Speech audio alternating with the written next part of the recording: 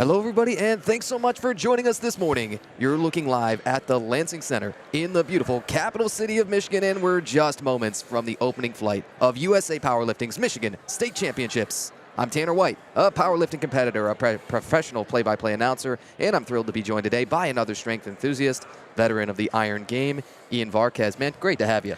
Great for having me. Thanks for having me, Tanner, and I'm glad to be co-commentating beside you today. Yeah, you know, we've got to say a litany of thank yous before we ever launch into the lifting today. We're oh so close, awaiting the first couple of attempts here of our opening flights.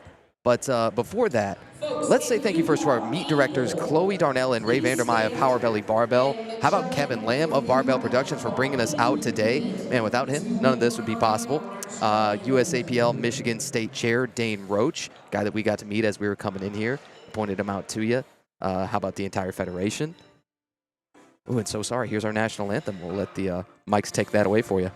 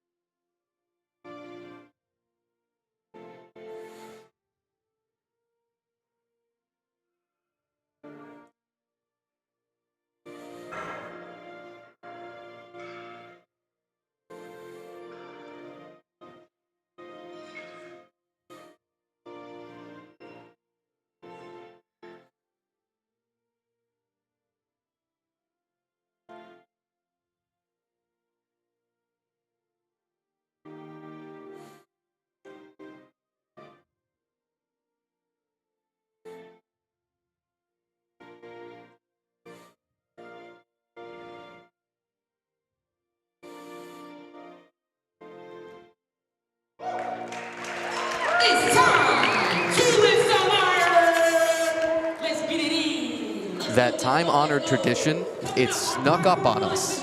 It did. But you know what that means? That means play ball. That means it's about time for the opening attempts of USA Powerlifting's Michigan State Championships. You've got two platforms running simultaneously here, folks, so don't get whiplash. But make sure to follow along across both platforms. Deborah Postiff is up first for her very first attempt. Let's kick it off today with a 60 kg squats. Deborah's first attempt in mere moments. That's 65 kg all-time PR, as you do get a 2-to-1 white lights there, so that lift passes. That 65 kg all-time PR, well, you might already take that for your second attempt. Competed last at the Michigan Ladies of Iron back in May. Candace Dadswell, a Raw Masters competitor, 50 to 59 age group. Candace going with the bare knees. No knee sleeves at all. And that's going to get 2 reds for the very first. Ian, talk about depth here with the squat. That's the number one thing that everybody wants to talk about for the squat event, and rightly so. Sure thing, Tanner. So usually for when it comes to powerlifting and squats, you need to at least get the hip between under 90 degrees. And if you don't reach it, the judges are going to keep you honest, and they're going to give you that red light. And if they don't agree with you, you don't get the lift. All right, talk about judging. Abigail McClellan gets the 3 whites. That's the first squat we've seen with it so far. Abigail, a USAPL high school varsity competitor at the national level. Leah Viotti Ziegler up here on platform 2, an 82.5 kilo competitor. All of our women's competitors in this non-primetime session for the first session of the day will be coming at you. Leah Viotti Ziegler, convincing first. At 80 kg, we wait on the lights. Oh. First one with 3 reds. That just wasn't quite there for the judges. Just didn't look like the top of her knee joint hit that it didn't reach depth. Yeah, that's going to be your number one cause for disqualifications of any of your lifts on squat. There's no doubt about that. Anushka Chalale, that's a bit of an uneven squat there with the hip shift going from her left to right. Again, you wait on the lights there. A real light 48 kilo competitor. I think we're still waiting on the lights there on platform 1. Well, we get a moment to shout out our loaders. and will tell you that they are getting the best workout out of anybody here today. You think the competitors are? No, not so much. Loading is an absolutely unenviable task. Nicole Stutz, a women's Raw Open 82.5 competitor, her opening squat at 95, starting to get a little bit heavy, and that's 3 whites. I think that's as good as a warm-up you're going to get as a first attempt. Easy. She gets it down, comes up back up fast. Kamar Stamos up here, a 48-kilo competitor herself. She's got 65 kilos on the bar for her opening attempt on the squats.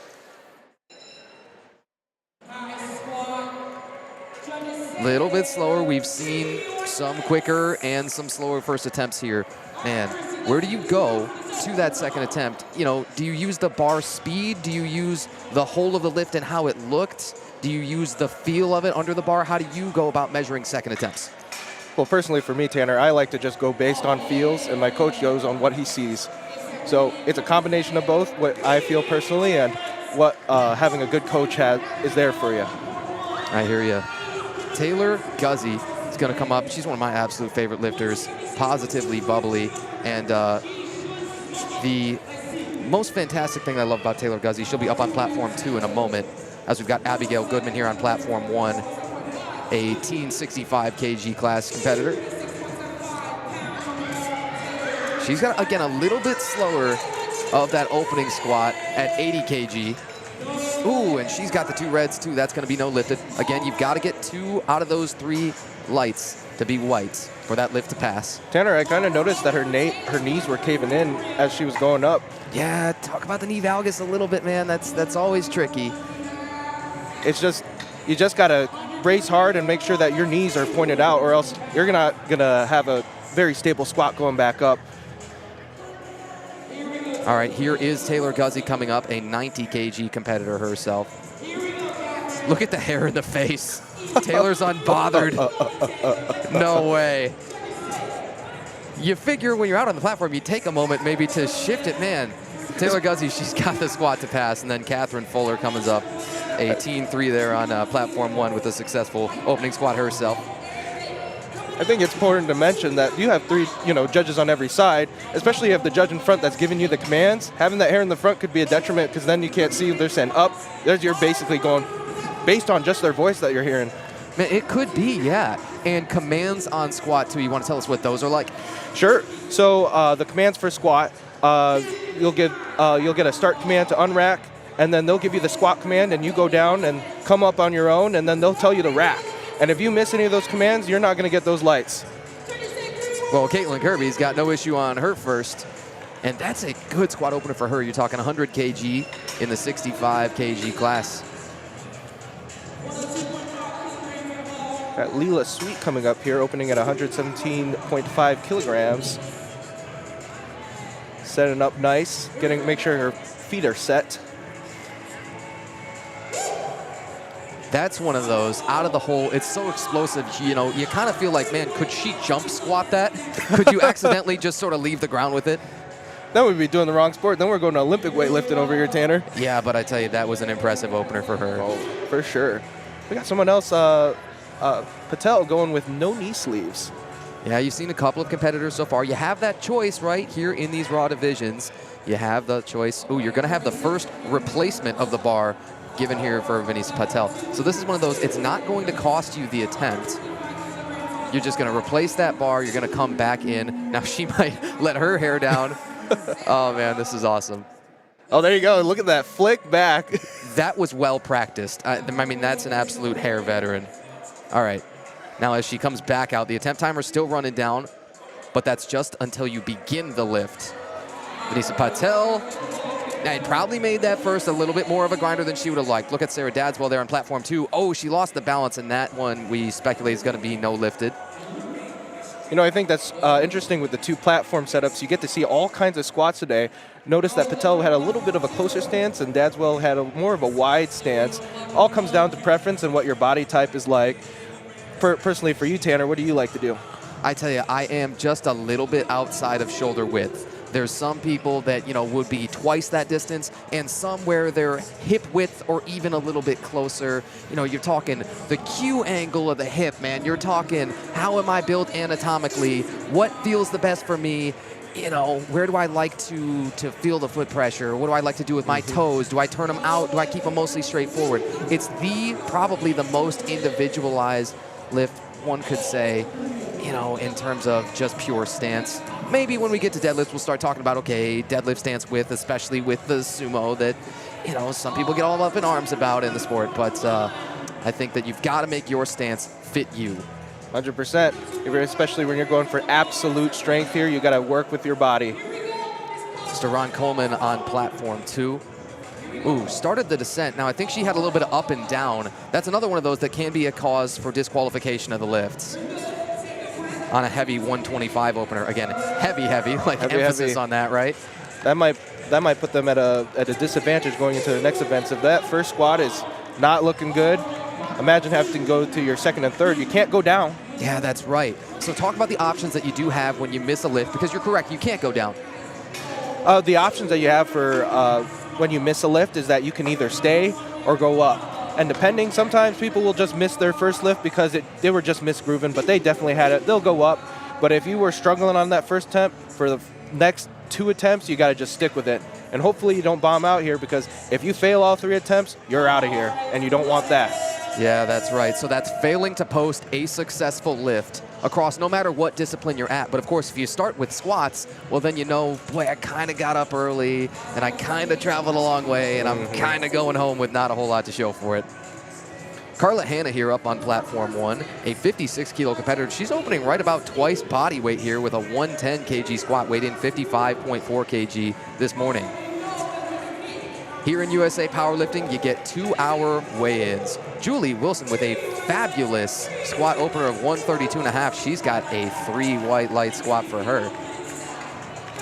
As the Masters 3 there, 3B, that's 55 to 59. Speaking of traveling far, I mean, we're down here in the capital of Michigan today. Lots of events happening today. I saw that there's a 5K going on, and then I think you said there's something else happening today? Yeah, so my absolute favorite dichotomy that I've seen in a real long time here is just one room over from us in the Lansing Center is the State Chess Championships. I thought, man, that's some awesome event planning, and we are so sorry for all the racket that we're causing here. Oh, Anna Stratton up here on platform 1, a 65 kg open competitor. She's got 117.5 on the bar, getting already near those 2 reds. And in fact, you're over it on platform 2 with Alina Chenoy. Anna Stratton opener on the squat, 3 whites. No problem for Stratton. Alina Chenoy took a while to get the start command there on her squat. Excuse me, the squat command. And now, okay, I'm convinced. And she gets it. Yeah. Man, so we're going to start going way, way over 2 reds there on platform 2. Again, you progress throughout the flight based on the order of the weight that you're lifting, right? From the lightest to the heaviest weight throughout the flight. Being at the end of the flight, that means, yeah, you're kind of a monster. You look down at the end of the flight there of flight A for platform 2. Brianna Du Bois is on deck with 150 kg. Tracy Murphy, 175. Again, that'll be the very last of the opening attempts here for squat. That's just the openers, by the way, so you're getting beyond 3 reds. Ava Horvath, I love that opening attempt. That thing flew. And that's a narrower stance that you were talking about. And sometimes it works for people. Some people just get more depth on it. Speaking of depth, some people just like to go all the way to the bottom. Some people like to reach just the right depth. Again, comes down all to preference, how you're built. Sometimes it's just best to work with a coach to give you that extra eye, just to tell you, hey, this works best for you. I think you should keep running with it. I hear you. There are some who aggressively rebound out of the hole, right? When you hit it, and the moment that you're at your absolute lowest depth, as low as you're anatomically capable of going, you shoot back up. Sometimes people feel a little bit stronger bottoming out, that is. Marley Dodenhoff, a monstrous opener for her. That's 142.5 kg as a 65 competitor and a junior. Again, that junior age class is age 20 to 23. Brianna Du Bois coming up on platform 2 in a moment with a 150 kg opener. Marley's opener. You hear our PA announcer, Sam Martin, probably coming through on the microphones time to time. Thanks again to Sam. Brianna Du Bois, coached by Brendan Pappin of Momentum Strength. Pappin and his crew bringing a whole bunch of lifters here to USAPL States, and Brianna with a solid 150 opener for the squat. Again, now we're at the very bottom of the first attempts here for Flight A. On platform 2, Tracy Murphy, a guest lifter, we should note. But if it's a 175 opener, if you've got the 3 reds on there, I think we're okay with that. I think we'll allow it. We're just about to turn it back over on platform 1 and start second attempts. Anushka Chilale is going to come up for her second attempt on squat in a moment at 62.5 kg. She'll have to retake. Tracy Murphy's got the 3 red round things loaded on there, folks. Anushka Chilale missed on depth on her first, and plus had a little bit more bar shift. Makes some corrections.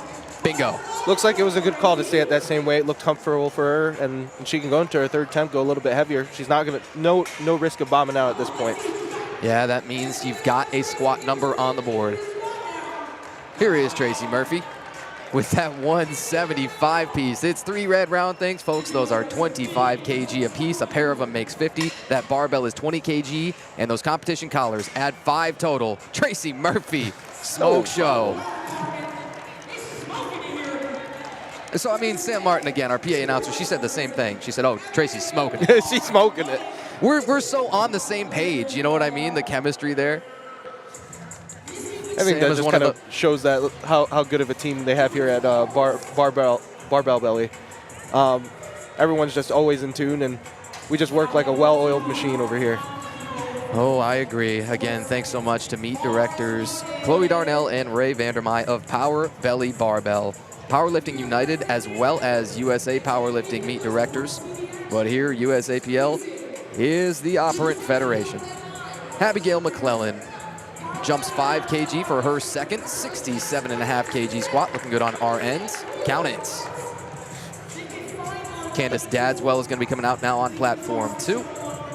Candace was one of a couple to miss on their opening squat. In her first attempt, that was 57.5 kg. Again, you've told us, Ian, you've either got to retake or you got to go up. You like the calls to retake from, you know, you're those masters to, man, are your knees a little bit creaky? Did you have to travel a long way? Were you sitting down a lot in the car on the way here and those kind of things? Do you like the retake? Not to mention, it's not that they're lifting here in the afternoon. They're doing it in the morning. Some people are just waking up. Yeah, it's true, right? You kind of got to slam your coffee or your pre-workout, and then, well, you're warming up real quickly after that. Kamar Stamos will also go up 5 kg, her second attempt. Hips looked a little bit shifted. It didn't look very even, but it doesn't matter. She still gets the 2 white lights, and they'll give her the good on that second attempt. And Candace Dadswell is going to be no lifted again there on her squat. I thought, well, yeah, sometimes when it's just visibly a little bit higher than the attempts that have come before you, sometimes it sticks out a bit. Deborah Postov coming back up. A little bit heavier of a jump here from her first to second squat. This is going to be 12.5 kg up. And this is a big competition PR for Deborah. You're talking if she hits this, already plus 7.5. Plus she's got another attempt coming. Not bad on a second. Always wait on lights, but she's got them. I mean, seriously, that's the worst couple of seconds in the whole world of your whole life is, I think I sunk that squat to depth, but I've got to flip around and see these lights come on because 100%. Did I? That's why personally for me, I always bottom out, take that bounce, because there's no way that they're going to call it if I can't go any deeper. Right. Anatomically, you mean. I hear you, Ian. Oh, Tanner White and Ian Varquez, so glad to be with you here for the USAPL Michigan State Championships live from the Lansing Center.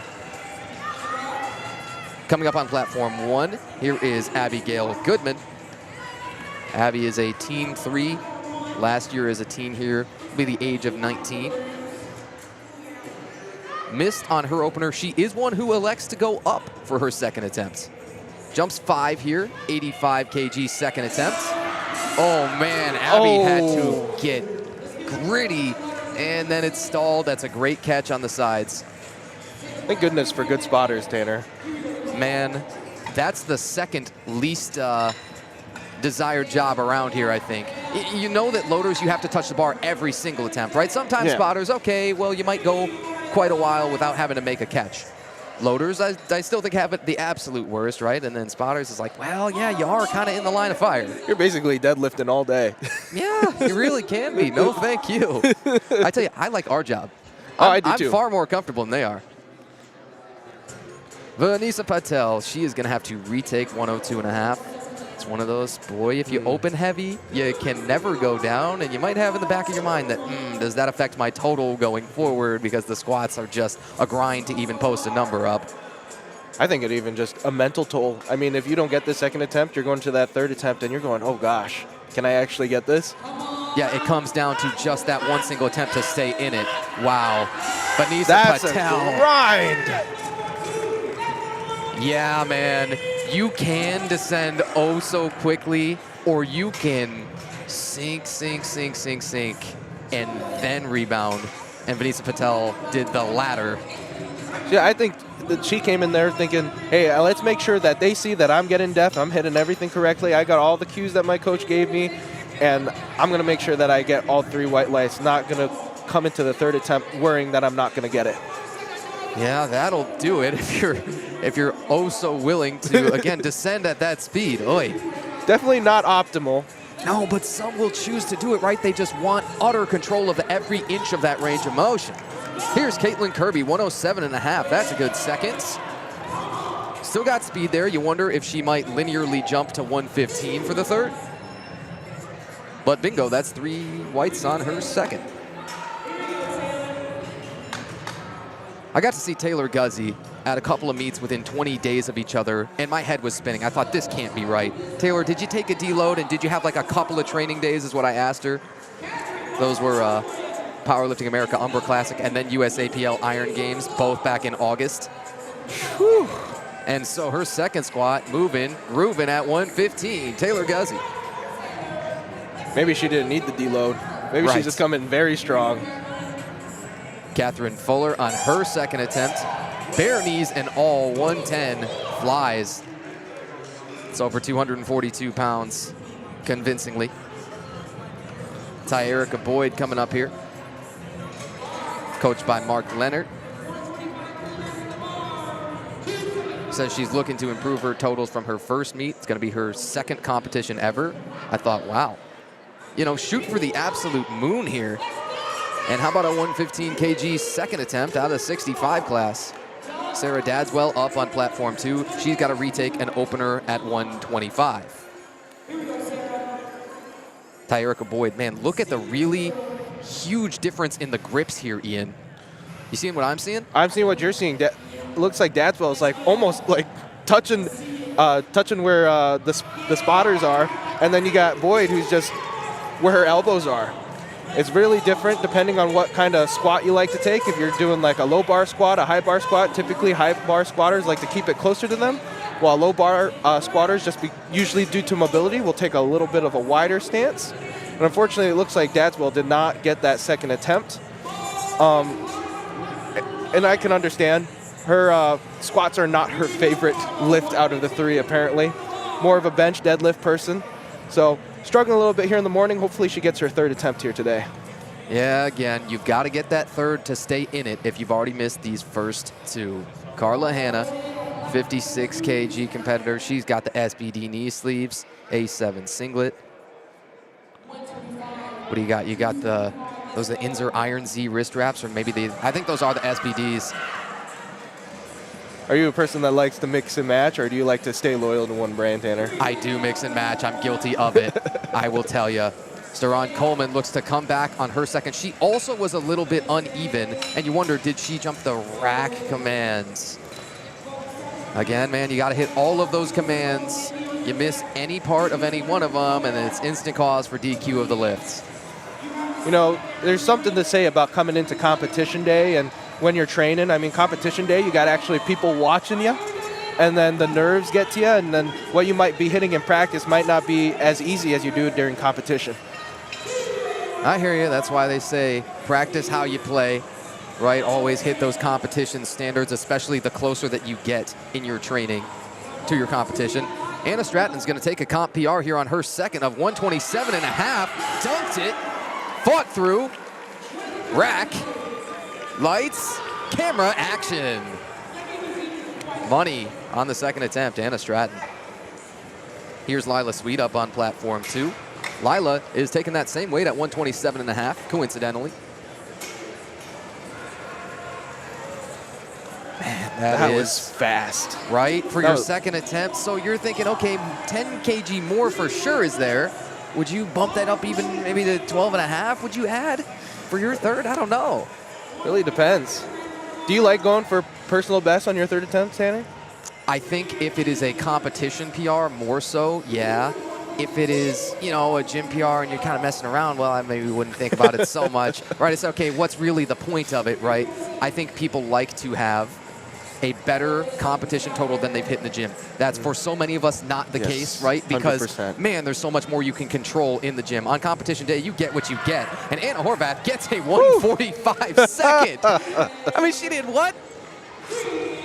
Oh, that was That was the second attempt? Right, would you, dude, would you have known? I thought, is that the last warm-up?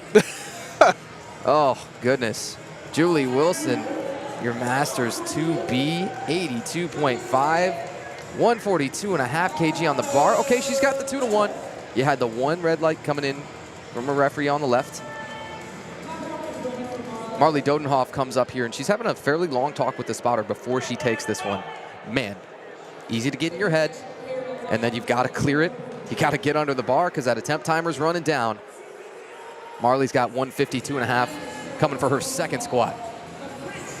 65 kg juniors, dude. They're throwing these around. Those young people knees. Right? Yeah, you start to get out of the juniors and into the opens, and it's like, I don't know. Marley Dodenhoff. All right, on the second. Not bad on speed. Depth. Good enough. That's 2-to-1. 2-to-1.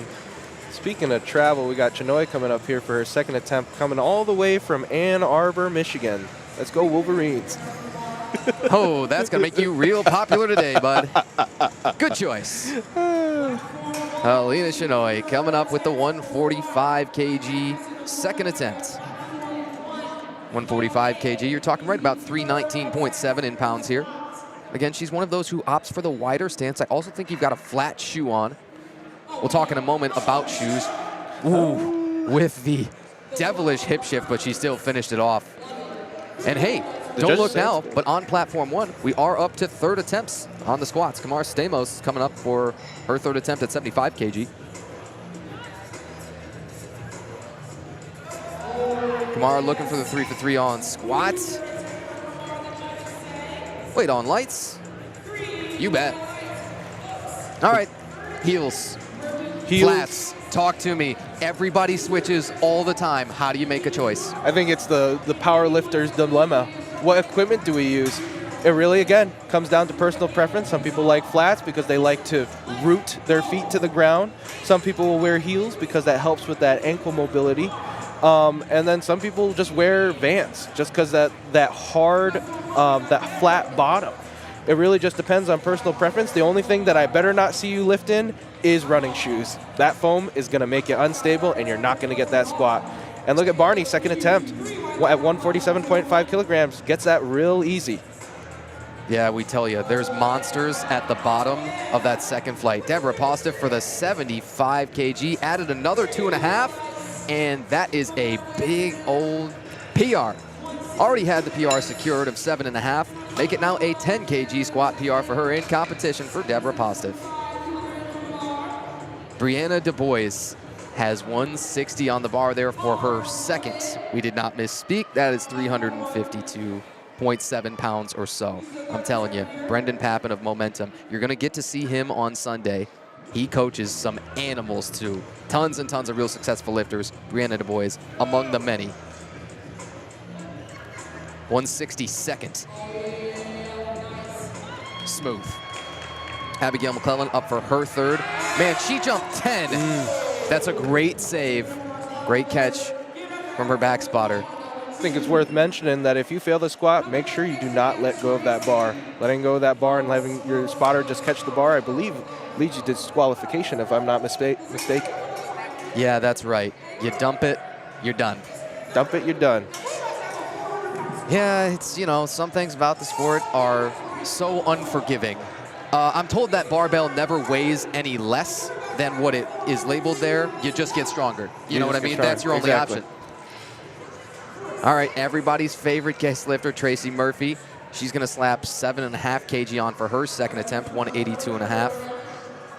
Anushka Chilale missed on depth on her first. Now she's jumping 17.5 for the third. Whoa. Uh-oh. I'm telling you, got that second attempt, came to the third attempt, full of confidence, no problem.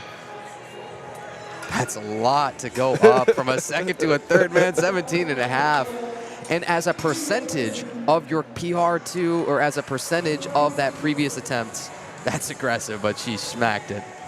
Tracy Murphy, 182.5, beyond 400 pounds. Woo! All right, our first 400 plus on the board. Imagine, it only gets heavier from here, folks. Yep. We progress throughout the flight in order of lightest to heaviest. All right, Goodman. Competition on the line here. She needs this third attempt. Yes, she does. Here's Abigail Goodman, the 85 kg attempt to stay in it. Oh man, knee valgus. What do you think? What's on depth? Questionable. You didn't like it? I didn't like it. Okay. I thought a little bit of hip shift. Did we get lights? Did I miss that? Yeah, that's right. She's got the 3 whites. Okay. But I am so glad that you were able to take the stance, Ian. Yes. You know something? It is our prerogative, and it is our obligation. Sometimes there are going to be things that we don't love. Sometimes there are going to be things that, you know, everybody out in the audience says, I don't think so, and our judges saw something else. Well, they do have a better vantage point. They do have a better view than we do often. And they've been around a whole lot longer than we have. They got a better eye. You heard all the lists here, right, of our state and national level referees. You got a couple who are also testing for their national referee status. Our jury is absolutely loaded with international status referees there. Every single, you know, this is an all-star team, really, on both platforms and over at the juror table. Vanessa Patel missed on the first, got the second at 102.5. This is 110. Again, it's a super, super slow descent. And does that make it too sticky? It did. Vanessa, a good sport about it. Comes out with a big smile on her face still. That's a win every time that you can get out from under one of those. Candace Dadswell is another one that needs this squat to stick in it. It's a little high, in my opinion. Let's see what the judges say, though.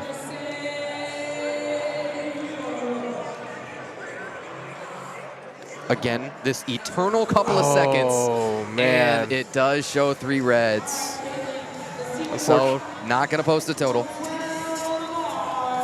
She can continue if she'd still like to, but she is unfortunately out of this competition. Caitlin Kirby won 12.5. Looks good on the third. 3 whites, quick. You see, sometimes you don't have to wait hardly at all. When those lights come up immediately, that's the best thing in the world. But it's torture when you've got to sit there and wait. And you said, I think I hit depth, but what if I didn't? Oh, boy. Even when you're like 100% sure, that stressful moment, not knowing if they actually gave it to you or not, 100%. Or did you in any way miss a command at all? 100%. Did anything funky happen? Leah Viati Ziegler. Again, she also missed on her first, had to retake. Now she's going 85 for that third. It's a wider stance. Elbows flared back. Leah should be... Oh, she is also red lighted. What'd you see, Ian? Oh, apologize. I was watching Hannah get ready that I got a little bit distracted. No, it's all right. It happens. But this is Carla Hanna taking that smallest of jumps here, 2.5 kg. 56 kg competitor herself. Carla Hanna, scrap, grind it out, and count it. No problem for Hannah, coming all the way from Rochester Hills. Luckily for us, Lansing is in the middle of the state, so everyone can come from everywhere. Coming from Traverse City, you got people coming from Grand Rapids, people coming from the Detroit area. We got everyone this weekend. They come from all over when they come, you know what I mean? Oh, 100%. We got Christy Buckley over here going for her 107.5 kilogram third attempt here. I'm going to tell you, she's going to have no issues with depth, right? Because she is coached by Dane Roach, our USAPL Michigan State chair. I'm just speaking this into existence now. Christy Buckley, third attempt, 107.5. And booyah! I don't think there's any doubt that she's going to get the lights here. I tried to tell you. Come on, man. Now, oh, no! No, what have I done, Ian? What do you think? What do you think happened? It looked good from us. Yeah. Oh, it's brutal. Everybody must have seen the same thing. Again, it's unanimous when you get those 3 reds. Plus, crucially, you don't get the chance to appeal, right? You've got this jurors table with this stacked jury of international certified referees, categories 1 and 2 over there. And so if you get 2 reds, you can go over there. If you get 2 whites, your lift still passes, but you want to know exactly what that 1 red light was for, you can go over there. With 3 reds, you can't. Unfortunate, and unfortunate for a unanimous decision. At least she did not even close to bombing out, just still have a chance for a good bench and deadlift today. Tyerica Boyd, love that third squat at 122.5. Again, nearly 2 reds there. Nicole Stutz, 110. So clearly we're seeing some of the knee valgus of female competitors. If you're trying to tell me it really has hurt anybody so far, I'm not sure I'd be convinced of that because there's so much power to them, man. 100%. These are some freaks of nature out today.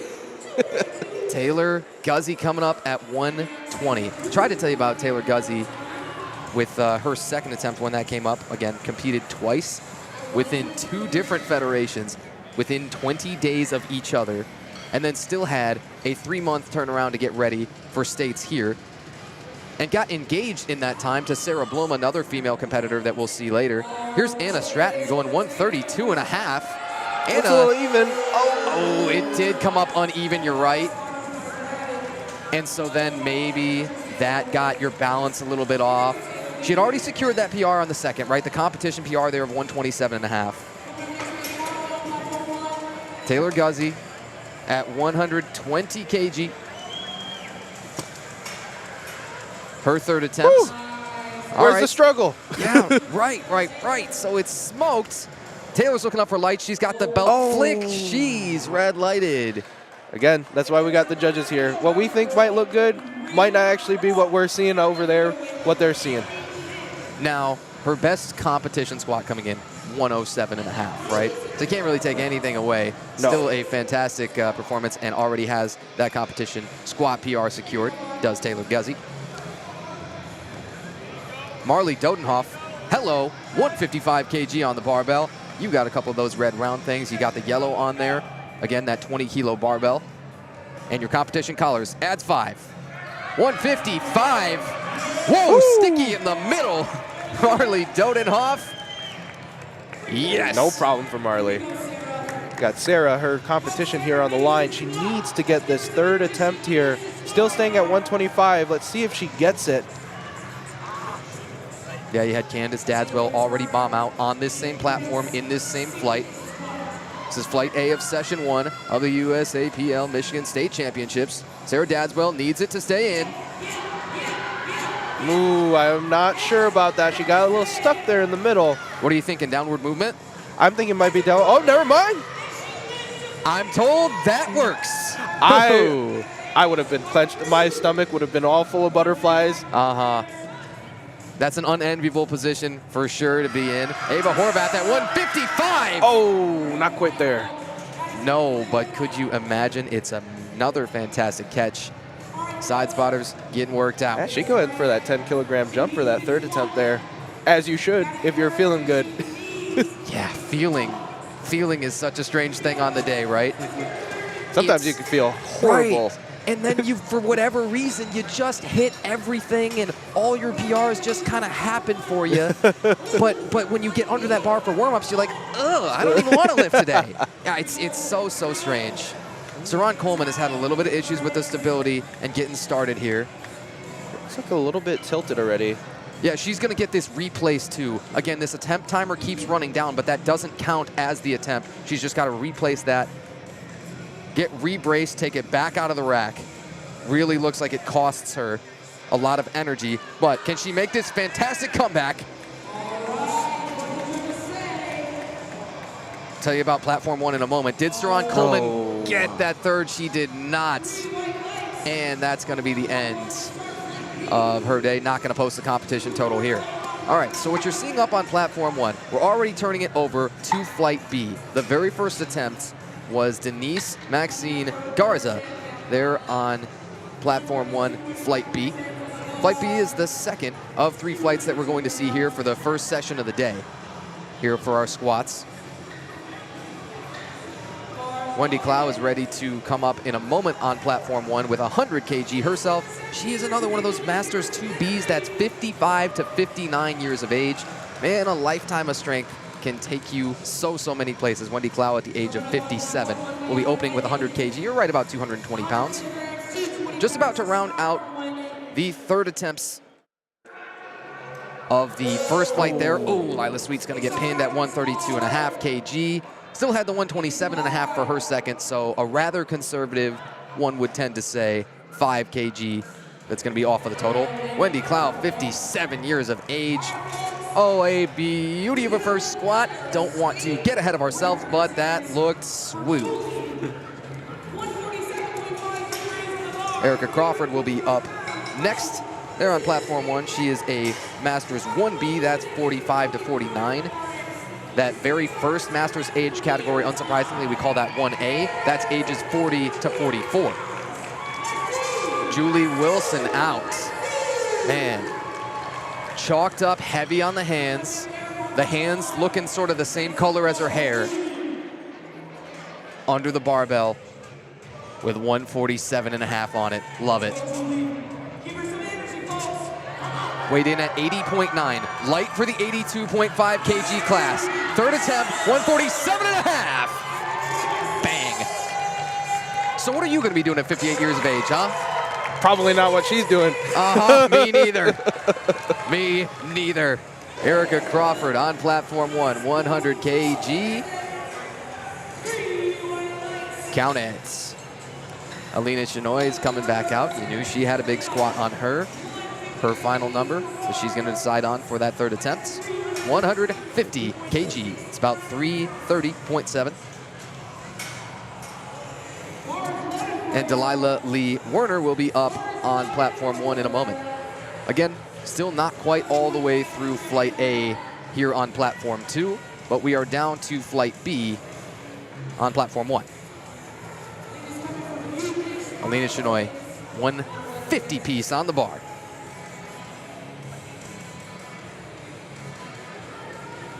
And who you see on platform 1, Delilah Lee Werner, a 52 kg competitor, opening at 102.5. You're talking twice body weight there. Looked a little high, but we'll find out on lights. Alina Shinoy first, 150. A serious shift and had to be caught. She'll have to take that 145 for her second. That 145 is still an impressive number, though. That's what I'm trying to tell you, man. The 82.5 kg juniors. That is a big number for her. Allison Sinadinos. One of my favorite names to say so far. Why is that? Well, come on, it's so fun off the tongue. Sinadinos. From East Lansing herself. 102.5 opener. And she's got it. Says 107.5 is her best competition squat, so only would need to go up 7.5 to best that. Got Alyssa Barney coming up. Her favorite lift is actually the squat, so expect some big things from Alyssa today. A woman after my own heart. You know what I mean? Alyssa Barney, man, a 16-year-old junior. Why not? Why not slap 157.5 on there? Alyssa, oh boy, there's another like 15-20 on the bar, man, that you could have. She gets it. Right? Put her on the football team. Wow. So she skipped off. She's got all the energy to skip off there after hitting the third. Something tells me her next competition out there, she's going to blow that 157.5 number out of the water. And just being so young, so much That's the room magic to grow. of it, right? That's the magic of this sport. You start at 14, 15 years old, and some of these prodigies can continue to just explode for so, so long. Audrey Brancho on platform 1. 60 kg open, opens with 105. Talk about bottoming out. I could watch that forever. That. Judges agree with you. No problem with that. That's as deep as it gets. That's as deep as it gets. I think something interesting that I've also noticed today is that some competitors on squat, while not necessary, they're still wearing wrist wraps. And typically you'd see wrist wraps on something like bench press, but on something like squat, when you're getting really heavy on there, that extra wrist support can either not only helps you feel good, stabilize the bar, but can also protect you. All right, look, this is important here. Everybody watch Brianna Du Bois smoke 165. Rut-row. That was dangerous. That looked good. Dude, I'm telling you, these momentum trainees, bunch of animals. Brittany Minkowitz opens 117.5. Now, that's almost twice body weight for her, that is. And we didn't see the lights flash for her. I think she's got that first attempt, though. Again, follow along with all of these live attempts with us. We recommend you go to liftingcast.com and look for the USA Powerlifting 2025 Michigan State Championships Day 1. That's where we're at right now, Session 1. Following this session, hey, we'll take a little bit of a break, but our prime time session will be up. Lifting starts at 5:30 for some of the absolute best in the state of Michigan. Here from the Lansing Center in the state capital, Evangeline Hobley. Also goes by Eva. She's going to open up at 120. So another plus twice body weight opener. Again, are we sure these are not last warm-ups, second to last warm-ups? Everyone has a little bit strategies going to their first. Some people like taking that first one as like a warm-up into their actual heavy attempts, and some people actually, this is their first attempt. Spooky. Tracy Murphy weighed in at just over 81 kg. She's got 187.5 on the bar. What? A Creepy. grind. Crawley. Lights. Yeah. Yes. Oh, that's monstrous. Okay, I'm convinced. That's one of my favorite lifts of the day so far. It's early on, but that's pretty awesome. Already? You're calling it now? Man, I shouldn't, right? Because I'm gonna see so many monsters. Ooh, Natalia Wicker had an opening 130. That crawled, but it counts. First attempt. I wonder what that second attempt is gonna look like. Does she go up just a little bit, maybe like 2.5? Does she go up 5 kilograms? Yeah, you you know? might want to do a minimum jump. That's right. So 2.5 kg being that smallest jump you can make, right? Right, exactly. Yeah, you might be. And then maybe that second attempt happens to go a little bit better and you say, okay, so I can take a third attempt. So I can, I don't have to scratch it or anything. That's another option that we haven't talked about yet, right? But you are going to be seeing on platform 2 here. We're finally all the way down through the end of flight A, and we're up for flight B on platform 2. Our opener here is Janice Smith. Janice, a 100 kg plus competitor. State record attempt already, you're hearing, for the 100 plus Masters 2B. Opening with records. Woo. Beautiful. Taking advantage of those huge hips. She got that power. She got those hips. She's going that wide stance that we talked about earlier, taking advantage all of it. Yeah, that is right. You can shift some more of that load, arguably, to the hips with a wider stance. Those who, maybe have more narrow hips to begin with, those who really love to use heels and love to have that toe track way forward, they might take the narrower stance. People who use flats, those who it feels a little bit better to turn the toes out, those kinds of things, those do fit, would you say, more so with the wider stances? 100%. I would agree with you. Denise Maxine Garza, a quiet second, 82.5, money. She'll rack, that's 3 whites. So we're on to second attempts as Nina White on platform 2 is going to have to replace. I think she's being told, hey, you got to lock those knees. Starting position with squat, man. That's the #1 thing that you're going to hear when you do see that replace. Again, your attempt timer continues to run, and you must start with those knees completely locked in order to get that squat command. I think that's what happened with Nina White here. Now at 95 kg opener. All right, so on the lights, there we go, 2 to 1. They give it to her. That 1 minute can feel either forever or it can be the quickest 1 minute of your life. And some people love to hop out there the moment that you get that bar is loaded call to signal, hey, it's okay to lift now. Erica Crawford, 105. Slower, woo, surer than anything. Oh. What'd you think, Ian? I thought the depth was good, but we're looking at the front position. So the front position can look way different from when you're looking from the side there. And that's why we got those side judges on the side. And when you're in the gym, filming for yourself, if you're a younger power lifter, right, you do want to get a lot of those side angles. 100%. Right? You've got to have an idea of, okay, exactly where was my hip, exactly where was my knee. Diane Celeste Nelson. A 102.5 opener? Man, beyond body weight. Smoke. She'll look on lights. Oh, she's got the name on the belt. You look the part when you got your name on your belt, man. You know you're serious then, too. Come on. Spent a little extra for that.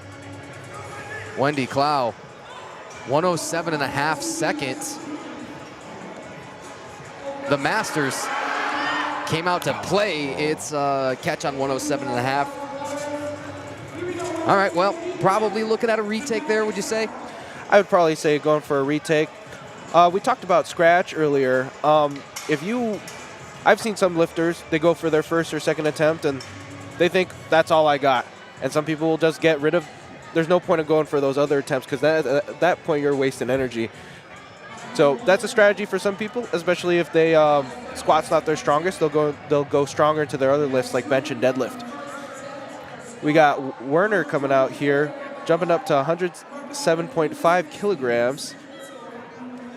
And Trinity also starting her first attempt at 120 kilograms. Yeah, Trinity coming in, her competition PR was 110, so she's going to open 10 kg over that. And Trinity Materin is just going to nuke that. I just love that little bounce out of the bottom there. So much power, so much explosion. Both of them look really good.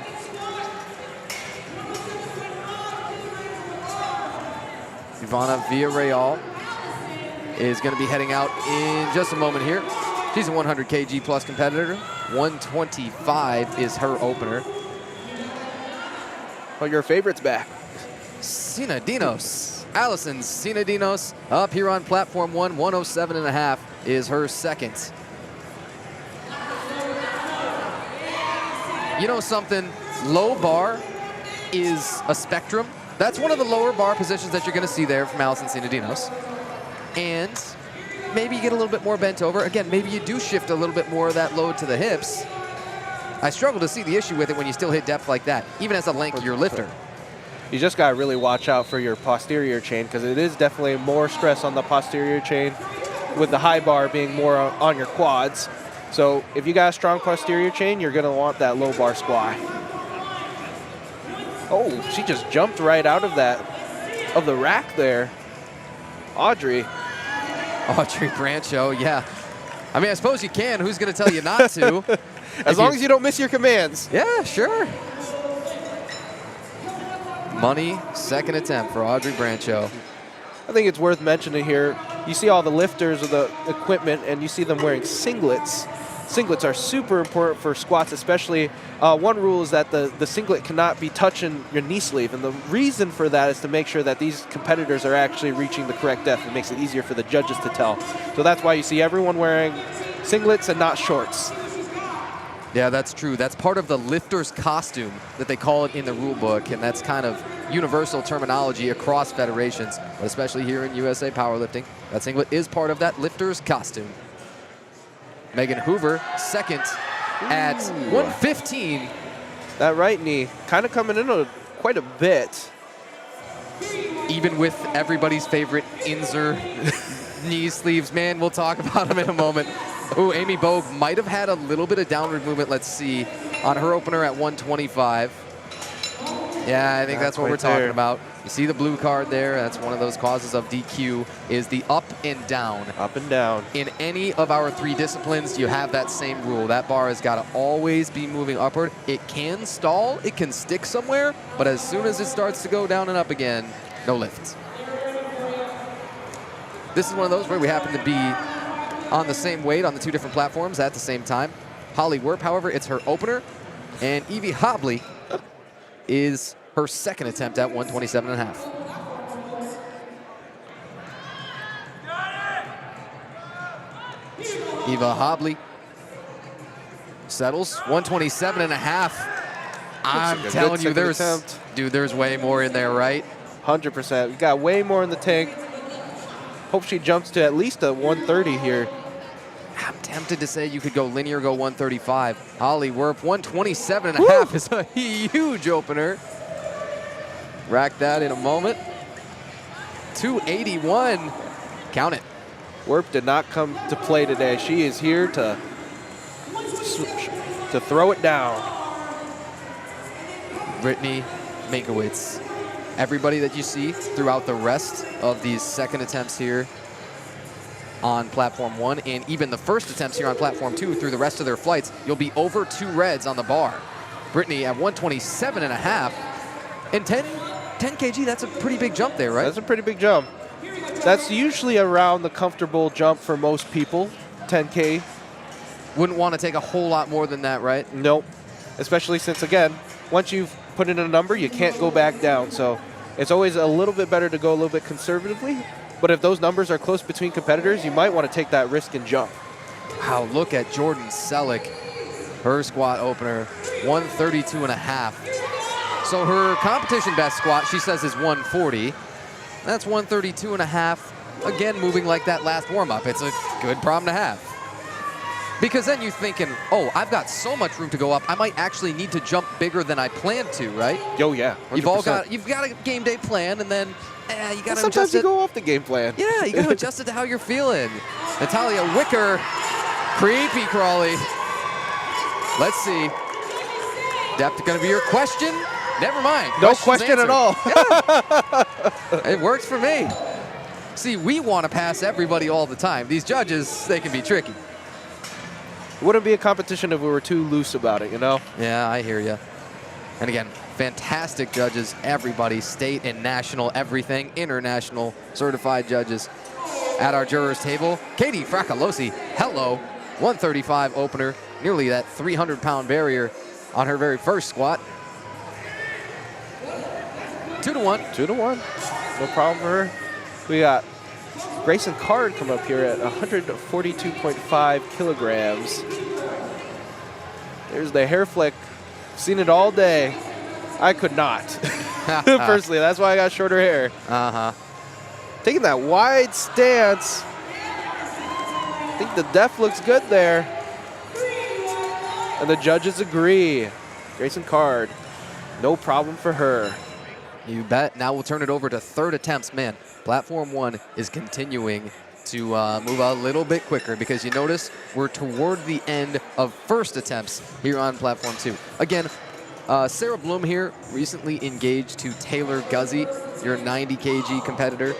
Taylor already set a squat PR, missed on her third attempt at 120, but did hit that 115 second. Talk about a strong couple. My man, that is intimidating. Sarah Bloom, she's a 100 kg plus competitor, weighed in at 110 today. Gonna open at 140. Denise Maxine Garza on her third, 87.5. You liked it? They liked it. Works for us. Sarah Bloom. Whew. Uh-oh. Well, I'm going to say that counts, right? I'm going to jump the gun on that. I have nothing to argue with there. That's as first attempt as a first attempt gets. Yeah, man. She's another one of those where she also made that really, really quick turnaround.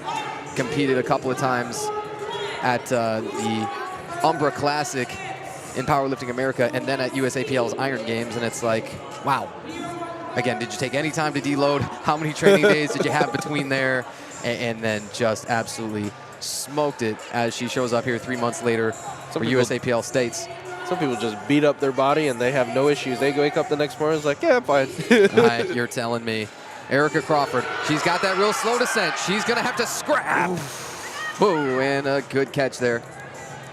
Adriana Arzola, hello, how you like a 140 opener? Hey, how you doing? Hey, how you doing? What a way to open the morning. Yeah, top of the morning to you, right? We just now hit 10 p.m. or excuse me, 10 a.m.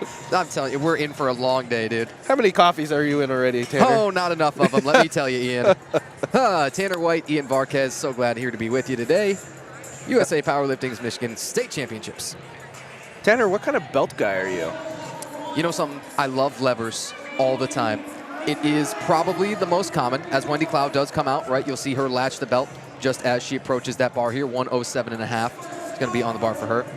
You will see a lot of competitors who like to go with, you know, a prong belt that you can maybe cinch down a little bit tighter because you only sort of get those exact increments of the holes that you see. For example, on Wendy Cloud's belt right in front of you. Pawnita Jones, same thing. She'll opt for a lever belt, but mine doesn't have rhinestones on it or sparkles. I don't know what that's all about. We're just not cool enough.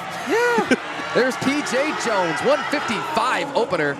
Wendy Cloud did miss on the third two, so for one of not very many attempts so far, our two simultaneous lifters that you see on our two platforms did miss.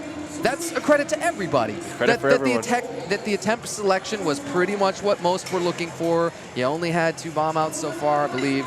You had Candace Dadswell on platform 2 here. And then let's see, did we have one back in platform 1? I'm tempted to say we've only got 1 bomb out so far, pardon me. I think there was very many, like, at least like 3 close ones. You had Steron Coleman as well. Steron Coleman and Candace Dadswell are only 2 bomb outs so far. That's good news. Brenna Talford, no, seriously, this is 167.5 as an opener. Oh my goodness. A hair under 3 reds to open. Dunked. And Delilah Werner at 110 for the third. Looking up. No, seriously. Those teens. I mean, teenagers. What are we feeding them nowadays? Yeah, you're telling me. I got Lunchables. I know. Yeah, and coffee, and that's about all we run on for most of the day. Janice Smith will be up, taking her second attempt in a moment. Man, if I were to go back into high school and actually, like, take training seriously back then, I promise you, I'd be on the top. You think you'd be getting the primetime invites right now? No. These guys are different. Trust me. I appreciate your honesty. My man, a reminder, 5:30 p.m. your primetime session is going to start. This is session 1 of the day. Allison Sinadinos had to be caught there on 112.5. Will have to take that 107.5 second attempt. Again, we already told you, Janice Smith was one of those that got to open with a state record attempt. Those are always special. That means from here on out, it's her versus her. 82.5 second attempt. A wider grip for her. Packs those elbows in together. Such a wide stance, man. Yeah, it is, and she still opts for the heeled shoe. Looking back on lights. For the 100 pluses. Ooh, that's... Not quite there. Yeah, what'd you think? I thought it was a little bit high. That is a problem when you go a little bit wider. It's always, depth is always going to be an issue. As you saw with Hoover, like, when you're in a closer stance, it's way easier to bottom out for the most part, and like, it's easier to tell depth for sure as well. The elation on the face of Megan Hoover there was precious. That's one of those things we don't talk about enough. You've got to turn the platform over really quickly. You know, attempt to attempt, we take as little time as possible, right? It's literally, you change the rack height, you change the weight loaded on the bar, and then, hey, bar's loaded for that next lifter, right? Oh, 100%. But that elation, that utter ecstasy of hitting that PR on the platform here on the brightest of stages, it's huge. Nina White, second attempt, jumps 7.5, 102.5. Oh my for her goodness. second attempt. Wait on lights. Audrey Brancho is taking 120. Those Audrey touching each other over there. But Yeah. it's not a problem. Not a problem. See if she cares. Audrey Brancho, 120. Beyond twice body weight for her. Good. Third squat. Diane Celeste Nelson. She had a real good sense of humor. We send out information sheets, of course, to talk to our athletes and say, hey, you know, tell us a little bit more about you before our stream begins. She says, I have no idea why my middle name's on that sheet. I said, well, so, you know, I clapped back. I said, you filled out the sheet, right? And you registered for the meet yourself. I said, I think that's why. Oh, nonetheless, she's got a 110 piece on the bar. What a great sense of humor. You've got to in this sport that will try to crush you at all times. 100%. Brittany Minkowitz, say hello to a 132.5. A monster third. Brittany, it's good money. Diane Celeste Nelson at 110. She's got 2 to 1 as well. That passes. Eva Hobley is going to come up 135, just a hair below 300 pounds. Entered as a junior as well as an open competitor. Said her goal is a 400 plus dots. We'll tell you more about dot scores as the totals start to round out when we get into our second and third disciplines, right? The bench press and the deadlift in that order. Eva Hobley. Just love the confidence she has on her squat. She knows that this is her lift. Yeah, that unrack, it just makes the bar feel so much lighter when you unrack that quick, and then it makes that rep just a little easier. You grit your teeth, and you polish that off. Oh, yeah, you could tell she was excited. Lovely, 135. Trinity Materin back out, 125. Surprised she went up only 5, probably able to move that second real quick. Okay, so a little bit of a midpoint slowing down. But talk to me about sticking points. Sticking points. So there's just during the lift, you got some sticking points, and sometimes you just get stuck in a certain part of the lift. You just can't. A lot of lifters face it, and there's many ways to handle it. Some people will do like pin squats just to make sure that that is their weak point that they need to overcome. Some people do it by just making sure they come out of the bounce and they come out right away, and then what's a sticking point, right? And it's just all about grinding it all the way out. You were talking about a grind. Oh, Natalia Wicker wanted 137.5 there. That would have been for a 20 kg all-time comp best squat. I mean, that's huge. Crazy. To slap 20 kgs on at a time is huge. It's aggressive, and it's not always realistic. Amy Bogue has to retake here at 125, missed on her first on depth. Don't call it a comeback. Let's see, though. Again, the sparkly belts. That might be the secret. That's the key. Is it the sauce? I think it's the sauce. It might be. Holly Werp is going to be up on platform 2 in a moment. Still in the second attempts there of flight B. Grayson Card, 147.5. Big number there. You're talking about 325 pounds or so. Our freedom units, we always have them in the back of our minds, but you got to have kgs at the front. 147.5, Grayson Card. Grayson. Look at that smile. She was happy with that. It's $1 million smile, isn't it? $1 million. Well done. Well done. And we'll be ready to turn it over to Flight C on platform 1 in a moment. Holly Werp got that squat command. You wonder, did she bend? Unbend and rebend the knees. Let's find out. If not, that 135 looked good. Oh, I think they give her the blue card for that? Yeah, I think that's what it is. It's one of those. It's sort of like a false start, right? Right, exactly. So a 5-yard penalty and you replay the down type of thing. Exactly. You know, something like that. Nicole Verbeek is coming up at Nicole Lifts on IG, a Raw Strength trainee training out of Raw Strength in Kalamazoo. They donated a couple of warm-up racks back there. You and I got to look back at those warm-up rooms behind us. You won't see them, but just know that they're right behind the platforms. Maybe if you look real close in that crack on platform 1, you can see a couple of people warming up back there. For viewers listening at home, like, if you were here, the setup here is impressive today. They really did a great job making sure all the lifters are taken care of and the crowd is taken care of. I'll do you one better. It's immaculate. Ivana Villarreal. Santa Maria, that's a 1:35 second. You'll see forecasted placings on your overlay on the screen. That's just based on where you're currently at as opposed or relative to everybody in your weight class and the temps that they've already hit so far.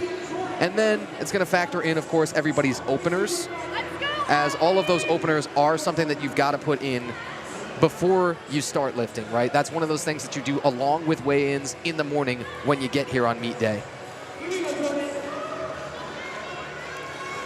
Flight C, second attempt on platform 1. Pardon, first attempts for platform 1. But it is the second overall attempt. That's what I meant there. Abigail Elliott, 87.5. I mean, I'm trying not to overcomplicate, but man, how do you not? You know what I mean? With the 2 platforms set up and bullets flying, all this and that. Jordan Selleck, comp PR here at 142.5. Gotta hand it to our jury who's just sitting there in the middle and trying to watch both platforms, just like if we're trying to commentate both platforms. And then they've got to be ready to answer questions about every technical standard, about any question that people could ask from both sides. Very knowledgeable guys. Yeah, you talk to them. You know, you don't get to your international certifications on accident, and you don't referee international competitions by just sort of waltzing in there and saying, hey, how you doing? Kathleen Miller, opening at 87.5 kg. I did not see the shirt. That shirt is almost the same color. Well, so we're going to put up green screens sometimes and have some competitors wear some green shirts and just see what happens with it. That's my next idea for spicing it up. There you go. Katie Fracalosi, say welcome to a 145 kg second squat. It's so interesting. They have the rack actually a little bit slanted in so she could get that wide grip of hers. And you also start to do that when the attempts get heavier and heavier. You're going to see a lot of that in prime time. Oh, yeah. Now, again, there's correlations, right, between body size and strength. There must be, yes. And there always will in the sport. The sport caters to big people. 100%. But when you start to get real heavy, it's a safety thing. You've got to be able to, in all ways, at all times for every attempt, rack that thing safely and then get out of there. Your spotters will help you to get that thing back into the rack. They'll, jam it forward a little bit. Gretchen Andrews opens at 107.5. She's an 82.5. Masters 1B. Again, that's 45 to 49 years of age. Gretchen, a little slower maybe than you drew it up to be. However, that will pass with 3 whites. Again, what will you even be doing at the age of 45, right? Probably sitting at home.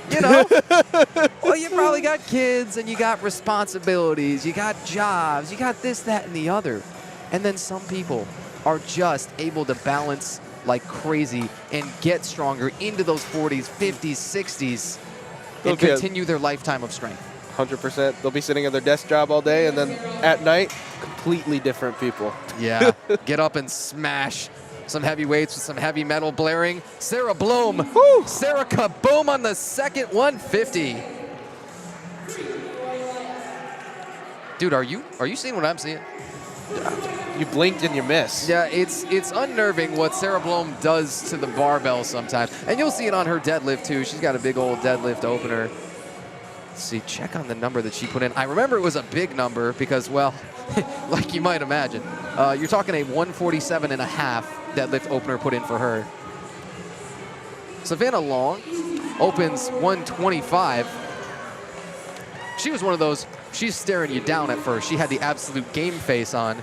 And then once you know that you've hit the lift, okay, you lighten up. And like you say, you just flip the switch a little bit. You become a different person there. My lifter faces are my favorite thing to look at. Lifter face, no doubt. Lifter face.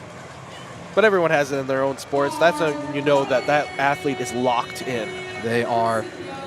Adriana Arzola, second attempt is 152.5. Man.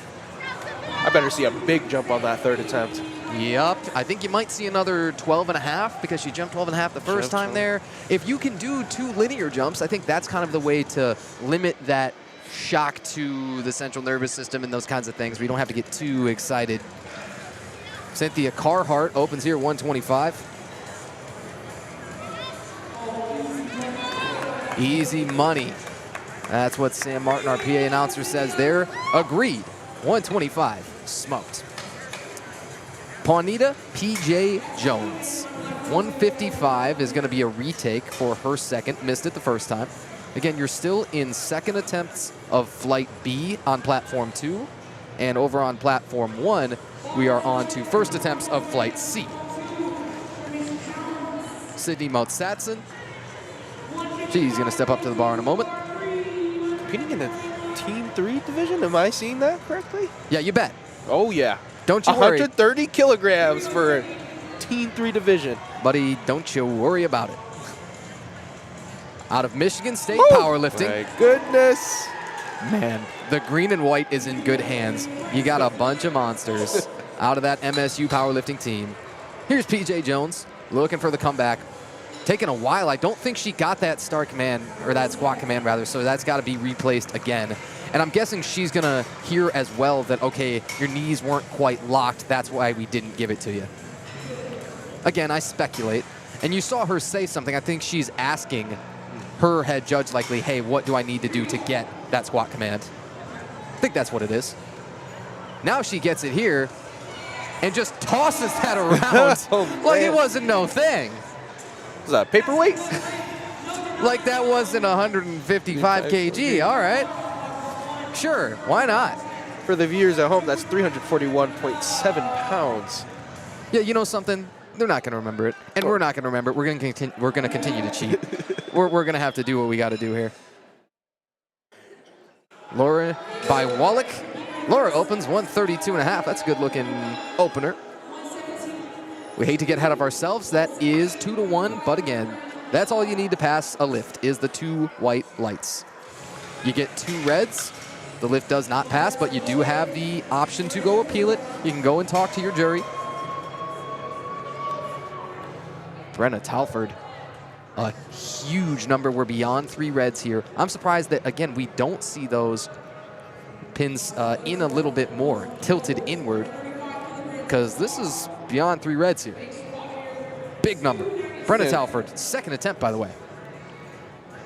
Oh, no. Oh, so 400 pounds next attempt? That's what I'm hoping to see. I think it's got to be well beyond that. I fully expect, but that was a convincing second. Alon Joma is going to open at 82.5, handled by Jimmy Perucci. Jimmy, a raw strength trainee back in Kalamazoo, made the trip today. Alon at 135, easy money. So she might have in the back of her mind, even as an 82.5 competitor, that, hey, we could start looking towards twice body weight-ish. If everything moves well, we could take 2 big jumps. Again, that's between her and her coach, Jimmy Perucci, there, but with how it moved, you might start to think, yeah, could be. We got Janice Smith here, or Jay Nice. Hometown Lansing here. Represent. Going for her 3rd attempt at 85 kilograms. Competing in the Masters 2B division here. She said 80 kg was her goal for states. Well, she's got 85 on there now. She's already got that state record. Ooh. Oh, man, it's slow. She took a while to feel that depth. By the way, Olivia Chug just opened at 155. Oh, my goodness. As a 75. That's comical. Oh, Jay Nice not quite there. Does not get the 85 kilograms, but based on that, I think she can definitely get it at her next competition. No doubt about it. Alon Joma and Olivia Chug were the last 2 attempts of that first attempt of Flight C on Platform 1. Again, stay with us here.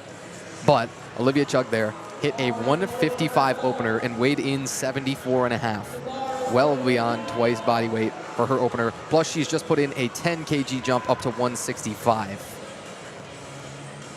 This is a flight dominated by collegiate lifters. Makes sense. We are in Lansing, right next to East Lansing. Yeah, only right that MSUPL puts out a bunch of monsters here. Nicole Verbeek, second at 85. She's got it, 2-1. Ooh, and Nina White is going to be red lighted on her 3rd. Gonna have to take that 102.5 second. Well, we will be coming up on her favorite of the 3 lifts next, at bench. So we'll see her really show up there. Bench specialists. It's something I wish I could do. Me personally, if I could sacrifice something off my squat, take 10 kgs off my squat, slap it on my bench, I'd do it.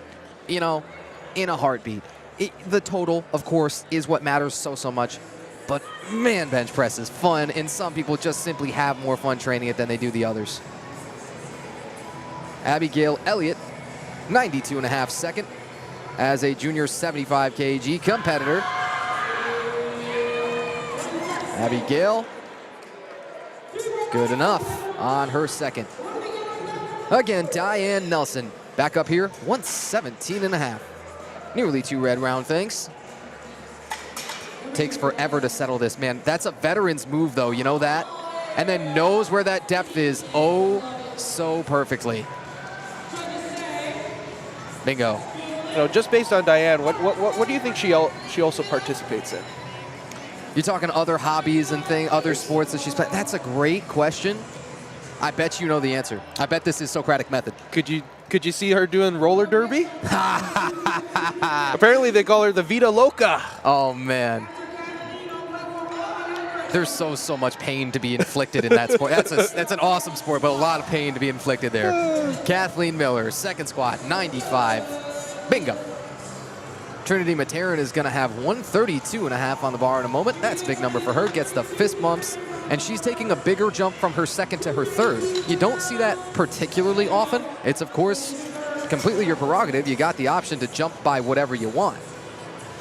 But maybe she was feeling real good because she did see a pretty good looking second. Again, a 100 kg junior, coached by Ali David.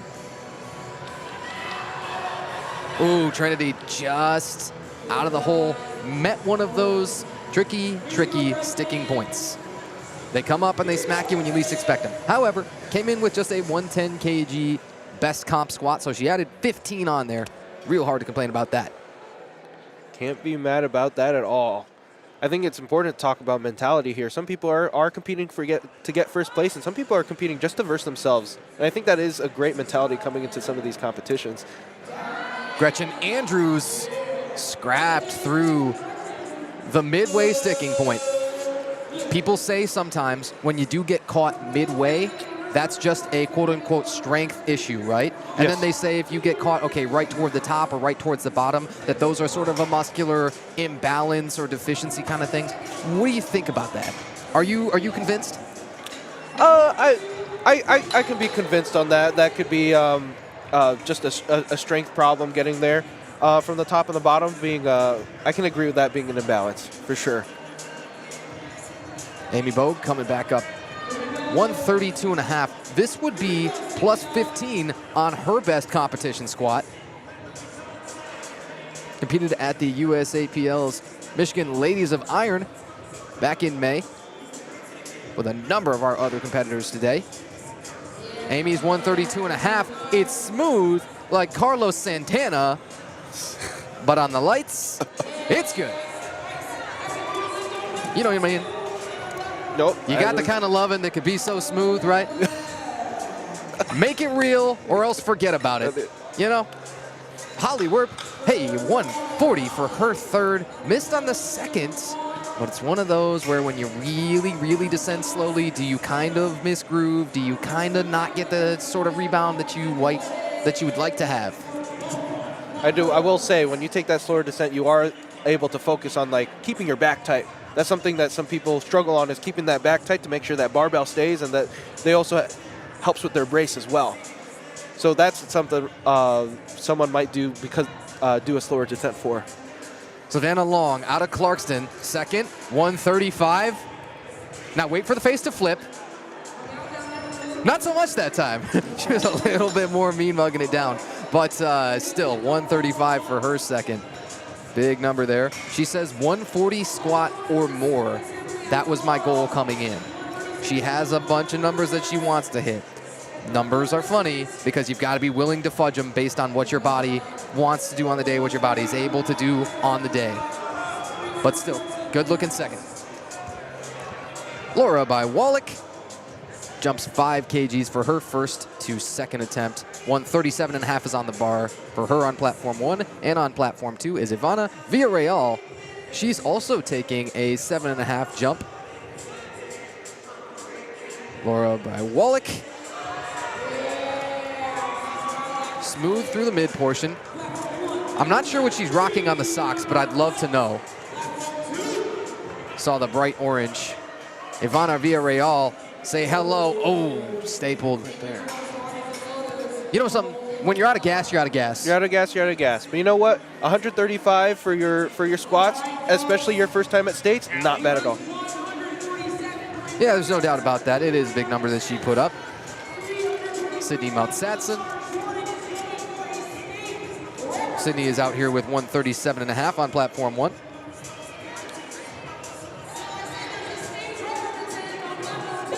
And Jordan Selleck, we're heard, is going to take a state record attempt in a moment. But first, Sydney Mount-Satson is just going to jump through the roof with 137.5.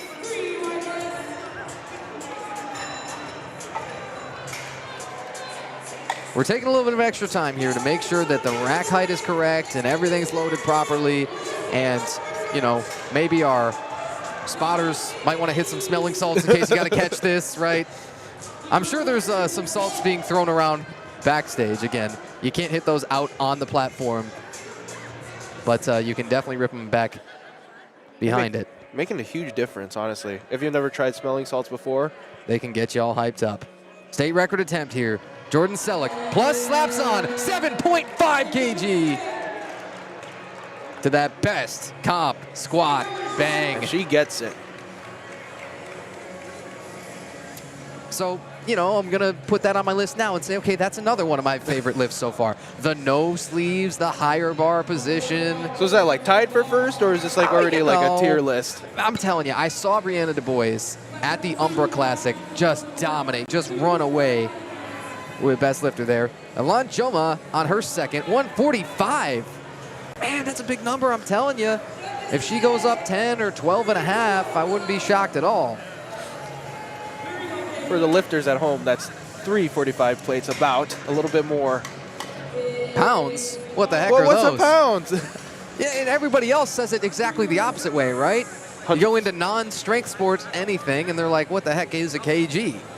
No, here in America, we got to be a little bit special, have our own units. Katie Fracalosi, man, got pitched forward and still scrapped through 152 and a half. Bingo. What a great third attempt right there. That's about all you're going to get out of it, right? Yes. When you end an attempt like that, you say, okay, that was everything I had on squats for the day. 100%. And then you reset and you go to your next lift. Hey, Olivia Chug, that's a 165 kg second, by the way. You want to talk about hips of steel. Oh, not quite there. No, not quite. You're definitely talking about a retake. But seriously, you want to talk about the hips of steel. That stance width, it's something that it can work. You must shift a whole lot of that work to that posterior chain that you've mentioned before in order to have a squat like that and for that to be your strongest stance. And guys, at home, wanting to try a wide stance, you cannot just go into it. You have to gradually get yourself there. Don't expect to go in the gym and be like, I'm going to do a wide stance and get a bigger squat. It does not work that way. Yeah, absolutely. We didn't do it yet. Sarah Bloom, 157 and a half. Third attempt here. Sarah, just every single time explodes here. It's unnerving oh so often, the speed of her attempts. Sarah Bloom, money on the 157 and a half.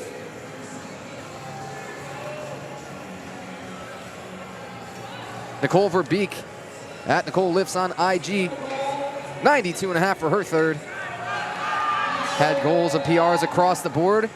Got it first here with that 92 and a half squats.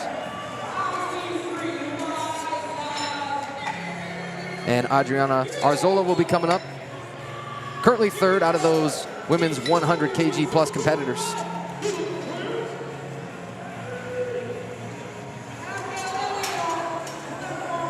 She already got that lifter face on. I loving the purple belt that she's got on. That looks like that's going to be no problem for her. I think that's going to be a good third attempt for her. And she gets the 3 white lights, no problem for Adriana. On platform 1, we got Elliott coming back up. 97.5 kilogram squat here for her third attempt. So this is 2 linear jumps here of 5 kg apiece. Abigail Elliott. Abigail hit it. And the stoic knee sleeves, I'm so partial to those. You see a lot of stoic lifters themselves. I believe she also trains here at the Michigan State University here too as well. All right. So MSU producing these strong lifters out here. You don't have to travel too far if you're still in school and not at the holiday break yet. 100%. What a cool sport to be a part of while you're in school. Yeah, no doubt. Wish I would have gotten into it at the time. PJ Jones, 165. Took a while to get a squat command, had to replace a couple of times. Now she'll get it much quicker. And jump 10, and it's sticky. It's hitchy. It's good enough for the set. Oh, man. I got scared for her. Yeah. Sometimes it's hard to tell when they're going down. Usually it's pretty obvious, but sometimes judges catch just that little thing. Luckily, it was not a blue card. Yeah. Miller making that third attempt look real easy, though. Gets it on the sides, but not from the center head judge. Do you think that's usually, when it's coming from the judge in the front, do you think that's usually a command thing, or do you think that's like the depth from what they're looking at? Well, you've got cards that will signal what the infraction was. You've got yellow as well as blue, and your typical red cards. So you can go back and review those. Again, you follow along on our live attempts. Go to liftingcast.com. Look for the USA Powerlifting 2025 Michigan State Championship Day 1. And then look for the specific platform that you're looking for to find your favorite lifter. Hey, Brenna Talford, that's 190 on the bar. This is nearly 419 pounds. Oh, my. Oh! Man, that bar nearly rolled all the way forward, and we would have had a heroic save to make. Thank goodness for our spotters. Keeping everyone safe today. Wow. Gretchen Andrews is just made of steel. As that bar wanted to twist her up, she fought back and got that 115 third. And finally, we're just about to turn platform 2 over to flight C's squats. 10:32 a.m. here and nearly through. It's funny, you're probably going to talk about, okay, by the time we're through all of the first attempts on platform 2, the third attempts might be done on platform 1. It goes by that quickly. Just to give a scale, like Tanner, based on your experience in lifting, how many flights do you usually see in like a powerlifting competition? Yeah, 3 is fairly standard. Ross Bogard, by the way, our very first male competitor of the day. Seen all female competitors so far, and how special it is to be a Masters 3A competitor. Again, that's ages 60 to 64, and Ross Bogard is going to open at 120. Savannah Long, by the way, now look at the game face. Look at the lifter face with 142.5 kg. Savannah Bananas. The baseball team. Yeah, you know what I mean? Yeah. Their entertainment value, it's off the chain. Their marketing, it's off the chain. Their socials, they just knock it out of the park with everything. Oh, boy. Quite literally. Of course, yeah. Okay, so the same weight here being taken by Cynthia Carhart. It's a good time to talk about lot numbers, which we talked about a little bit before we went on air, right? So multiple lifters have the same attempts loaded on the bar, right? Talk to me exactly about how lot numbers caused you to progress through the flight.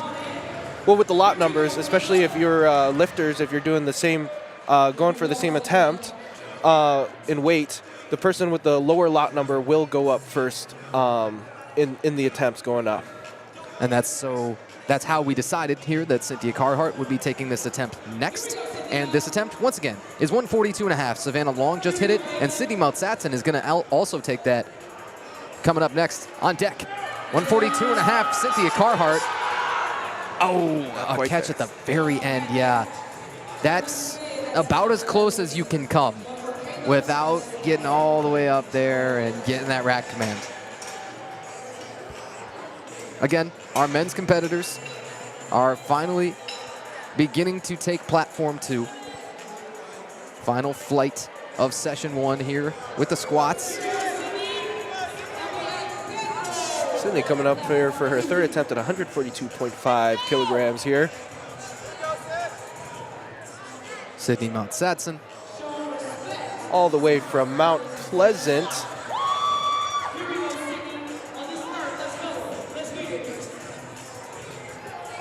These teenagers, man. Oh, you might have had the up and down. I don't know. It's 142 and a half It looks kg. like they gave her, Yeah. unfortunately. But it happens. All part of the competition. Yeah, it's a balance thing maybe. Sometimes it's a pure strength thing. Pedro Bissoni opens at 157 and a half, and I think he could have cleared the height of the rack itself with the jump squat. You know, could have hit his 40-inch vert with that on his back maybe. Laura Bywalek is going to have 145 for her third attempt, so she will be another one who takes the bigger jump from her second to third. You will more typically see, if you're going to take the big jump, it's going to be from the first to the second. Benjamin Zhang is coming up in a moment here. 170 opener. Yeah, your 75s. Don't worry. Don't you worry about it. Laura Bywalek has a huge fan club right now. They're all real close to us. Hopefully some of that comes across on the headsets. Special moment. I think it's kind of crazy. Laura says she is from Dearborn Heights, but she also trains at the Grand Rapids City Gym, which is across the state. Talk about dedication to the sport here, and we're about to see it here in the third attempted squats. 145. Like so many seconds. So pretty. Laura Bywalek blasted that away. Elan Joma down here towards the bottom of the flight. Don't look now. That's 157 and a half. The last attempt coming of everybody's flight C here of session 1 on platform 1. Olivia Chug has put in a 165 again. She's going to retake. These are your final 2 squat attempts for this first session on platform 1. Daniel Hallam, he's a junior 75, and he's opening at 175 kg, about 386 in pounds. Woo! Yeah, I'm convinced. That's an opener. Yep, That's an opener. sure is. Shout out to his hometown, Brooklyn, New York. They come from all over when they All come. over. Elan Joma, she is once more going to take a bigger jump from her second to third than she did for her openers. A Detroit native coached by Jimmy Perucci. 135 says that was her best comp squat coming in. Well, why not just nuke that into oblivion and just slap on 22.5? Another $1 billion smile right there. She knew she got it. Right as she got to the top of her squat. Man, that's a monstrous PR. Plus 22 and a half. I mean, you're not supposed to be able to always throw on 22 and a half to a lift in a single competition. That's just tremendous. It is. Owen making that first attempt look way easy. Owen hopes to qualify for nationals here through the state championships. So we'll see what he has for us coming up here for the rest of his lifts. Olivia Chug is back out here. Says some call her only liver. Goes by Olivia Liv. I'll call you whatever you want when you come out here and just throw up this 165 piece, especially if it's a monster comeback. Did she hit the chug jug? Count it on the third. We got Carlo E. Melendez here on the second platform, opening up at 200 kgs. That's going to be 440.9 pounds as an opener, and you weigh in the 75 kilogram class? That's absurd. Just getting started, man. Just getting started. Now you got platform 1 blanked here. We'll be platform 2 the rest of the way. Carlo Melendez, opener, 200 kg. Looks good for us. You bet. All right, so men's competitors the rest of the way here. Again, this is Flight C, Platform 2. This is Day 1, Session 1 of the USA Powerlifting 2025 Michigan State Championships. Tanner White alongside Ian Varquez. How's your day been so far at 10:40 a.m.? Dude, I couldn't ask for a better day. Out here watching some monsters filled with caffeine. Doesn't get better than that. Yeah, I'm not sure what else you really need. That should take you most of the way. Now, maybe our lunch order that we put in, that's the one other thing that you need. That'll be coming soon enough, don't you worry. Oh, man, I'm ready for my hot dog, dude. Yeah, I hear you. Looks like we're here at the bottom of the flight here with Trevion. Yeah, Trevion, 10 of UK. I know, it's one of those names, you saw it at first and you said, oh. I don't want to mess it up. yeah, you know, it's important. Trevion opens at 210. You're talking, man, nearly 3 times body weight for the openers. These guys are starting to get a little nuts. And was that even 200? Can we check the bar, please? Yeah, what's going on with the loading there? I don't know. All right, Trevion, I see you, we see you, man. That's concerning. He was a guy who competed last year here at States, right? Went with a 439.4 dots. It's a very good number for him. That saw him place 18th overall among dots competitors. Last year, it was Jesse Norman, who you will see in the primetime session, like you might imagine, taking the win with a 485.86 dots. Usually we say, okay, 400 is a pretty elite lifter, right, as we're sort of building out thresholds. And 400 here would have placed you within the top 50 or so of competitors last year. In fact, Olivia Chugg was that cutoff exactly for the 400 dots competitors last year at 400.12. So, you know, the top 50, you're talking at States here, are capable of roughly that 400 dots. 500 dots, that's kind of a world-class number. That is world-class right there. Ross Bogard had maybe one of the toes turning out a little bit. I thought I saw his left knee doing something a little bit funky. Well, no issue still. Just saying, you were asking me what I was doing at 40. What are you doing at 60? Uh-huh. Are you doing that? I think that's highly unlikely.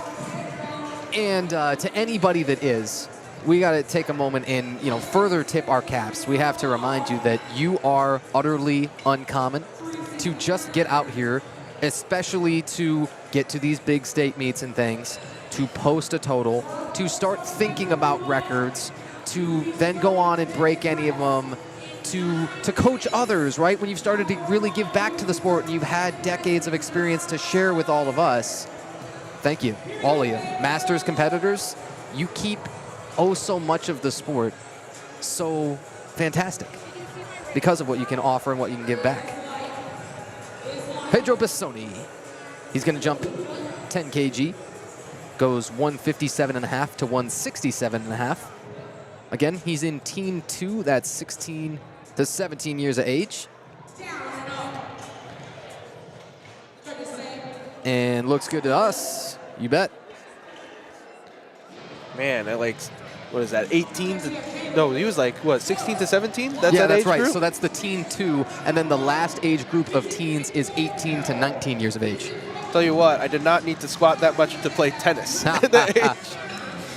Well, So, you could. You could. Wouldn't that but be I was, fun? That would be fun, but I was not a monster like he was at that age. Yeah, me neither. You're just sort of starting, most are at that age, to kind of figure out, okay, maybe I like the gym. Maybe I should get a training program. Maybe I should figure out, you know, kind of the exercises that fit for me. And then you do too much of that, and all of a sudden, uh-oh, what's this powerlifting thing about? And then that dark rabbit hole opens up, and then you're caught in it forever. I think that's how it works. It all starts with the knee sleeves, and then you start buying everything else. Yeah, it's a gateway. Caleb Rigderink, hello. 177.5. So he missed on the first, and then he jumps 22.5. You're not going to see a whole lot of that today. Oh, the confidence that you have to feel like that you, even though you missed your first and you go to your second, it's like, yeah, I can hit that. That is some way mental strength. You can't just be strong physically here. You also have to be mentally strong to be able to go into your next attempts, go into the rest of the day, being like having that mental fortitude going in there. And if I told you that he just put in another 22.5 jump, no what would way. you say? You're lying. Man, you can check it. Again, liftingcast.com, folks. Go to USA Powerlifting 2025 Michigan State Championship Day 1. Sort by platform. Pardon me. It's easy for us to say, right? Pick Platform 2. And then you'll see all of our live attempts being entered here. Benjamin Zhang wants 182.5. He also missed on his first at 170, and you can see a little shakier walkout here. Having to think about this with the 182.5. He is going to have to replace. I'm guessing that's usually not locking the knees. We've mentioned that, and we've seen a couple of competitors, including PJ Jones, having to replace. Man, that is a really, really shaky walkout now. If he comes back and smacks this, I was saying... Is that walkout just to psych us out or something? I think it was. Uh-huh. Some people just don't have the greatest walkouts. They'll be a little bit shaky, but then they squat it like there was nothing on their back. I've been there before. I have struggled with my walkout more than my squat on some really fairly, you know, maximal-ish loads. Now, what's maximal mean to you, right, is kind of a sliding scale for different competitors and things. But I've been there before. Maybe it's your wrists are real beat up if you're somebody who does a lot of wrist extension to get the bar position where you want it. Maybe it's your shoulders are funky and, oh, my bar placement isn't quite right, this and that. Maybe it's all in your head. I'm told that most of these problems are as much mental as they are physical, but man, you know. Here's Owen, hello. A 3 times bodyweight squat here for the second. That's huge. Plus 3 times, man. A 67.5. Oh my goodness. Yeah, that'll work. That'll work for us. You can tell by just that walkout. Yeah. He came out, no problem. It's like no weight on his back.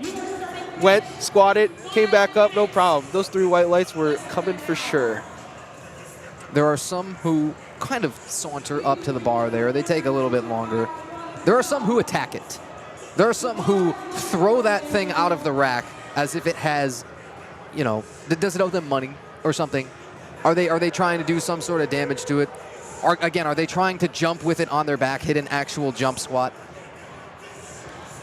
Daniel Hallam here. 192.5 on the bar. Said his best competition squat coming in was 160.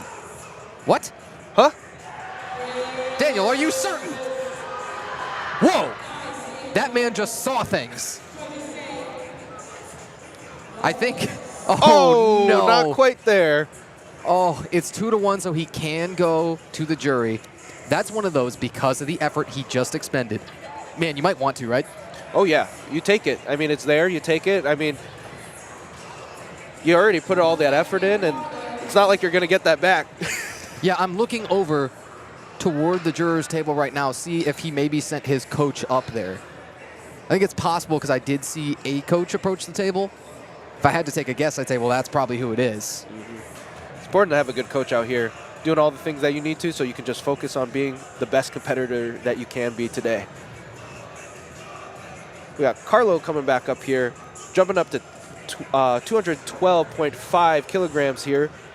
That puts him at around 470-ish pounds for the American viewers out there today. True story. True story indeed. Yeah, aren't they all? Carlos says his best competition total is 572.5. This would be 212.5 to open it. He put the 200 on the board for his opener, rather, so this would continue to pack on. 212.5. Carlo Melendez. A little sticky. Yo, you were saying? Creepy crawly. Uh-oh. Still think it's going to count. Oh, not quite. Again, you see what I do. I had to say something. It's the commentator's curse. I know. Now, Al, here's a guy. Sometimes we gotta be quiet and let people just go. Yeah, sometimes. I imagine that he probably is going to go back in there and just go for the same attempt again, just because it was a little sticky. But I think he can get it. Just looks like it might have been a little bit of a depth thing. So he'll probably come back in, take his time, make sure that he gets that depth, and then I'm sure he'll get that on his 3rd attempt. And after we have 3rd attempts here, after this flight is all wrapped up for their squats, then we'll have our changeover. Again, hopefully our lunch order's getting here, you know what I mean? I know. However, during that changeover, we'll take about a 10-minute break or so, and then we'll come back for the bench press, our second discipline of the day, and we'll do this all over again, proceed through the flight in order of lightest to heaviest weight on the barbell. Trevion, 10 UK. Second attempt here is at 220 kg. Trevion. Oh my goodness. Oh my Lord. Second attempt. Yeah, you bet. Well, so the guy has in the back of his mind, okay, I was a top 20 finisher last year. I was 18th. Maybe there's more in the tank there. Now, he squatted 237 and a half last year. Big number for him. That was his competition squat PR. But it's a total. That's all that really matters, right? So if the squat is a little bit down, but the bench press training has been awesome and you could eke out some PR on the bench, well, then you might have to do that, right? If maybe the squats and the deadlifts don't go quite the way you want to, but you're an awesome bencher, you know, you make up for it where you can, because the total is how you win. Doesn't matter how you get there. Got Ross going for his third attempts here, jumped up to 137.5 kilograms. At the competing in Masters 3A, that's the 60 to 64 age group here. But he ain't your grandpa's grandpa. He is strong, man. And you know something? Silver hair is a badge of honor. 100%. More so in this sport, because if you've stuck with it and you've got these really, really long competition histories, you've gotten stronger for so long. It shows you've practiced this lift thousands and thousands. You're talking hundreds of thousands of times at that point. More than you could ever probably count in your lifetime. Yeah. To continue to have that lifetime of strength, it gives you so many things, but among those things that it gives you is that utter confidence, because you've been here so many times. You've done it so long. Pedro Bassoni, 2 linear jumps of 10 kg apiece. And hey, look, we're already turning it over on platform 1 to the bench press. So they had their full 10 minutes worth of changeover, and yet we're not quite done here on platform 2 with the squats. Just means we're going to keep it cooking.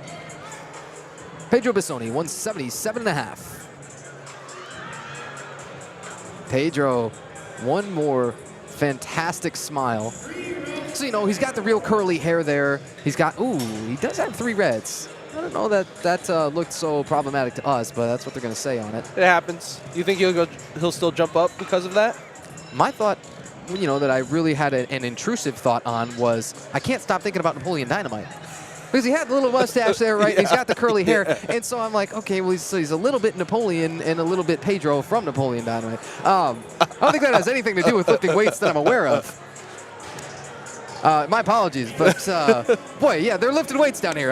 Daniel Hallam, 192.5. This is a retake from his second.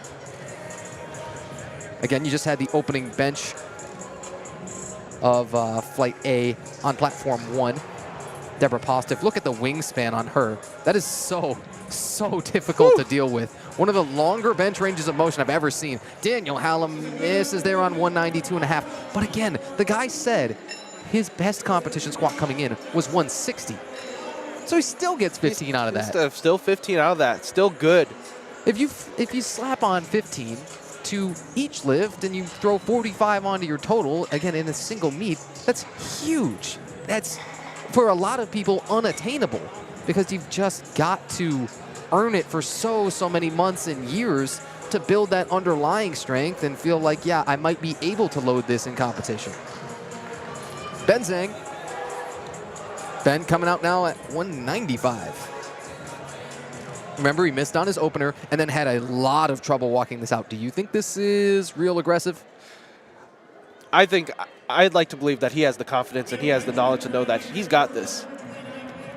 It's so funny, too, because the squat itself was not the hard part. The walking out was the hard part. And again, that's for some people. I'm telling you, that squat looked way easier than what he just did for a walkout. And for the PR2 of plus 2.5, bang! A 75 kg junior, by the way, Ben Zhang. So he can start to, if he's doing the math a little bit here, he says, okay, I hit that, and I drop down a weight class. I was an 82 and a half competitor, that is, last time out.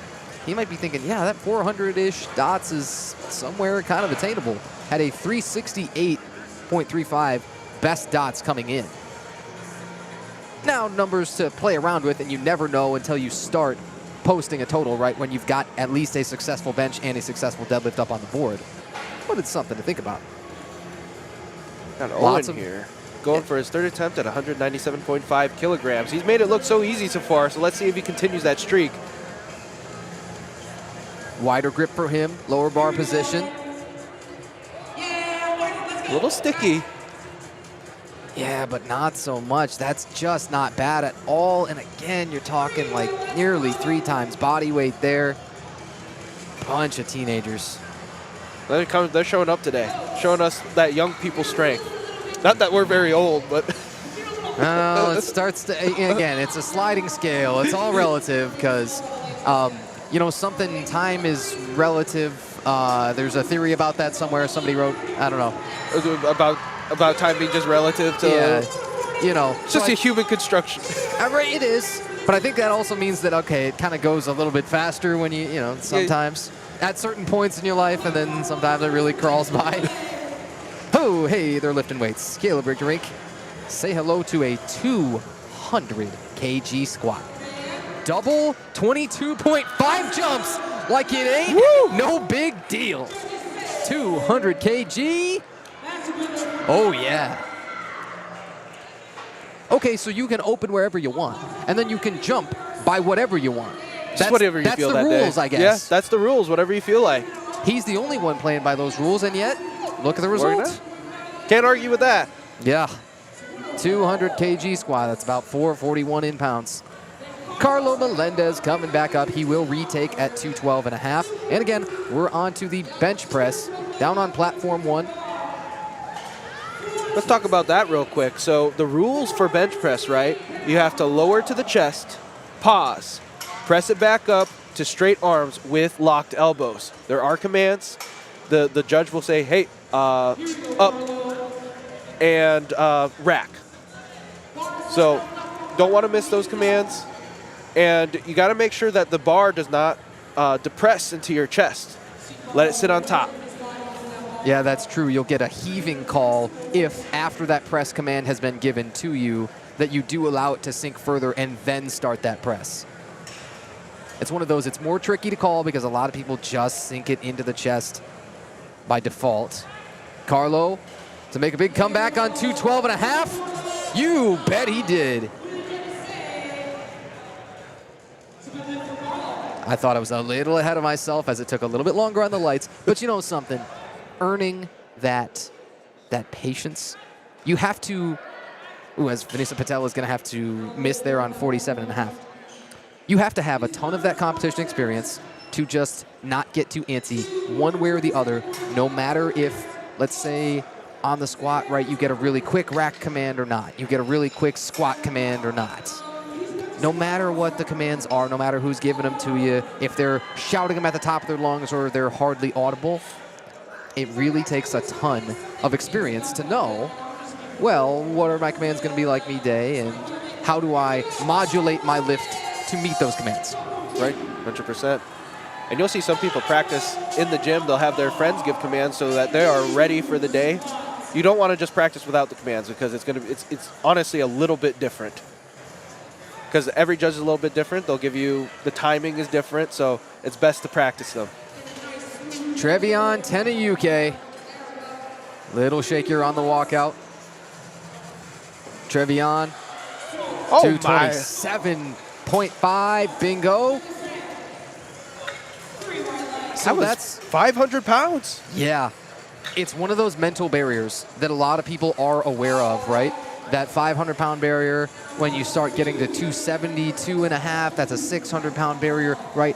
Lifters know those things, and they have them in the very back of their minds that whatever my plan originally was, I might fudge it, and I might try to get to one of those nice, we say round numbers in quotations, but sure, they'll have in their minds that, oh, that's sort of a nice round number. All right, and we're bench pressing again on platform 1. We'll have 10 minutes to turn over platform 2. But here's Caitlin Kirby a 60 kilo opener, near body weight for her. That looked easy. Yeah, it's nice and quick. I will What say, you want. I do feel bad for my friends who have longer arms trying to do bench press. They got a longer range of motion than most people, but everyone else has their advantages and disadvantages with their body, and you just got to make it work. You bet. Anna Stratton, coached by Michael Bress of Bress and Barbell. You can see Michael right on the edge of the platform there. He's going to get Anna lined up, and she is coming out with a 62.5 kg opener. Weighed in at 63.5 this morning, so this is a hair below body weight as an opener. Bunch of monsters coached by Michael Bress. The guy himself, super impressive lifter. We'll tell you all about that soon. Anna Stratton opener is money. Again, Michael Bress himself, owner of Bress and Barbell. That guy has a 476.87 best dots. Guy benches over 400 pounds as a 90 kg competitor, competes exclusively in USAPL. Almost wish, in fact, I certainly do wish that we had him in the primetime session today. Guy's taken a couple of years off from competing, but again, 476.87 dots, and coaches some monsters too. Tanner, how do you get into the primetime session?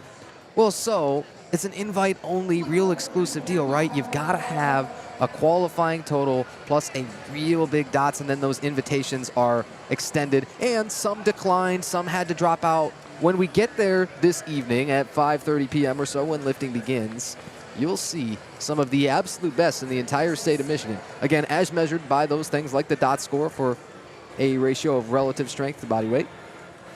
Marley Dodenhoff will open here, 65 kg. Oh, a little bit of trouble there on the re-rack. However, already had that rack command, and it's one of those, you will see the spotters, after that rack command is given, pull the bar in to those hooks. Now, I think we're going to have a little bit of triage being done on this platform. You'll see Ray Vandermeer there with the big old beard and the bald head also taking a look at it. But I think they're all ready to go now. Works for us. Kathleen Fuller comes up.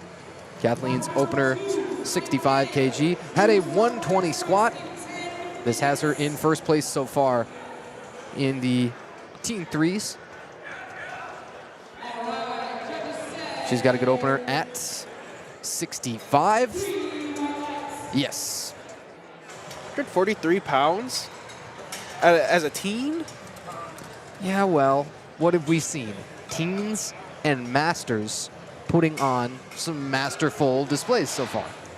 Is age just a number? For some people? You're telling me.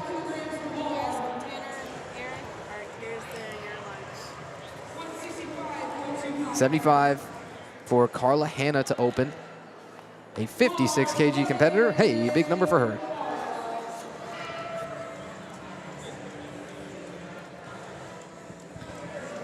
Carla Hanna out of Rochester Hills, a double entrant as a junior and an open competitor. Also coached by Michael Bress of Bress and Barbell. Trains most often out of Umbra Strength in Shelby Township. Says her best comp bench is 82.5 kg. Open 7.5 under that. And a smooth, convincing opener. So that 75 kg, that's going to be one red plate. Again, we'll tell you again about the loading because on bench, you get a little bit of the smaller increments typically, right?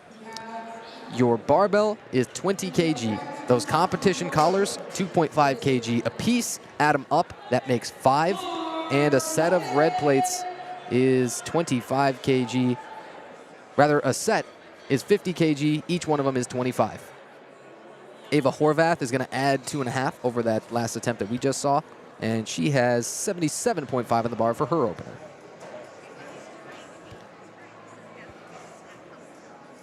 This is, by the way, the heaviest opening bench of Flight A on Platform 1. Love that she's just taking her time. I don't think enough people talk about how bench is actually such a technical lift. It's not just putting the bar on your chest. It's actually a lot of things, setting your feet, getting that arch, make sure your hand placement's in the correct place. I'd like to argue to a lot of people that bench is the most technical lift out of the 3. And you do have the most commands. You mentioned yourself, you've got 3 of them, right? I think the one that we forgot to mention, the start command. We haven't seen anybody jump it yet. Easy to do, though. Very easy. That is the command that tells you you may now begin lowering the bar to the chest. It's super easy to just, if you're sitting there, you're holding it, you've got, maybe you're somebody who does have some dramatic wrist extension, or you've got your wrists wrapped really tight with the wraps and all that. It's super easy to think, this is very uncomfortable. I'd like to press this right now. And yet, gotta wait until you get that start command. Then you've got to pause it appreciably on the chest. You'll get the press command, and the final one is rack. That means just throw it back into there, and again, the spotters will grab it, slam it into those safeties. Kamar Stamos taking time to set up with the feet on the bench.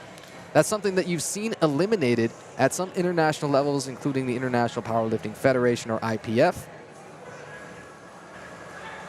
Kamar's second bench here, 42.5 kg. Good enough there. First thing I got to talk about, grip width. What do you think about grip width, varying it? Do you think, you should train with exactly the kind of grip that you use in competition all the time? Do you think that there is one grip that tends to be best for people? I think, again, with everything powerlifting, depends on your anatomy, depends on what you like most. Do you want to use your chest more? Do you want to use your triceps more? If you want to involve more of your chest, you go a little bit wider. And maybe if you have longer arms, you want to reduce that range of motion, you go a little bit wider. Or let's say your triceps are just really good, you go a little bit of a closer grip. All depends on the person, what you want to take up most. Personally, for me, I go a little bit wider. I can do that. Gets rid of a little bit of that range of motion, and helps for me at least to keep my back tighter so I can actually rebound better. How about you, Tanner? Yeah, I'll tell you just a moment. Anushka Shalali on a retake at 45 kg. I think you see people, of course, varying their grip width in accordance with their anatomy. I think that when it comes to arm length, sometimes you are just going to be advantaged or disadvantaged no matter what grip you take, right? 100%. If you've got a real short arms, yeah, you're probably going to be a good bench presser, and you're just going to feel, well, this feels natural to me. This just feels not bad, and I always kind of feel strong on the bench. Maybe you start to say, okay, if I do have longer arms and I go with a really long or a really wide grip to the maximum grip width, I might be able to limit that a little bit, or to kind of, make it not suck, as it were. You already know it's going to be harder with the long arms, right? So let's maybe mitigate that. But yeah, you've got to vary it to yourself. You've seen a lot of female competitors so far, again, with very long ranges of motion. Vanessa Patel is going to be one of these. I mean, look at the distance that bar's got to travel, even with a healthy arch and a low-ish touch point, upon the chest where it becomes almost nearly the top of the stomach sometimes. It's still a real long range of motion. If you do grip narrow-ish and you've got long-ish arms, I mean, it's going to be more difficult. So then maybe you pick up more on your deadlift because you're more advantaged in your start position on the deadlift, right? It all comes out in the wash because that total is what we're measured on at the very end of the day. Guys, poverty bench is a real thing for a lot of people. I should know because that is me. Oh, we don't want to say it, but it happens, and it is likely for most people when they really struggle with it as, a percentage of their total and things, probably mostly down to anatomy and how they're built. Abigail McClellan, 50 kg seconds. Right around body weight, a hair under. Racked here, 50 kg, look good to us. Yep. A couple of Abigails back-to-back here by a random chance. Abigail Goodman this time had a successful squat of 85. Her first bench on the board was 47.5. So now we'll start to talk about subtotals just a little bit. Remind me again, Socratic method here as I dip into it. Tell me about a subtotal in powerlifting. Oh, it's all right. Ian's saying, hey, man, I'm busy. Let me take a bite here. No worries. So the subtotal is going to be the sum of one's best current attempts of squat as well as bench. Then again, the total refers to the best attempts out of all three added all together. Abigail Goodman racks this at 52.5 kg. and takes her subtotal up there to 132.5. Again, to follow along with all of our live attempts, we recommend that you go to liftingcast.com and look for the USA Powerlifting 2025 Michigan State Championships Day 1. What you're watching here is Platform 1. We have yet to turn Platform 2 over yet, but when we do, we'll be back to having these simultaneous platforms. Tyerica Boyd up with a 55 kg second attempts. Squatted 122.5. Currently sits third among the open 65 kg competitors. Racks this. Tyerica Boyd. All right, worth the wait. Got the lights.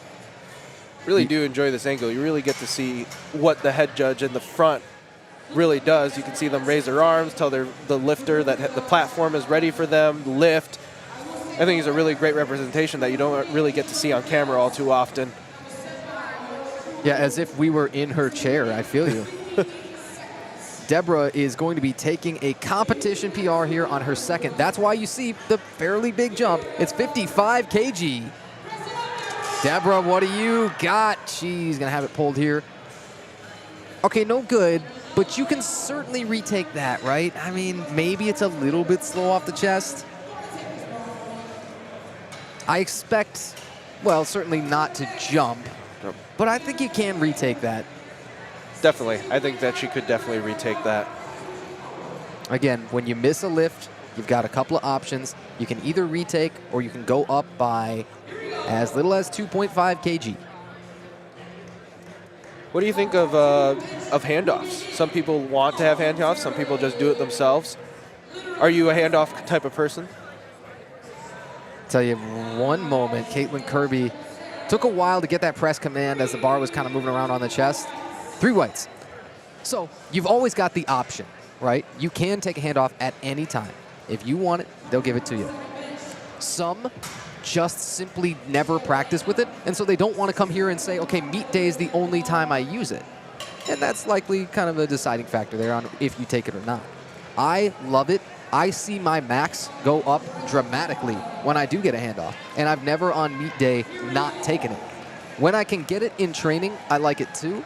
A lot of the times that I'm at the gym is I gotta be alone. You know, I've got to train by myself. 100%. Don't have tons of consistent training partners, so that really factors into it.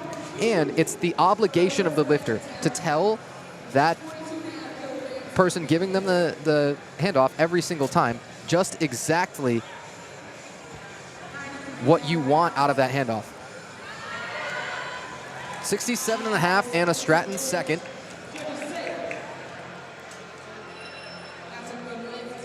And good on that second. We don't have our lights populating right now. You might be able to see them behind our loaders on the actual scoreboard there in arena.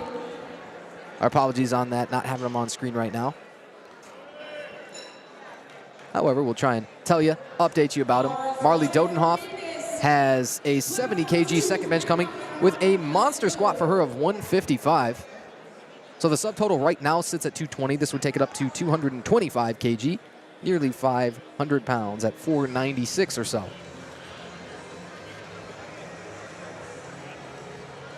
Marley Dodenhoff, 70 kg, second bench coming.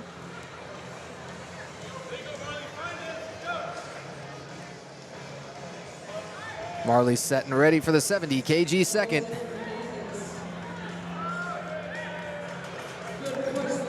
Got all your commands. Should be good enough. All right, we got Kathleen Fuller coming up next. Her second attempt being at 70 kilograms. Look at here, we got the blue plates. That's pretty equivalent to having a 45-pound plate at your commercial gym. Catherine competing in the Raw Teens 3. That's the ages 18 to 19. Again, these young people just showing us older people what's up. A little bit shaky, a little sticky. Oh, and unfortunately just got too stuck there. something that to consider there is that that's a hard point for a lot of people. A lot of people will get that sticking point where they just can't quite lock it out, and that seems to be a strength thing. There's many things at the gym that you can do to help supplement that. Some people will do pin presses to help get over that hump, but it is a universal problem for a lot of people. But some people, they will just power through it. We got Carla Hanna coming up here at 80 kilograms, competing in the Women's Raw Open at 56 kilograms. Carla Hanna's from Rochester Hills. And she trains at Umbra Strength, her coach being Michael Bress. And she's coming close up here at best competition total for bench at 82 kilograms.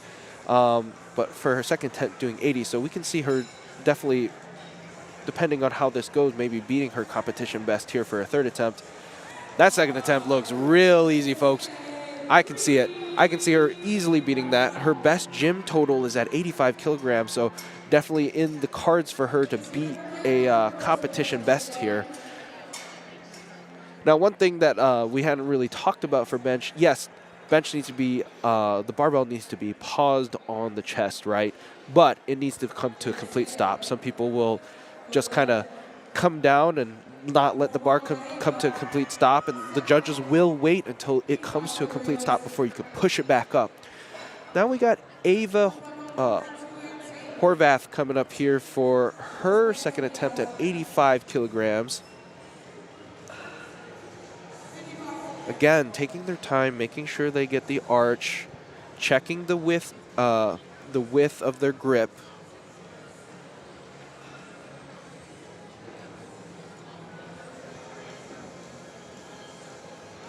And you can see that the head judge had given her the start command. It's a grind. It's a little sticky. Let's see what the judges say.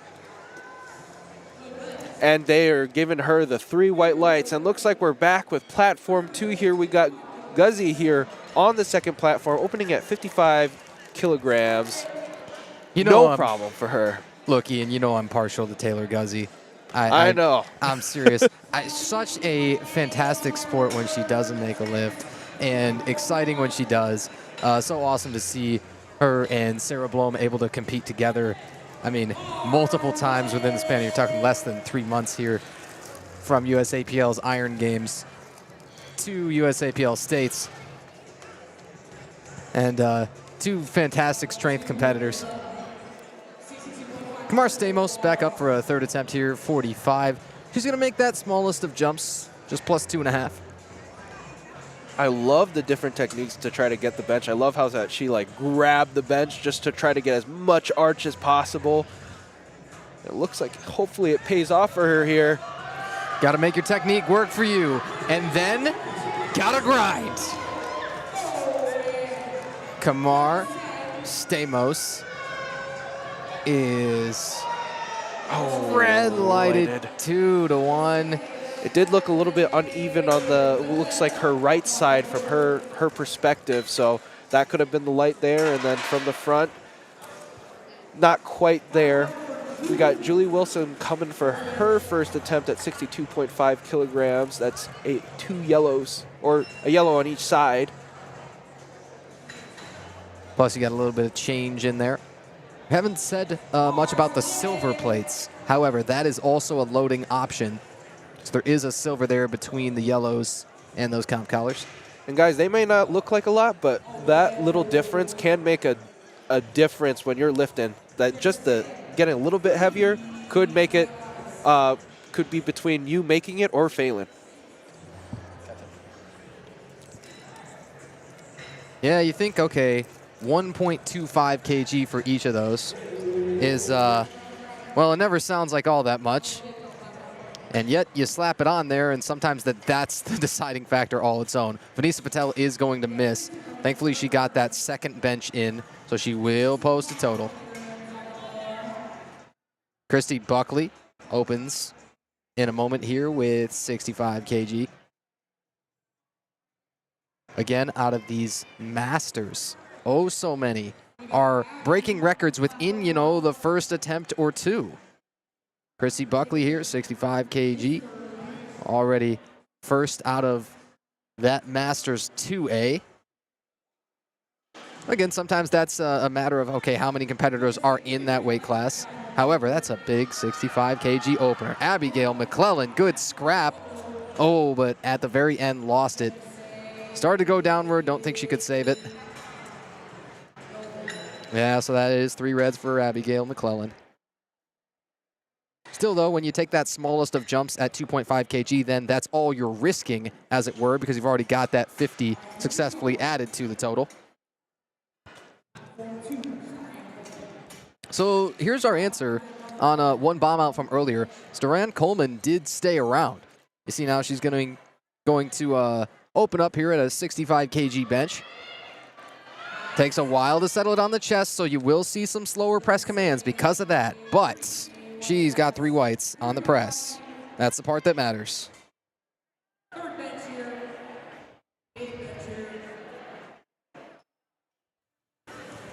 Nicole Stoltz will be up next. Abigail Goodman here, 55 kg. Oh, off the chest, little slower. And stapled.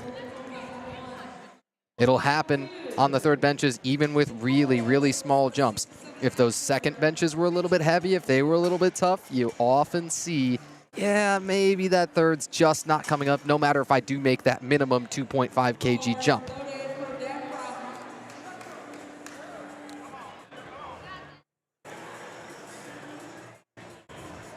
Nicole Stoltz out of Strength Academy, along with 6 other fantastic trainees. Nicole Stoltz, beautiful looking opening press, and Deborah Postoff to retake at 55 kg. Deborah, oh, needed that for the PR in competition. Couldn't quite get it twice. It's one of those, maybe if you took that second at 52.5 and you were retaking that instead of 55, could have been there. Yeah, it's tough, but she'll have to settle for that opener of 42.5. Strength Academy, those 7 trainees that they have competing today at USAPL States are Brenna Talford, Tyerica Boyd, Nicole Stoltz, who we just saw, Diane Nelson, Katie Fracalosi, Megan Hoover, and Kamar Stamos. So running the gauntlet of weight classes, Kamar being a 48 kg competitor, and you've got up to the 100 plus or the super heavyweights. Did you see Brianna Du Bois just wave off the handoff there? She said, no, thank you. Again, it comes down to personal preference, and maybe she just trains without needing it at all. Yeah, maybe. Anushka Chalale, no dice on that third attempt at 55. That's a fairly big jump. Brianna Du Bois, I could watch that technique all day long. That's textbook right there. It really is. That was art. It's a 70 kg opener, and there's way more to be had, whether that final number is a 85 or a 90 or something like that. Yeah, that is a convincing first for Brianna Du Bois. Of Momentum, I saw Brendan Pappen himself of Momentum Training coming in here in the morning. Again, he'll be a competitor tomorrow. You've got men's competitors up through 82.5 kg for the final flight. Flight C of Platform 2 when we get there. Tyerica Boyd grinding a 62.5 third. Bingo. Too easy for her. Definitely could have went up there for that third attempt. You think a 10 kg jump, though? I mean, it's tough to say. It's tough to say. But then when the third attempt does move really, really well, you're always going to have in the back of your mind, well, then maybe I could have added more. Yeah. But it could also be strategy. Maybe she's trying to save energy for her, where people get their most weight lifted on that deadlift usually for a lot of people. It does tend to be. Now, not yours truly. Some are more built for the squat. It's advantageous of a lift for them, leverage-wise. That's, again, where yours truly falls into that camp. But yes, on average, the deadlift will comprise the biggest portion of people's totals. Caitlin Kirby, 65 kg, with 2.5 kg jumps, was the perfect call. She's got 3 whites. We got Sarah Dadswell coming back up 75 kilograms for opener for bench. Look at that. Going in, already trying to put that arch in and taking that wide stance with her feet. As you can see on her shoes, it looks like she's using a flat shoe. Again, with squats, you wouldn't know, but actually shoes still matter for bench. Some people like to be flat to the ground. Some people like to have a heel. And looks like that's an easy money bench for Sarah as an opener. Sarah does, I believe, is her favorite lift is bench. So we're going to see a clinic from her today. Anna doing her third attempt at 70 kilograms where we just saw someone open.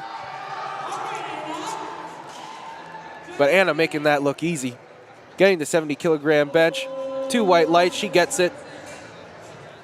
Look, I'm telling you, when I see Momentum, when I see Strength Academy, when I see Breast and Barbell, some of these really advanced coaches with tons of experience, I just believe in every single one of their lifters. They're going to figure it out. They're going to take the correct attempts for them on the day because they have fantastic coaching and handling to get here. It's all about the training that you did. Where was your body at when you started your meet prep? Where did it end up? And all of that factors in to what you bring, the package that you bring with you on meet day. Catherine Fuller had a little bit of up down. She's got to be saved there at 70 kgs. She'll have to settle for their 65 opener.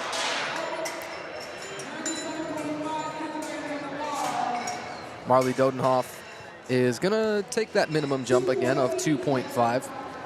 And Tracy Murphy, again, your one women's guest lifter, already had that 187.5 squat.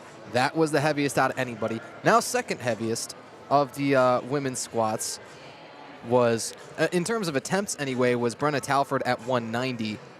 She was unsuccessful on that attempt. It's hard to fault anybody, but she took that big swing. Among successful squats, I'm still tempted to say my favorite was Olivia Chugg, missing on 165, retaking it and hitting it. Tracy Murphy opens 97.5 kg. Butter. And Marley Dodenhoff on platform 1. Slapping on 2.5 more. Should she finish? Oh. Scrap and claw, but had to drop it. And aggressively chalked. Did you see that? Aggressively chalked. That back was ghost white there. Every lifters have to take advantage of getting that grip on that bench. You'll see that. You'll see them all chalked back. On squats, you saw it on their backs. Even here on bench, trying to maintain as much back on that bench as possible just so that they don't slip off. We also have Candice Dadswell also coming over on that second platform here. Her second attempt at 47.5 kilograms after failing the first one. Let's see if she has it in her to get this second attempt. She will get the lift off here.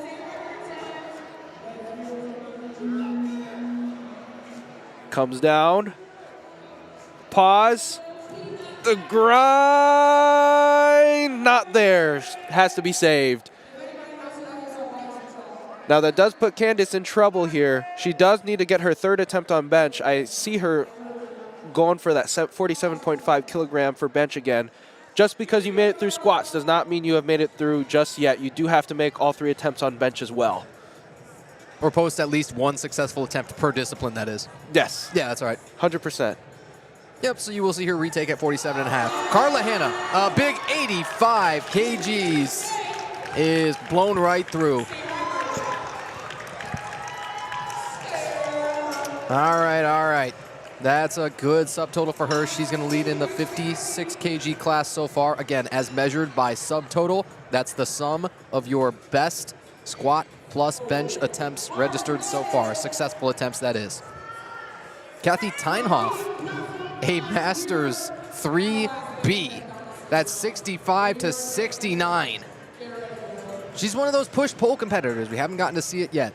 But again, what is that push-pull? Well, for some, it really caters to you, and you just don't have to squat. if you're not a squatting guy, if you got, knees have some issues and things, if you just simply hate it, you weren't built well for it, you can compete push-pull and not have to worry about it. Ava Horvath, 87.5, sits second right now among the 65 kg juniors. Ava's got a slow, steady, and a little bit too heavy third. Can't be mad with an 85 kilogram second, though. No, that's entirely right. You can't be. Leah Viotti Ziegler,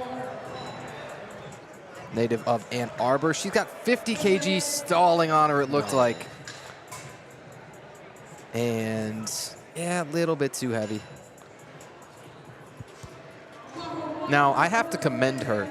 Again, we send out these lifter info sheets, and we have a lot of people filling them out, right? You don't get a 100% response rate. That's just simply how it works here.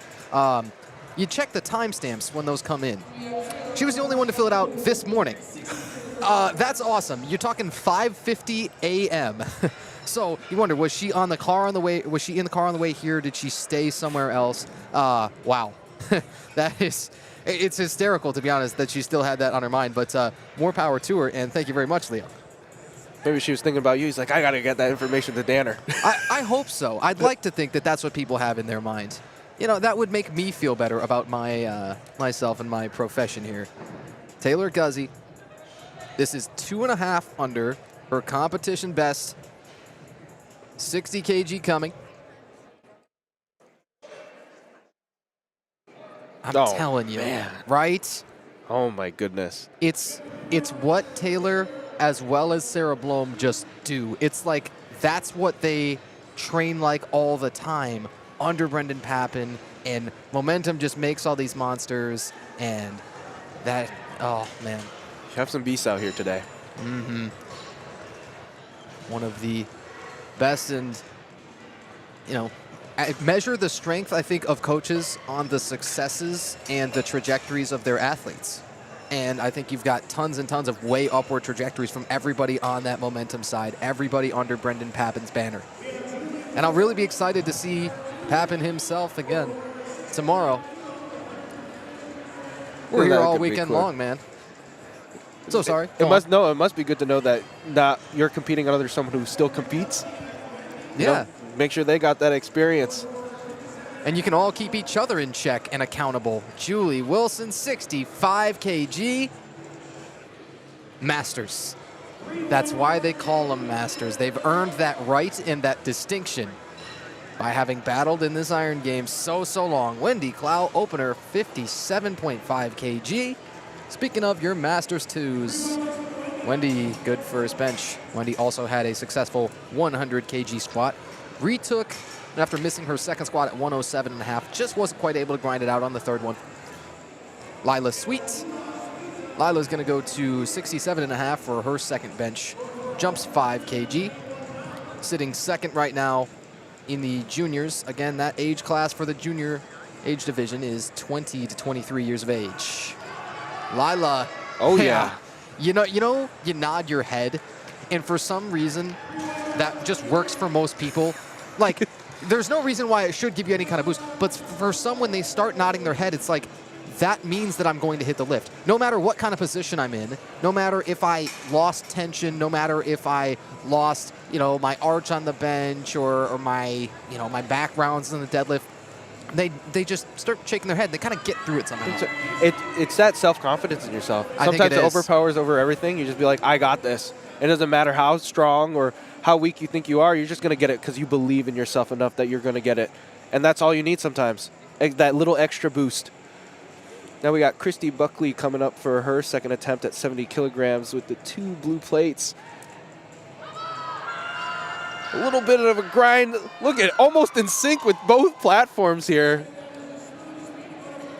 And unfortunately, the lights are not, though. Allison getting 3 red lights there at 57.5 kilograms. Next, we have Audrey coming up for her first attempt at 60 kilograms. And then we have Nicole coming up for 72.5 kilograms for her second attempt. I must say, coming up to the second attempts, and then we still have another flight to go here. So still a long day ahead of us, folks. A lot of days of lifting. This is only the first day of 2. That's right, you got 2 days of action today. Audrey getting a good pause there. Racks. Now you say a good pause. I think she's going to say a really, really unfair pause. A really, really harsh pause. That's true. But you've got to control that bar so it is appreciably motionless on the chest for some length of time as determined by your head referee, right? That's the only person in the world whose opinion matters. Whether you like it or not, you are at all times subject to exactly what that head referee sees and says. You make a good point. Just because you see a lifter waiting for a long time does not mean that they're choosing actively to wait that time. They're waiting for that head ref to give them that command, and everyone's a little bit different. Some people are a little bit stricter, and some people are just, that's good enough. Yeah, it's true. But standards high, squats for the most part today very low because everybody knew I'm going to be scrutinized by all this all-star team of referees. I must dunk this to the absolute best of my abilities. Saron Coleman, again, bombed out on the squat here, but is going to see still what she's able to produce, and no good on the second bench. You saw the heels moving around a little bit, right? You're probably leaking power there. Well, 100%. You're rooted to the ground. People don't talk about it enough. For people who bench, they think it's all upper body strength, but you need a good leg drive to get a good bench. And if your feet are just moving everywhere, you're not getting good leg drive whatsoever. Next, we got Megan Hoover coming over for her first attempt at 65 kilograms, and Brianna Dubois coming for her second attempt at 75 kilograms. That's a 5-kilogram jump. You can see that she's got the 2 red round plates there, and Megan's got the 2 blue plates. This is a competition PR for Brianna Dubois. She took this exact same third attempt. In fact, I remember this one at the Powerlifting America Umbra Classic. Again, she blew everybody away there and was best lifter among females by a whole lot, and still knew she had a lot more in the tank. Had a 350 dots on that day with a 375 kg total. Let's get a PR on the board here maybe for Brianna Dubois. Yes. Oh, man, come on now. Uh-huh. Come on now. On the second attempt bench, mind you, when she already had 7.5 slapped on with the squat, you can do the math there. You can say she is really on pace for a career day. And a very solid deadlifter, too. Her deadlift PR is 147.5 kg. You know, could you maybe fudge that a little bit more? Could you maybe hit a little bit more than you were thinking? Again, you've got to have those plans and be willing to be fluid when you realize, okay, there is more in the tank, or, okay, I'm a little bit too gassed. Either way, you got to be ready for it. Eva Hobley, opening bench at 70 kg. You're now talking about a couple of 60 kg competitors back-to-back who are opening well beyond body weight. Lena Chinoy, second attempt, 75 kg. Count it. Her subtotal runs up to 220 kilos. Sarah Dadswell will take her second. This is one of not very many 10 or more kg jumps that you'll see in the bench press. For the most part, people kind of have in their minds that, yeah, 7.5 is that number that we like to jump on bench. Bench doesn't have as huge jumps as like deadlift would. It's very, people tend to do a little bit more conservatively there. It's just that bench doesn't get as heavy as usually as the leg exercises. And so by percentage, it might still be the same kind of jumps, right? Right, exactly. Sarah Dadswell, 85 kg. Look at that. Taking advantage of the bar to really get that arch.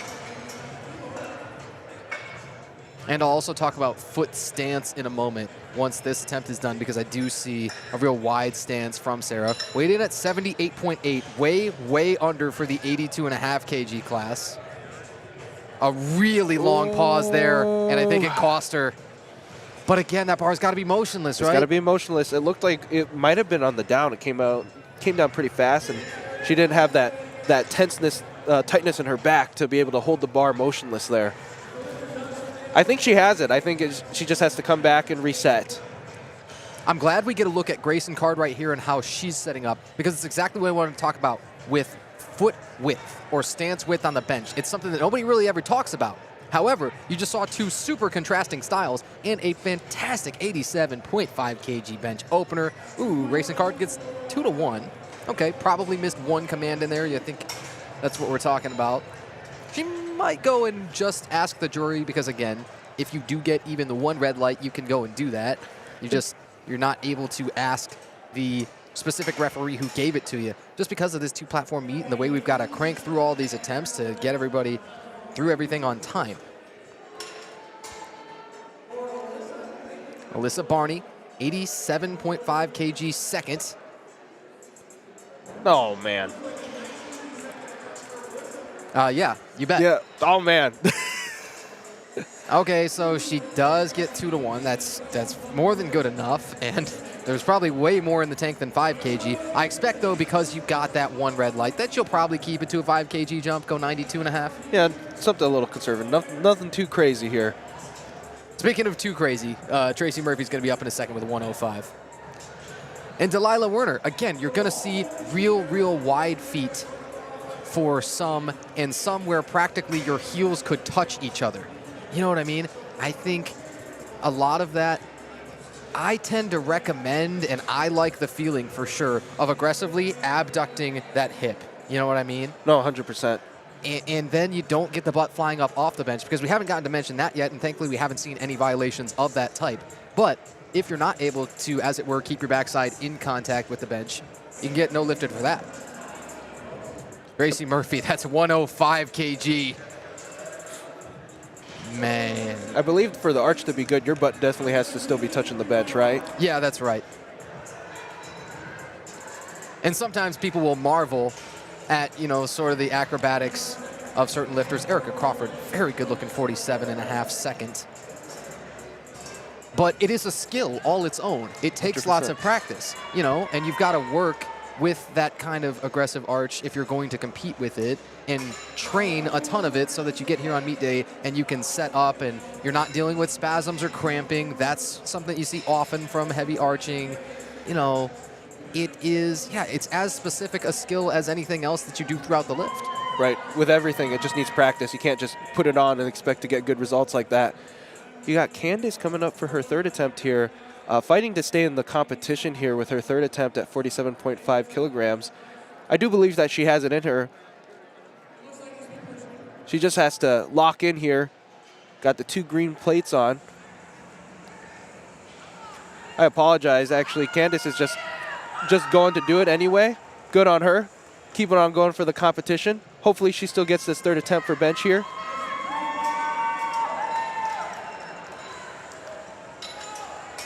Got stuck, and unfortunately it's not there, and she will not get the third attempt there on bench.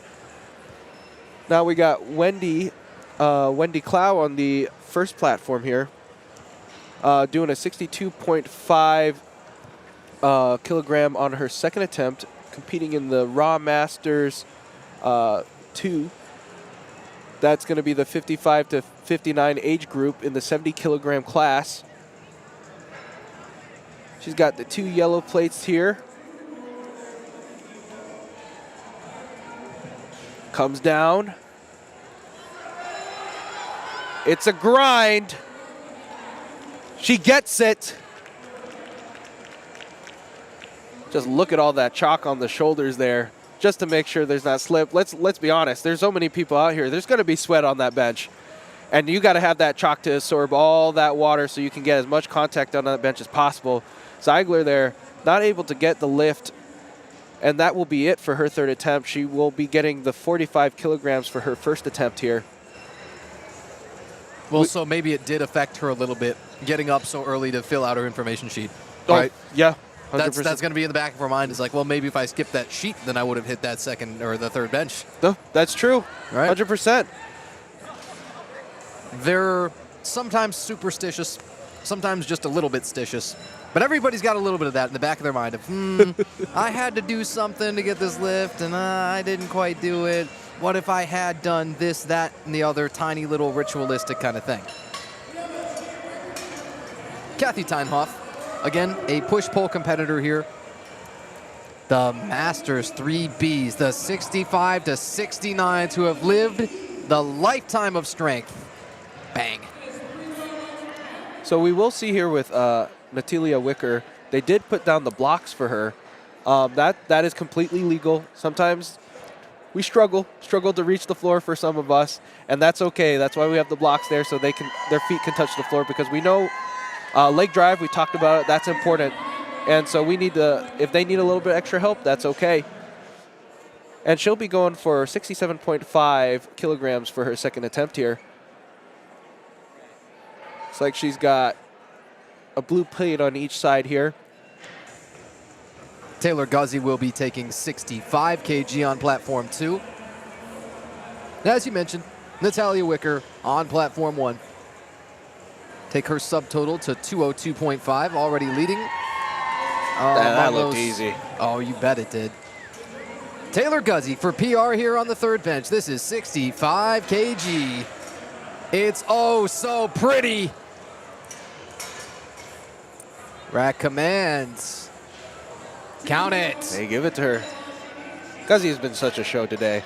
You keep mentioning it. I agree with you. Such a bubbly personality. 100%. I mean, there's lots of great people in the sport, right? You meet them and you appreciate more and more all the time with every single competitor that you're like, wow, this person is awesome. And Taylor Guzzi is one of those truly good ones. Audrey Brancho, 67.5 second. Good bench. And back up for Julie Wilson, who has been a complete technician. And this is just adding 2.5 again.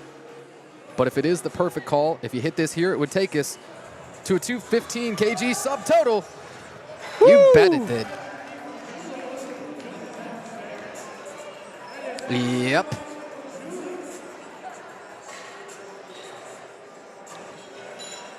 Oh, yeah, look at that. Acrobatics right here. Go and tell us what we're seeing there. And then Megan Hoover at 70 kg. Yes. no problem for Megan. She gets that quite easily. Then we got Lila Sweet here on platform 2, going for 70 kilograms. Squatted 127.5, second so far among the 82.5 kg juniors. And had the down and up, I think. Oh, no, she pressed it out and everything. I'm guessing you had the down and up. Yeah, yes. She knew it. I saw it, you saw it. Unfortunately, that's just how it was. When all of the pressing power is there, clearly, right? Yes. As you're able to just throw it back up there, yeah. Could have just been a missed groove and just try to keep going up. Honestly, I respect it. Finish it through. Yeah, you could have dumped it, that is. Eva Hobley, 75 kg. And she'll stay out front of the 60 kg juniors. That's money. Christy Buckley, 72.5 on the bar.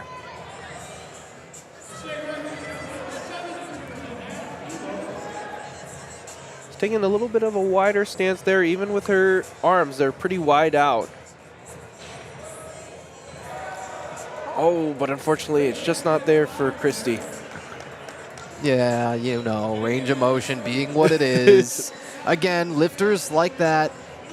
Can they make up some on the deadlift? Probably, right? 100%. If you have to, I think you can. Brittany Mikulix at 75 kg. She's got it.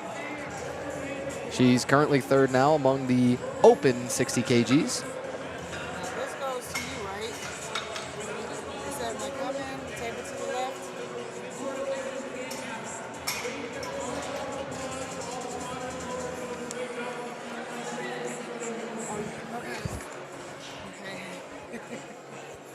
Steron Coleman is going to get a 72.5 kilo retake.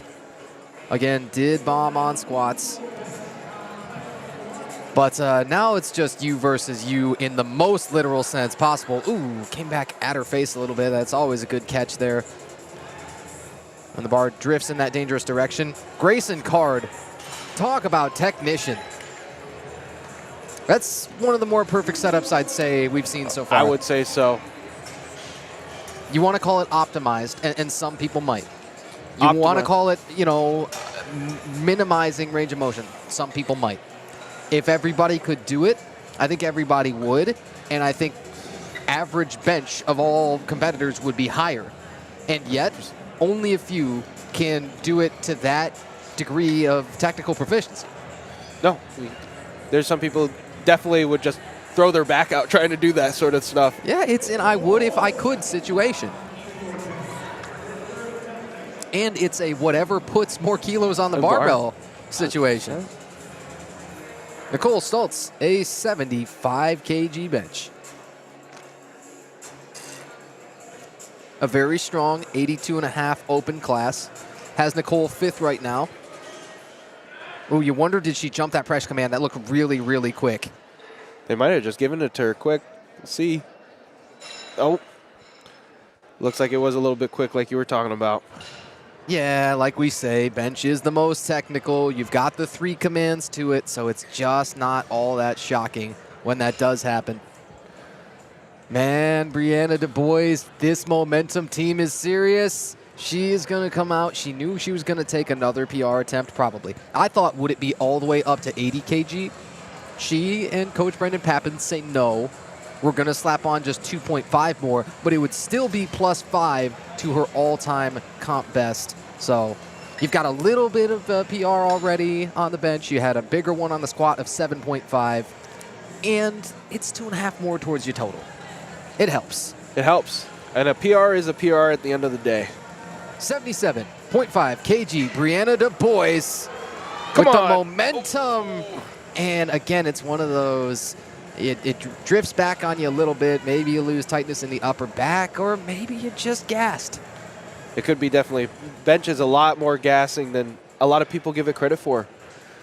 Especially if you've got a slow, heavy second. The likelihood of coming back, hitting that third is just not so good. We continue to see it here. Platform 1, Delilah Werner is going to miss there on 52.5. That would have been beyond body weight for her. Still, she will take that 47.5 for her seconds. We turned it over to Allison Sinadinos. Missed her first, then got 57.5 on her second, and 60 kg is the decision on her third. Again, that's your minimum jump. You can go up by as little as 2.5. Alina Chinoy, this is one of those lot number situations where she was taking the exact same attempt as Brianna Du Bois was. So she also has 77.5 kg on the bar. A 220 subtotal so far. Big number for her. Again, it's about 485 pounds. My favorite thing that she put down here on the sheet is actually, she says, a silly, goofy meet for the vibes with little or no training before. Well, that seems optimal. It sounds like she's coming in with a great mentality and it's working for her.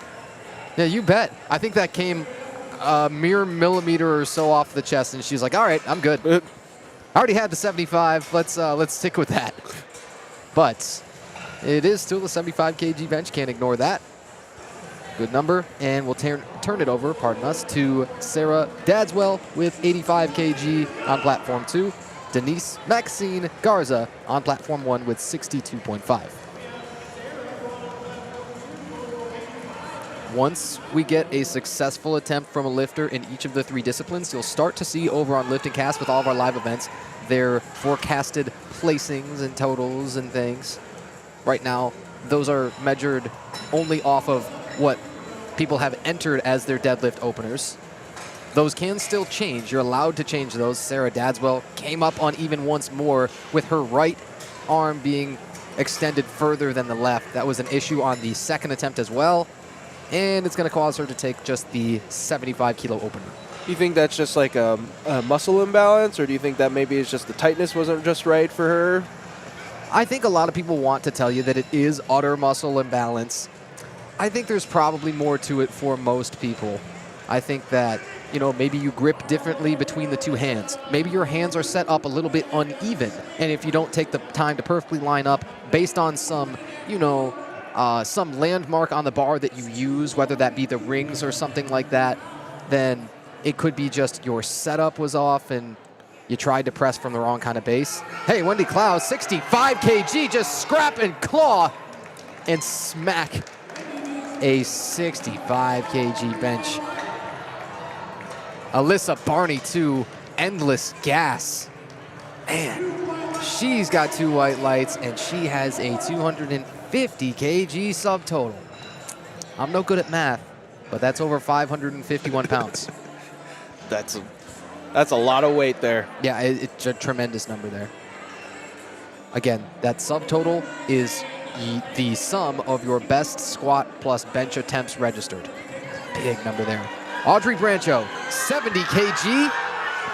Ooh, off of the chest. She had me convinced for a moment. It did stall. It's not over till it's over. Got to make it all the way through. Yeah, absolutely.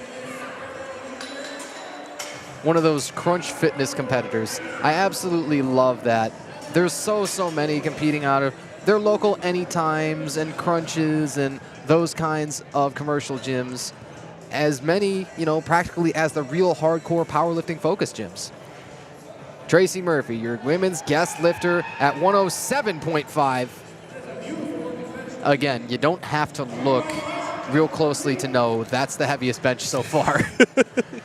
So the entire crowd just feels it. Yes, of course, we also know that she's a guest lifter and all that, but they're like, oh, this is a little bit different.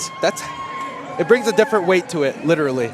Yeah, it does. It does. That's a tremendous number. Natalia Wicker, 72.5 kg. Another very, very strict setup. 72.5. Quicker press command. It's crawling. It's locked out. What do you think? I don't think it went down. No, me neither. Oh! Brutal 2 to 1. You hate Two to reds. see it, but it happens. It does. And then you will have in the back of your mind, could I have gone 2.5 lighter? Could I have taken one earlier attempt that was a little bit lighter, whether my opener or something? But you got what you could out of it. We're starting flight B here on platform 2 here with Janice Smith. Starting off at 50 kilograms. It's a warm-up as a warm-up gets here. You bet. And already took that state squat record. She must be feeling good coming into the rest of the competition, reaching one of those goals or records. Yeah, forget what happened on the other 2 squats. That's not so important. You're able to open with records. Megan Hoover, 72.5. Wow, fought that for quite a while. Got to be pulled now. Another one where in the midpoint of the lift, I thought this might be possible. This might somehow find its way up all the way to lockout. Eva Hobley working on a good day for herself. She's going to take another one of those minimum jumps of 2.5 kg from 75 to 77.5.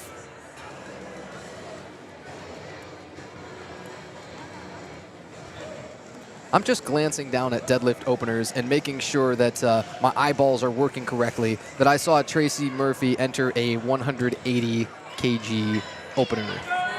That's nearly 400 pounds, isn't it? Yeah, you bet. That's about 397. I'm just making sure I saw that right here. Yeah, that's a huge number. Brenna Talford, to her credit, put in 187 and a half to open. Oh, my goodness. And she's a Masters competitor. And then you start to look at some of those male deadlift openers, and you're like, oh, wait a minute. Oh, Brenna Talford's going to smack some of them.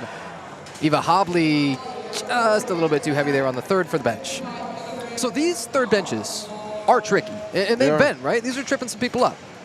I mean, you're already gassed. Like you keep talking about, you're tired, and the chest is not as big as a muscle. It can't take as much as like your legs would on a deadlift or a bench, or sorry, deadlift and a squat. Apologies. So it's hard. Third attempts are hard on bench. They're tricky. Yeah, I fully agree, and it's, like I said, it's very much been on display. Holly Werp, good on her opening bench. Got Brittany coming up here for her third attempt at a 77.5. That's a 2.5 kilogram jump for her third attempt. native of Trenton, trains out of F3. Coach Garen Clark watching, cheering her on. It went down a little quicker. Those third attempts, man. Yeah, it's no joke at all. I mean, if you've hit a squat PR already, if you had to, let's say, grind out squats a little bit, and then you hit your first and second bench and maybe they weren't insanely fast and you're having to take small jumps, but you're still toward the edge of your, maximal or even super maximal lifts, it's going to happen. You're going to miss sometimes, and you got to be okay with it and do the best you can to still set yourself up with your total. Trinity Materin, wow. Speaking of technicians, that's so clean. Surprised he saw the one red light. But we did, nonetheless. And I just love watching Grayson Carr just set up for her bench. Oh, but not quite there on the third attempt. Yeah, it happens there. Grayson already had secured that bench PR, the 90 kilo second. That one was just for fun. Right, and she's oh so close when you look at what she totaled at Collegiate Nats just, you're talking 7 months ago or so. That was 390 kg, so great total there to begin with, and a hair under 400 dots. Weighed in at 70.2 at Collegiate Nats. They're competing in the 75, so you do the math there, you're like, oh, she's way underweight for that class and still nearly hit a 400 dots there. A lot more to be had. Adriana Arzola opens 60 kg, just throws it through the roof. And here we got Flight C starting for Platform 1 here. We got Nicole Verbeek starting off at 45 kilograms. Taking her time. Looks like she's taking a little bit of a closer grip for her bench. No liftoff needed. All right, I'm glad you said a little bit closer of a grip. So there's the smooth of the barbell, right? As in inside of all of the knurling, and she's practically touching that. It's utterly an option that you have. Technically, as far as we're aware, I don't think there is any grip that is too narrow. However, you have a maximum grip width, right? And talk to me about that. Are you more of a max grip width bencher yourself, too? No, for max grip, it's a little bit too far for me. It gets a little bit uncomfortable, but you can't, I believe for the rule for the bench is that you can't have your your index finger past certain knurling, the outer knurling on the bar. And that could, there's only so much room that you can get on bench for that width. So for your safety and the rules of the competition, you just can't get that far out. Next, we have Gretchen Andrews coming up for her first attempt at 62.5 kilograms. And we also have Diane coming up for her first attempt at 62.5 kilograms. We're mirrored here. Let's see if they're in sync here, too. There's so much beauty in symmetry, and we've gotten to see a whole lot of it. Diane Nelson, Gretchen Andrews, like you say, both setting up. You'll notice a little bit of disparity in grip widths, arm lengths, even the width of the stances a little bit. Gretchen Andrews, the bar is moving around a little bit, but we should have two good presses there. And 6 whites. 6 whites. That's what I'm trying to see. Beauty and symmetry, folks. Uh-huh. You might start to think, okay, they do a lot of the same thing in this sport for a long time. Yes, but it's beautiful. It is beautiful. There's beautiful beauty and mastery and beauty and repetition. And I think in competition that really comes out. All that training you've done and getting all those little details just right. And you say mastery. Remember, folks, at about 5:30 p.m., that's when we're going to really start to see some of the absolute masters of iron who just wield this instrument, this implement, the barbell, better than the rest of us. That primetime session starting at about 5:30 p.m. here from the Lansing Center. It's USA Powerlifting's Michigan State Championships. Tanner White and Ian Varquez, so glad to be with you. Amy Bogue opens at 67.5 kg. And she's got the whites. All right, PJ Jones coming up with an 80 kg opener. Big opener for her, approaching body weight. Kathleen Miller, 65.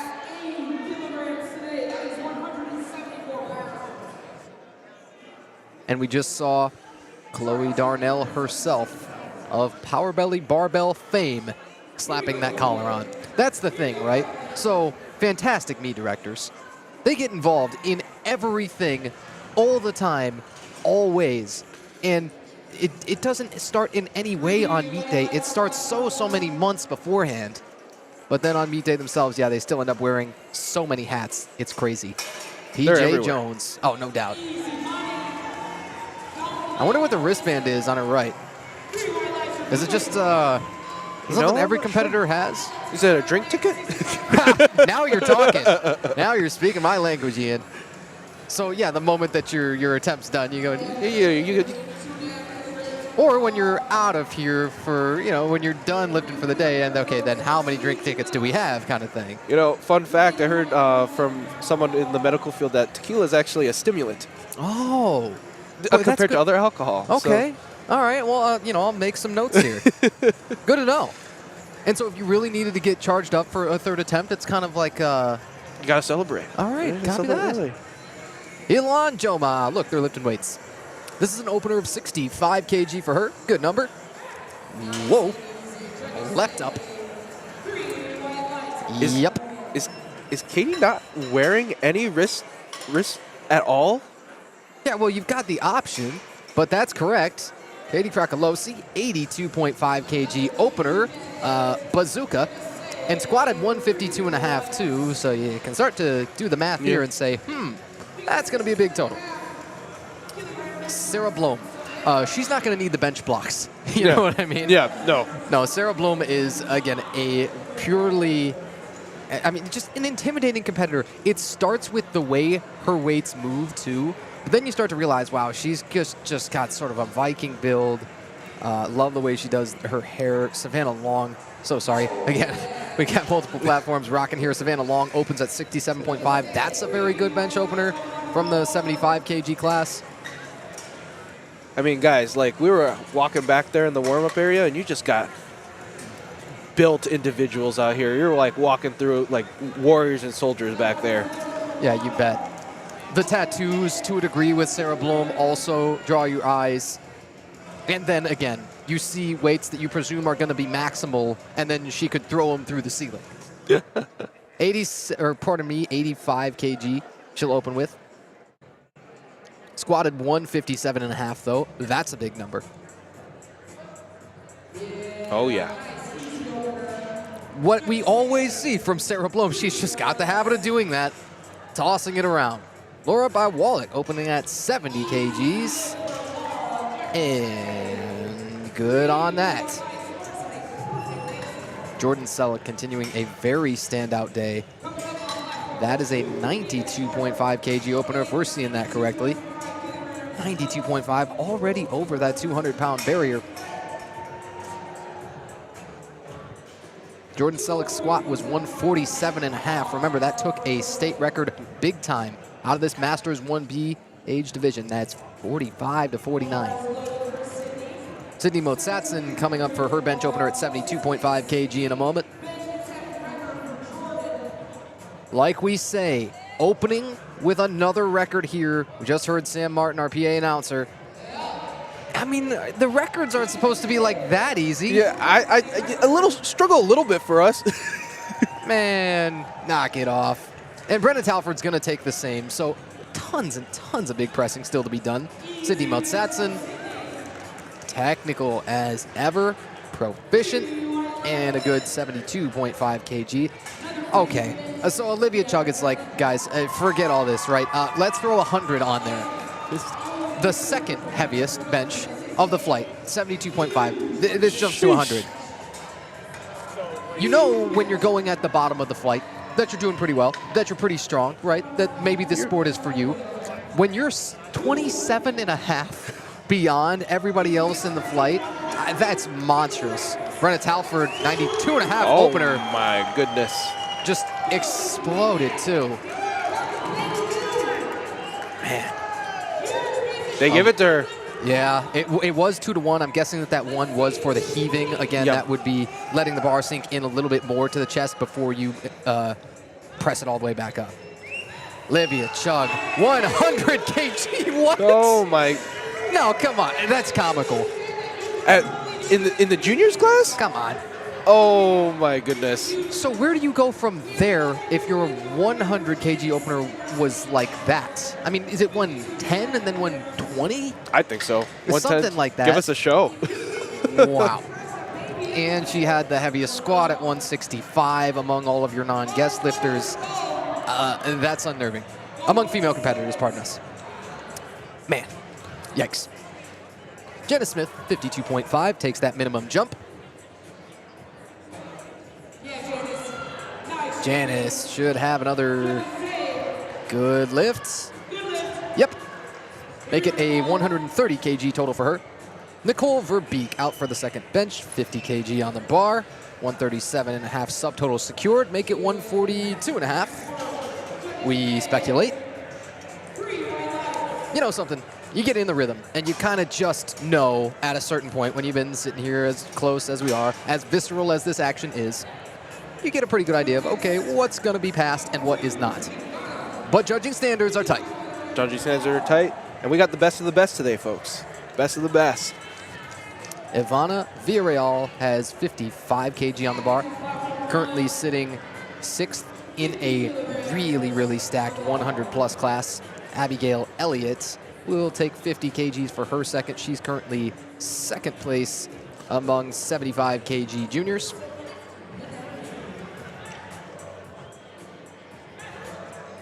Ivana. Ivana sees some more, something or other. Apologies on that. Cheeky. Anyway, 190 subtotal for her. Still sits 6th out of that 100-plus weight class. Trinity Materin is also going to take a minimum jump.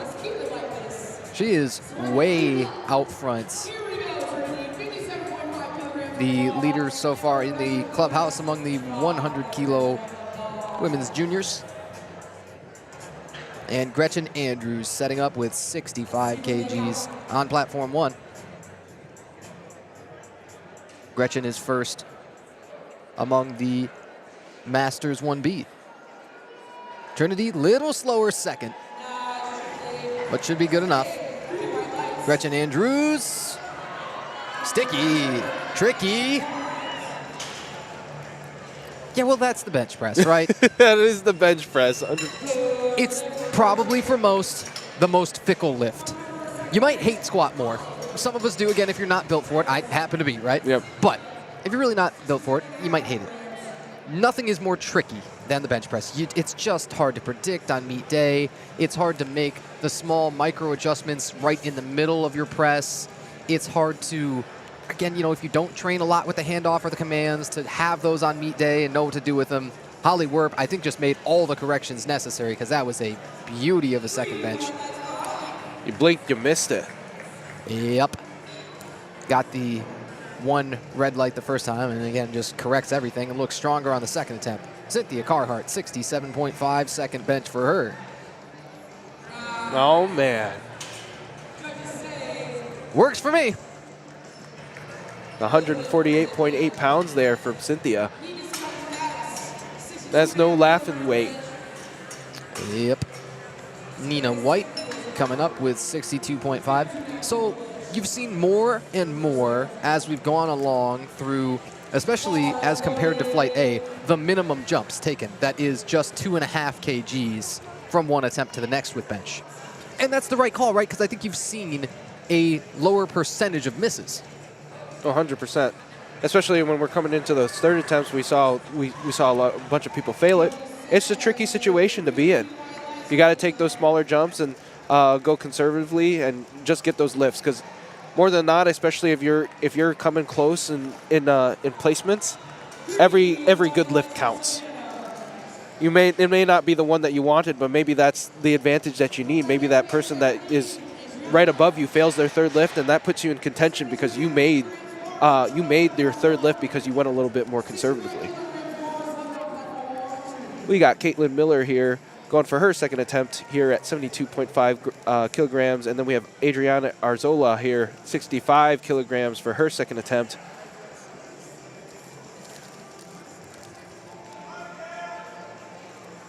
Comes out Adriana, no struggle. Miller, also no struggle. And we got 6 white lights for both of them.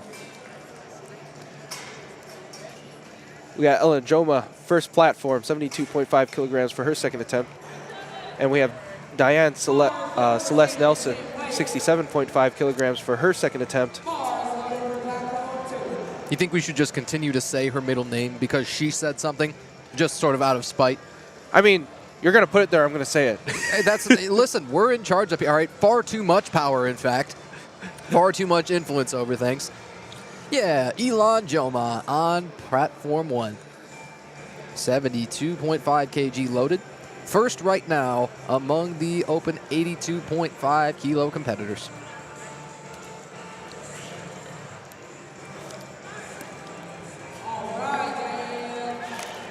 Elon is automatic. And 6 whites again. That is our favorite thing to see on this screen all time. Laura Wallach and Amy Bogue will be coming up next. They'll be taking 75 and 70 kg respectively. You think our loaders are tired yet? Wouldn't you be? 100%. Wouldn't you be leaving here in a wheelchair? Come on. And it's, people think that, okay, lifting starts at 9 a.m. I'll probably get there, 8:45, whatever. Forget it. Yes. Referees, spotters, loaders, judge, forget it. Oh, so much earlier than that. Meet directors, it probably have it the worst of all. They were here from like midnight, and they're back here again at like 6 a.m. in the morning. Yeah, turn right around and like you never left. Amy Bogue, push. Exactly. Sam Martin, our PA announcer, is right on board with us. Sometimes it's that simple. Hey, just push. Laura Wallach at 75. That's so smooth. Let me tell you something. What's my favorite wrist wrap? That I saw very, very clearly. Ooh, she did get 1 red light. However, from the head judge, and she's good on the sides. So, the Inzer Iron Z wrist wraps. I'm telling you, my absolute favorites by far. I've been using them for years. Run maybe $15 a pair. Wow. You can spend $40, $45, $60 on some real nice pairs. Not to throw any, higher end powerlifting apparel companies under the bus. But I'm telling you, the Inzer Iron Zs, folks, I really recommend you look into them. I am partial to them, and I disclose that freely, but I absolutely love them. PJ Jones, 85 kg scrap. And rack. And boom, back. And all whites, everything. That's what we like. Sydney Mutsatson just had a successful one there, too. So, Olivia Chugg did put in a 7.5 jump. Okay. The opener was absolutely tossed around. It was ragdolled. If you do the same thing on the second, then yeah, I think there's, very little doubt that 115 is going to be there, and that's probably going to be the third attempt, you think? I think so, too. Especially, we'll have to see her second attempt here. She's going to throw around 7.5 here. It's been so pretty so far. Squatted 165. She did miss her second squat. Came back and got that 165 the second time, way out front of everybody. 107.5 seconds. So I'll see you all at 115. Yeah, I hope so. I'll see you all at 115 kilograms here. It better be. Look, I'm telling you, she's got the biggest crowd of anybody here today that we can see. These bleachers, they just, like half of them emptied because Olivia's whole fan crew came down there. Katie Fracolosi, hello, 87.5 kg. And she took that extra moment to pause on the bench before hopping up, making sure she's got the lights. For sure, some people, and even myself, I've definitely jumped the gun and gotten a red light for it. So don't waste your attempt. Take your time. Get those lights.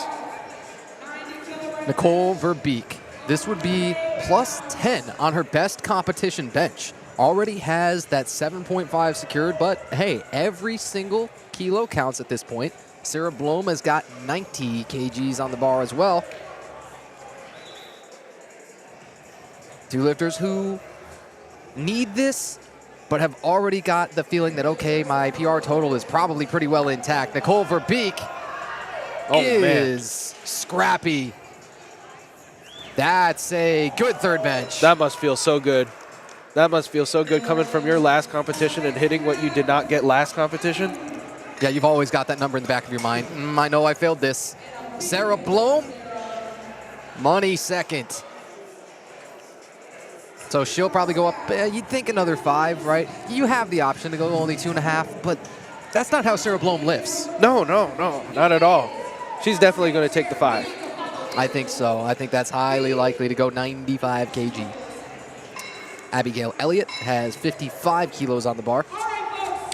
Abigail's sitting second right now among the junior 75 kg women's competitors. Jordan Selleck just continuing to extend all those state records out of the Masters 1Bs.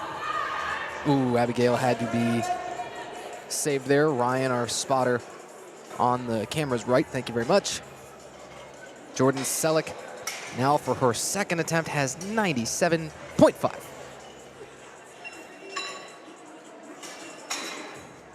A native of Brighton on the east side. She said she trains out of an Anytime Fitness. You're going to love that. You got to love that about powerlifting. Really, you could do that almost in any gym, maybe except Planet Fitness. You laugh, but I don't know, man. The variety of the machines and things. You know, of course, the Smith machines would be kind of the one point of contention, I think, among most. They would say, you want me to use a what? For my competition lift? Yeah, you know, specificity being what it is. Fun thought. Fun thought. Fun thought. I have looked it up. Oh, sure. Yeah. Just because when you're out of options and that's all you got. Yeah. Gretchen Andrews. Big Gretch. Got stuck. Yep, stalled towards the midpoint. Brenna Talford, 97.5. Oh. It left up and then a little bit awkward right toward the top with the lockout. Let's see. I think she might have hit the rack on the way up. I saw that move a little bit. Yeah, Ian, I think you're right. And so that affected the lockout a bunch, and then maybe the butt comes off or whatever to try and just sneak it back into the hooks there. Yeah, that's probably what you're talking about, so you get 2 reds. Again, you have the chance to appeal that if you need to, you feel it necessary, but you probably should. There's nothing lost for you, so. Yeah, that's right. Doesn't cost you anything. Cynthia Carhart at 72.5. Her third attempt here on platform 1. Janice Smith coming up on platform 2 in a moment with 55. Cynthia. Oh, man. She looking like my favorite clothing brand, Carhartt. Durable, reliable. I'm surprised you're not wearing one right now, but I tell you, we kind of need them. We do. I mean, the air is a little bit cranked in here. At some point, I'm probably going to slip my pea coat back on because I tell you, I've had some shivers here, time to time.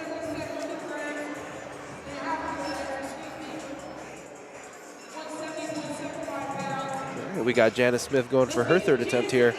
55 kilograms at the 2.5 kilogram jump. And it looks like it's going to possibly be the right call here. Oh, you think? I think that was perfect.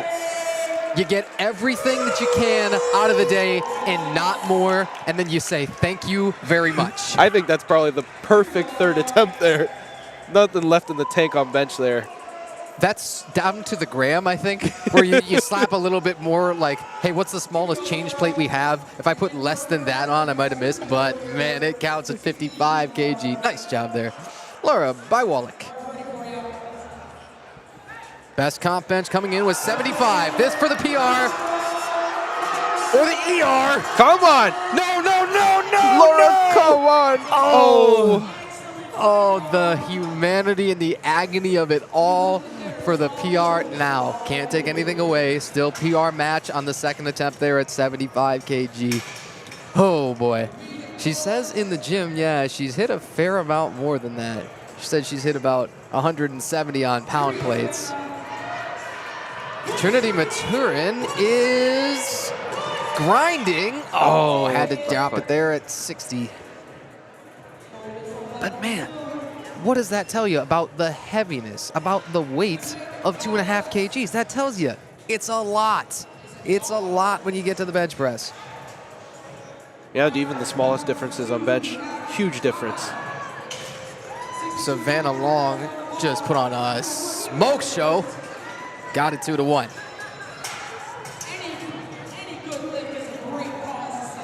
All right. Kathleen Miller and Ivana Villarreal for their third attempts, 77.5 and 62.5 on platform 1 and 2, respectively.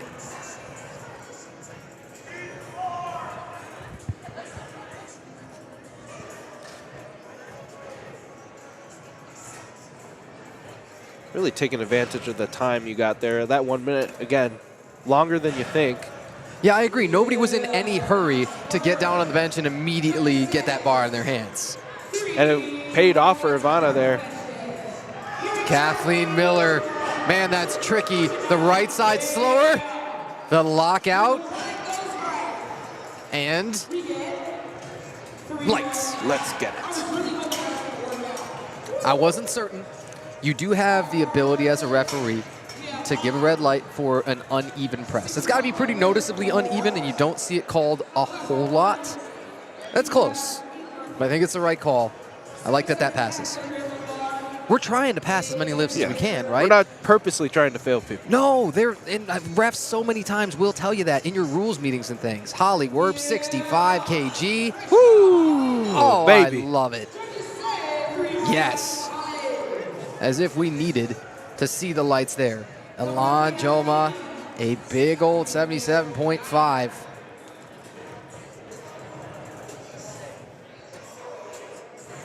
Elan for a 5 kg competition PR. It's so slow and technical. It's so perfect. It's so beautiful. +5 all-time best bench. Up there on the lifts today? That's way up there. That's pretty awesome. Okay.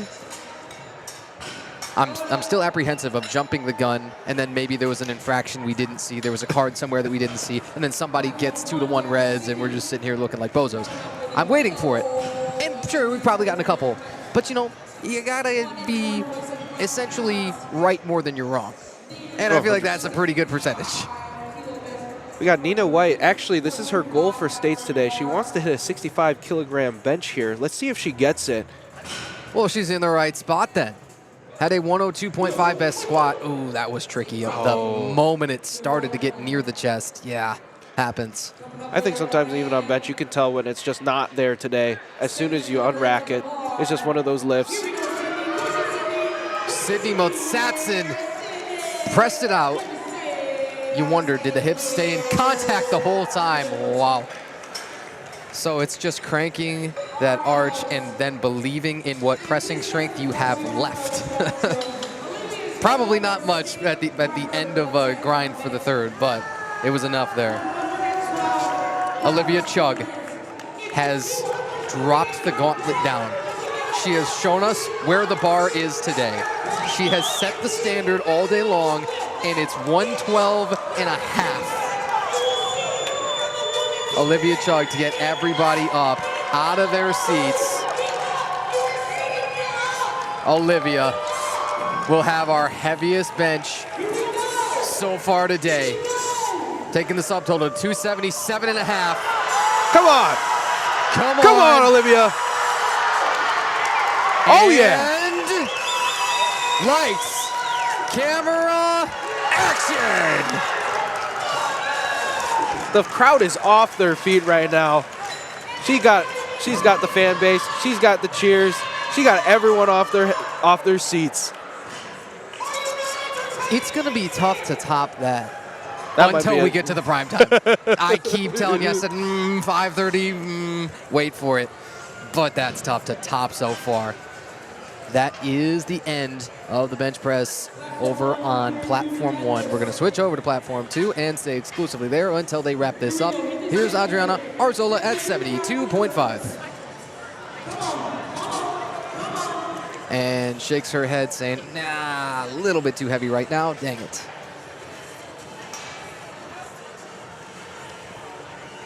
Adriana Arzola will have to take that second bench.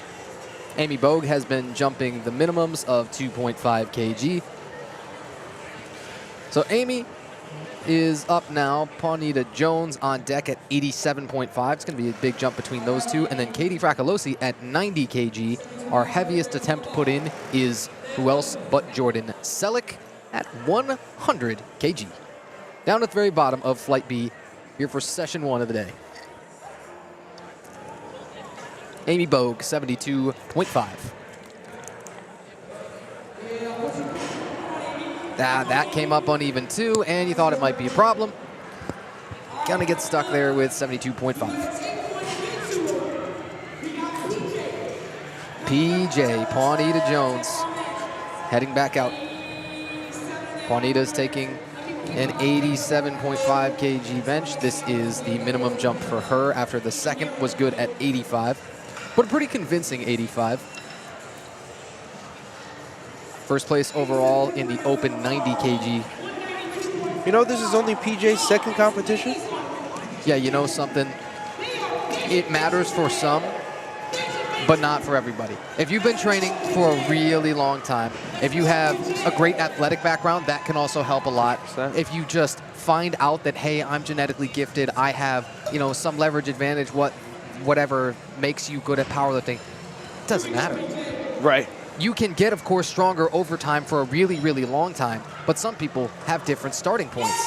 PJ Jones will grind for a few, and then she's got to dump it at 87.5. But still out in the lead among the 90-kilo women's competitors.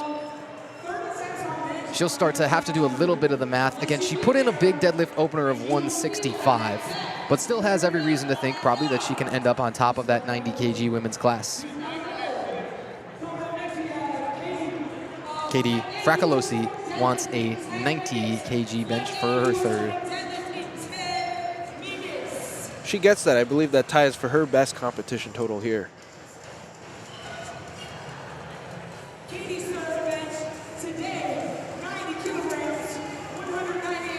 Take that time.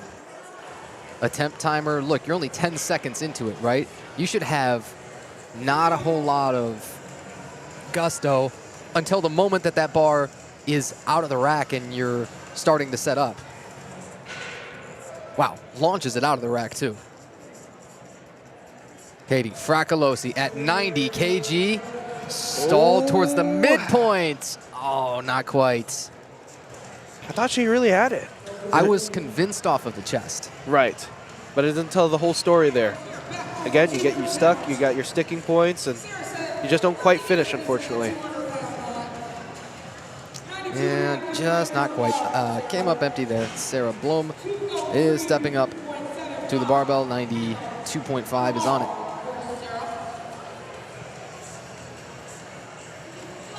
And somewhere, Taylor Guzzi be cheering her on. Those two recently engaged. They celebrated that shortly after they both competed at USAPL's Iron Games.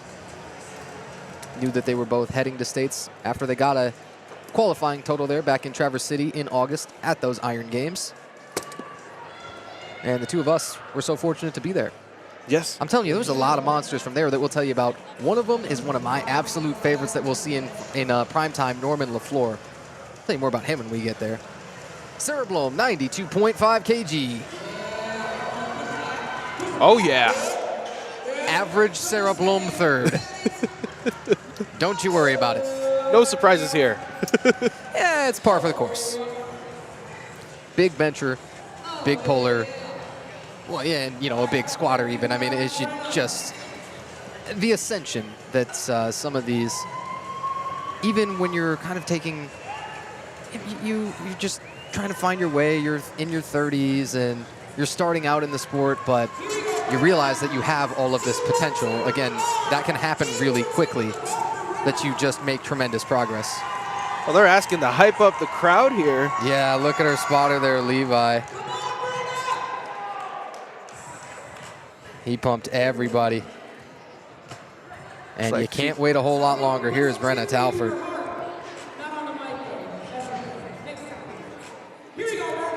97.5 is the number. Brenna missed on the second, not quite there on the third, and stalled a little bit quicker that time. Just a look like she had control from the top. As soon as he unracked, she just didn't have it, unfortunately. Yep, not quite.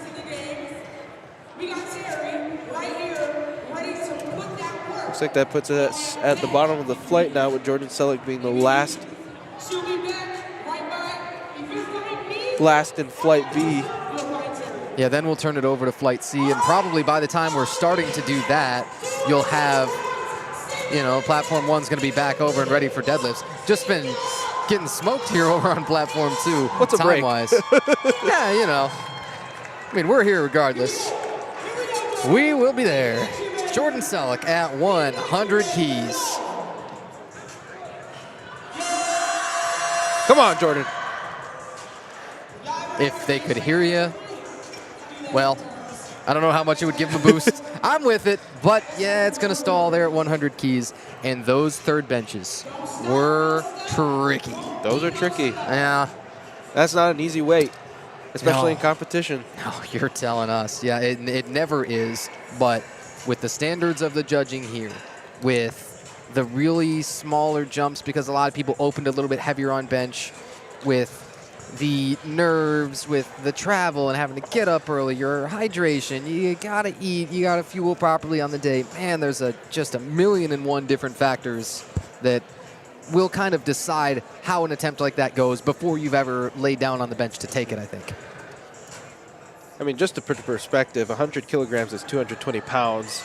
Statistically, not a lot of humans on Earth, like less than 1%, can hit that in the gym. So to do that in competition is crazy. Yeah, I'm glad that you made the distinction too. Agreed. It's and many people still can have a better competition total, or rather have a better gym total than they do in competition. 100%. Yeah. Caleb Rigderink is up with 90 kgs for his opener. So now our men's competitors are up. As we mentioned in this first session, we had all of our female non-primetime competitors. Caleb doing a really good job there. I love that he just talked to both side spotters, as well as who he's going to get a handoff from in the center as well, making sure everybody's on exactly the same page with what he wants to do with this attempt. Squatted 200 kgs. That was a big number for him. This would run up his subtotal to 290. And that's just on the opener. Butter. Oh, Whoa, take it easy, man. And I think, catch that? Was that on the spotter or was that on him? boy, he throws the 2 thumbs up, right? Yeah. That's a good sign. It's tough. Again, you'd like to see the spotter pull that thing all the way aggressively into the hook and then let go of it. I'm guessing he's going to talk again with our spotter there, Levi, on the left. I can't be certain what the issue was. However, nobody's hurt, and that's beyond important. 100%. So, And that's the goal. No one comes hurt, and everyone can compete to their best of their abilities today. agreed. Pedro Bissoni, 97.5 opener. So these are men's competitors, again, up to 82.5 kg. Then we'll have our primetime session starting, once again, about 5:30 p.m. this evening. And tomorrow, all of our men's competitors, 90 kg and beyond. Whew.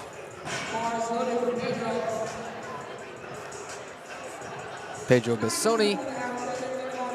Nice. Oh. Fist bumps, that's a good gesture. Especially if you should ever need them to save you, as it were. He gave me fist bumps. I'm saving his life. Yeah, you know. It's a mutual respect thing, I think. Pedro Bissoni, 97.5 kg, opener on bench. Given the command. No problem for an opener for Bissoni. What do I tell you about all of these Michael Bress coached athletes, man? Another one competing under that Bress and barbell banner, and Pedro has a great opening bench. He said his best gym total included a 117.5 best bench in it. So you start doing the math there. You say, well, okay, he opened at 97.5. He's got a ways to go to get there. Yeah, but I just don't count out the Bress and barbell team. Daniel Hallam opening at 105. Just did sort of a LeBron-level chalk toss. You see some chalking on bench, typically more on your back, but sure, you can have it on your hands. Why not? Hey, whatever stops it from the barbell from slipping out. I agree. Still, 105 opener was launched. Man, that's good looking. So he's got a lot more to do. Maybe that is the sauce. Maybe we all need chalk when we bench on our hands. I think we never put enough chalk. That could be it. Wyatt, I never thought of that. You ought to learn something today. You know what I mean? If you sit down with us for all of these many, many hours, it would be difficult to not learn anything, in fact. We hope. We hope, yeah, 100%. I should say. I should make the disclaimer there. Oh, and Enox at 107.5. Had a huge squat for a 67.5. I mean, that's towards the real light end of male competitors, and he hit 197.5.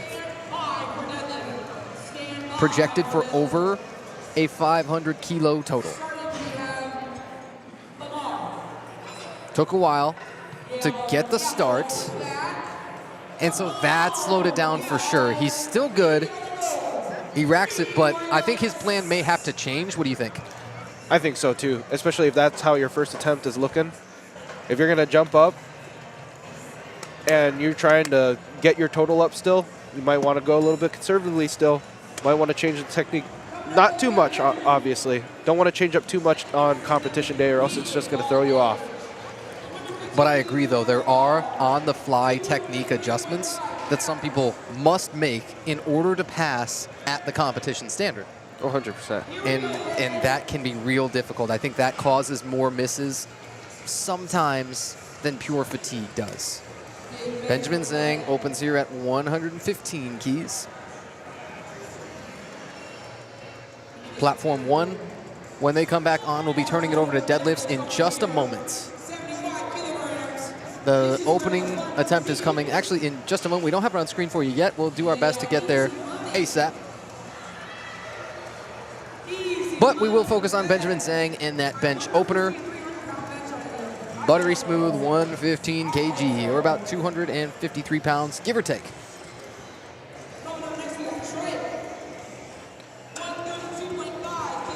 Again, we do have deadlifts going on here on platform 1. We'll get camera feed switched over to there. We'll go back to our split screen as soon as we can. You got a big bench here out of Trevion Tenney, UK, coming up. For his opener, that's 132.5. Expect nothing less from this guy. Yeah. You saw the squats. For sure. Had a very good looking squat. Benched 137.5 last year. That's something to think about. You're opening only 5 under what you hit last year. And he was a top 20 finisher by dot score here. 439.4 dots is no joke. Man, the guy clearly looks like he's gotten better. Now, you got to see what the second and third are like. Wow. Oh, yeah. Whoa. And he takes a long while on that press command, too. He's probably thinking, if that press were a little bit quicker, I could be just nuking what I've ever done before on bench. Even so, 132.5, great start. And yet that is not the last bench of the flight. Again, you always like to be at the very bottom of the flight. That means, hey, I opened heavier than anybody else, and maybe if I can continue on this pace, I will continue to have heavier numbers than everybody else. But Carlo Melendez is going to go 135 to open. Wow, a nearly 300-pound opener here. Yeah. Not 135 pounds, 135 kilograms. Right, you could be confused for crossing him up, for sure. Guy says his goal is just to improve, just to get better. I love people like that, where you're not competing against anything but your last total or your best total. Forget all that other noise. Forget I want a specific exact number or this and that record. Whew! My gosh. He just wants that smoke, that action. He did get red lighted one time. I wonder. We haven't said anything about the butts coming off, about the hips off the bench. Yeah. It's one of those, maybe that's a side referee certainly can see it. Head ref, not so much, but he did get red lighted from his left. Again, there was something, but that's one thing that I think maybe it could be, and we haven't seen hardly anybody at all called for it yet, is the hips off the bench. That one doesn't come up as nearly as often as anything else. So. Yeah, it doesn't. When you're really, really heavy on your bench, you're at a very much maximal load. It kind of wants to pin you down there. Oh, yeah. And a cue also that I've heard, and something that I've used myself personally, is mashing the head and or the neck and upper back into the bench. And, Yep. you know, that can sort of further reinforce your arch. Ross Bogart, second bench here, 90 kgs. Ross, I mean, he's showing him who's boss, and that is smooth. All right. Caleb Rigderink is making, again, what you typically think of as a real big jump for bench. It's 15 kgs, up to 105. I mean, that first attempt went real quick, so no surprise here that he's going up to doing a 115 kilogram jump here. We assure you there are still deadlifts going on platform 1, so sorry. We're going to stick here on platform 2 for now while we round out bench. These are our male competitors in flight 3. All competitors up through 82.5 kgs and non-prime time. I say that because I'm looking at Norman LaFleur in the very front row of the bleachers. Caleb had a tricky time on the second, man. Yeah, like quicksand, he's stuck there. And what do you say? When you fight it, you just sink further into it? That's how it goes. Yeah. Yeah, he'll retake, of course, but when you make a jump that big and you don't hit it, you know you're in for a really, really tough third. The likelihood is always, probably at that point, more that you miss it than that you dig so deep as to hit it, probably. Oh, 100%. That mental battle. Yeah, get 15 on deadlift, sure, you can come back. 15 kgs on bench is a ton. Again, even depending on your relative strength and where you start, it's like, yeah, it's 15 kgs regardless, man. I don't know. Pedro Bessoni, 105.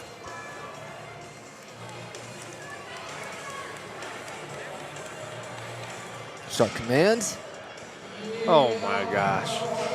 Well, so when the second's easier than the first, all right, what do? You slap some more on there. Guy's only 16 or 17 years old.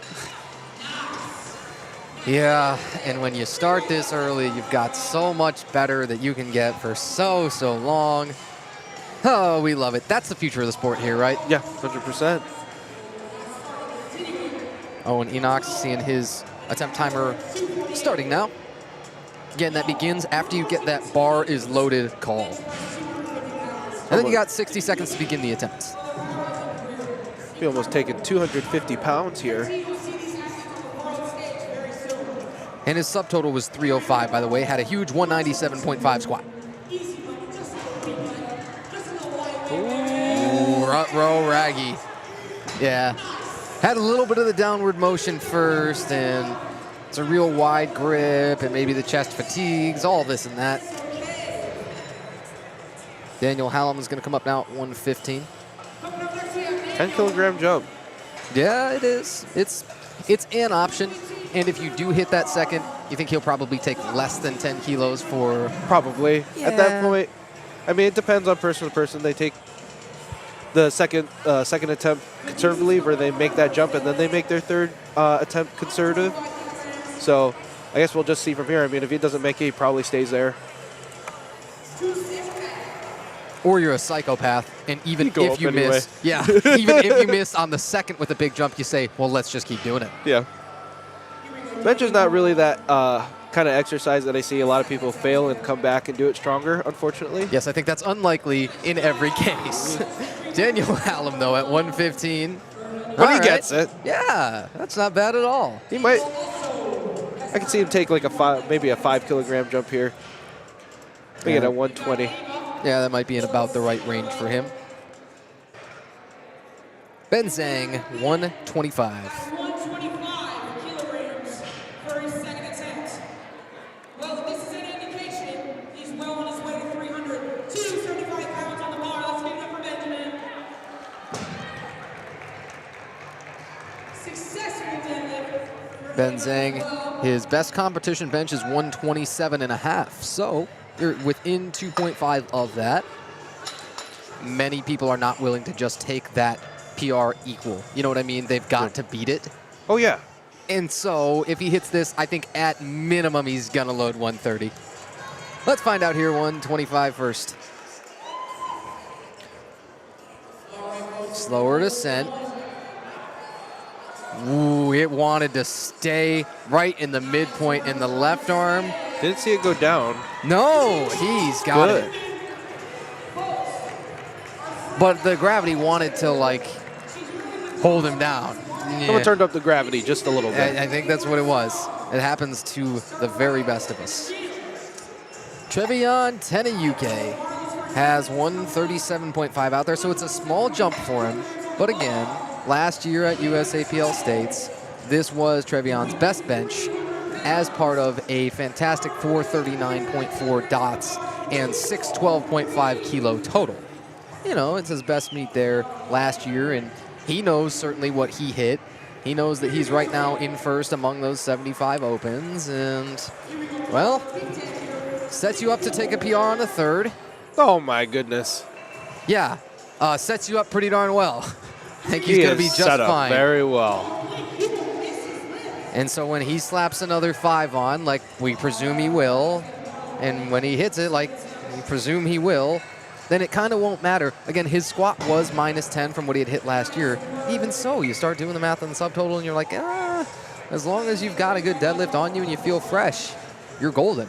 And we love a bench PR, the feeling of it. The you know. It's the most gym bro lift in the whole gym. It is the lift. Yeah. So the first time, Carlo actually being the last in the flight to go up because he's lifting heavier than Trevion here. He will jump up to 145 kilograms. That is a 10 kilogram jump here for him. Indeed it is. He's second among those 75s. Again, these are 75 open, that open weight class beyond the age of 23, and technically before Masters, though you could be of a Masters age and still elect to enter open. With those Masters beginning at 40 years of age. Carlo Melendez, 145, woo. Not quite. Yeah, and not far off his chest that he failed. Well, I don't think there's any way you can go up now after a second of that ilk. No, certainly not, but who knows? Sometimes they surprise us. Yeah, but then he's got to have Trevion Tenayuke in the back of his mind that if I want to stay within range of even taking sort of kind of a YOLO poll to keep even with him, what do I need to bench? Yeah, probably not less than 145. It's tough. Would you have jumped to like 140 then? Maybe 142.5 could have been there, or maybe 140 could have been the best. If you were saying I must go conservative and then take 145 for your third, and if that's the best you're going to get, still know that, okay, I did outbench Trevion, likely. Yes. Can't guarantee it, but in all likelihood, he will outbench Trevion. Ross Bogard, 95 keys. I mean, pretty much technically perfect on everything, man. Ross is the boss, man. Yeah. Ross is the boss. And it leads to a 6 for 6 so far. Not a coincidence. Caleb has to retake at 105. Backed himself a tad into the corner.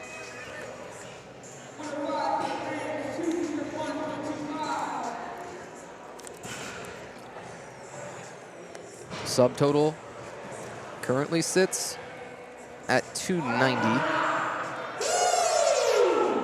Had a monster 200 kilo squat that was achieved with two 22.5 kilo jumps, which is oh so uncommon. But let's find out if that is maybe a different formula for bench, if the big jumps was a bit too much, or if he can make a comeback here at a big time. 105. From the second to the third. Come on. Creepy crawly. No. Not quite there. Couldn't hit. Man, that jump, too much. So you'll have in the back of your mind, all right, I need to take smaller jumps going forward for the rest of my career and things. I need to know that, especially on a bench press, 15 is a ton. I need to gauge, you know, a little bit more of what I'm going to do based on that first attempt and exactly the speed of it. Now we do get to see our deadlifts here on Platform 1, and we just saw Deborah Postiff with her second attempt at 102.5. So that's where we're at on that one. But still on Platform 2, we are nearing the end of the bench press. Third attempts now see Pedro Bissoni coming up. He's the third of our third attempts for Flight C over on platform 2. Again, if you're confused about all of this, if you can't follow it at all, well, best of luck to you. We'll try to help guide you through it all day long. Anushka Chilale on a 102.5 second deadlift. Got it. And gave a little thumbs up. Pedro on 110. Yep, skipped off the bench. And he's got 3 whites. While we got the chance here, we could talk about a little bit about the deadlift rules here. So deadlifts always start off the floor. So you pull from the floor, you stand erect with locked knees, and the judge will give you the down command. It's as simple as that. You pick up heavy weight, and you put it down when the judge tells you to. There's a few things that you can't do. You can't do a hitch technique. It's where you use your quads and you bend back and try to crawl the bar up all the way to the lockout. Can't do that, unfortunately. That's a strongman thing, and we're powerlifters here. You speak for all of us. Thank you. Mr. Man of the People over here, Owen Enox, is going to come back, and maybe he might have. Did he? That's impressive. Oh. No. Oh, it would have only been right for 112 and a half. That is a tough one for Owen to swallow, probably, because you're talking an 8, maybe 9-second grind to it when you already know that these benches have been tripping people up more than anything else has today. All right, when you look down in this Flight C among these lighter male competitors, you have 2 so far who have not missed an attempt. Trevion Tenayuke and Ross Bogard. Ross already knows he's 6 for 6. He's cooking. He is competing against himself in that Masters 3A. He just doesn't miss. No, it's right. Lots of technique. Again, spent so long in the iron game. Daniel Hallam is stapled at 122.5. Went with a little bit smaller of a jump. Maybe I think you had noted that 120 might have been the number he could have been thinking about, and might have paid the price a little bit. Catherine Fuller, a really good-looking second deadlift for her. She did get 1 red light from the right, but a 125 second pull for her. Vanessa Patel is going to come up with 130. Why would we get a red light from the right or left, Tanner? You know, what you're probably talking about is locking of, could be a few things, locking of the knees or the hips most likely would be my guess. If it looks like one side is just not entirely locked out to where you are standing completely erect, that's probably the kind of thing that they're talking about. Vanessa Patel, again, a second deadlift here of 130. Opts for the sumo deadlift technique. We'll talk a lot about that, I'm sure. Ooh, wow. Had to dump that quick. Hardly broke the floor on it. You think she just felt it and was like, that's not it? Yeah, sometimes something doesn't quite feel right in your back. Ben Zhang at 130 is stalled out midpoint there. Sometimes something doesn't feel quite right in your back. Sometimes your brace wasn't right when you went to go and grab the bar in the first place. And it does look like she's coached by Norman LaFleur. Again, she goes over and sees him the moment that she comes away from the platform. And again, probably has to adjust her plan heavily, as that was the second attempt and it never really broke the floor. It's one of those, you might start to think about scratching. We haven't seen anybody elect to scratch yet, but that's always an option, right? And you just don't come out there for the attempt. You let the attempt timer run all the way down. It gives your competitors a little bit more time to rest. I've seen that too. Yeah, especially before that changeover. You know, you'll have the full 10 minutes to, well, pardon us here. Trevion Tenayuke is going to take that bench PR here at 142.5. It's come on, so, Trevion. Come on, nice. Man. Yes, of course. Of course he got it. It's 2-1. He's 6 for 6. Yeah. And that's exactly 2 competitors still out of all of Flight C here, these lighter men's competitors, to be 6 for 6 so far. Tyerica Boyd, a beauty of a 135 second pull. Carlo Melendez will be retaking, that is, at 145. Maybe he might surprise us. We'll see. Unlikely, but I'll give him benefit of the doubt here. Yeah, this is tough. He is backed into a corner, and he is finding himself trailing right now against Trevion Tenayuke in those open 75s. It's a 22.5 lead right now, if you're looking down here between Trevion Tenayuke and Carlo Melendez. Now, Carlo also entered as a Masters 1A. So, you know, you have that in the back of your mind that you are also competing for Best Male Masters Lifter as opposed to, or in conjunction with Best Male Open Lifter. Ava Horvath, hello, 142.5 second. That's huge. Woo! With the down, with the whites. And then Carlo Melendez, not gonna get the third. Yeah, you said 145 was gonna be a battle. That was a big number from the beginning. He gave it as his best attempt. He put it all out there, just not there. We're gonna change over on platform 2. We'll probably get that camera off of platform 2 in a moment while they take 10 minutes. Get your disassembly line up there and take the combo rack out of there. Anna Stratton, 147.5 to continue the breast and barbell team's dominance here today. Day 1 of USA Powerlifting's Michigan State Championships here from the Lansing Center in the capital city. Anna Stratton. It's concerning the speed of the second. It's a little too fast. Yeah, I don't know how that sits with me. But I think she's going to go over and tell Michael Bress, whatever we were planning, let's go way up. I think that's highly likely. And Michael's going to say, hey. Don't need to, but maybe we want to. It's fun. It's your third pull. You know, you might be able to go home after this, and you can kind of let it all hang out. Depending on what, if she already hit the numbers that she wanted to hit for her second attempt, she could go wherever she wants on her third attempt. Yeah. Lots of room to play around with it. Marley Dodenhoff.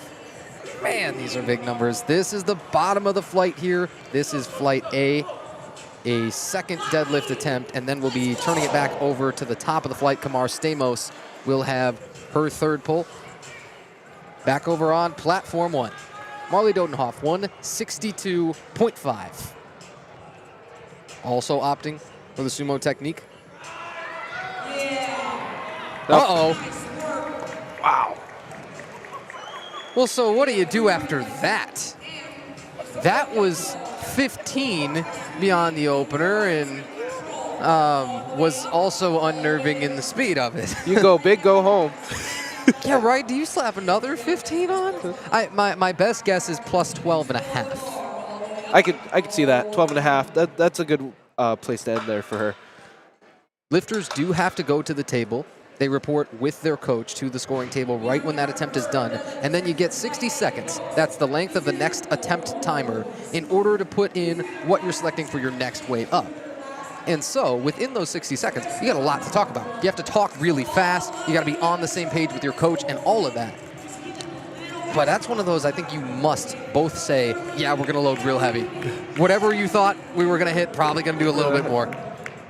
Kamar Stamos to finish off the day with the 90 kgs. Rip and grip. Yes. Now, folks, you see the white powder on her legs. That is not chalk. Are you certain? I'm sure. You can smell it from here. It's the baby powder. Now, the reason you would want to use baby powder over using chalk is that chalk is gonna want the bar to stick to your legs. You use baby powder because it's gonna slide up your legs. So there's a reason we use baby powder on babies, and we're using it here just to get that bar, whatever it takes to help get us just a little bit more weight on the bar. Yeah, you bet. And you see, no matter the grip that lifters take, the hands will run into the legs at some point or another. And then the lift gets a little bit more sticky, and it's often near lockout. Abigail Goodman coming up for her final pull, 105 kg. Whoa, stanky leg, but she might have fought, and she might have scrapped. I was a little worried there. And survived. There's nothing that says you've got to pull super even. I mean, when you take a snapshot of that bar 6 inches off of the ground versus that lockout, you would think it was 2 different lifts. You would think, how did she ever get back there? Wow. That's some good mental strength for her. even if it wasn't perfectly even, she still got all the way to the top, got her 3 white lights. That's insane. It was an interpretive dance move, maybe. Maybe that's how you play it off, right? No, I like the stanky leg comparison that you made. It's accidental, but it happens to the best of us.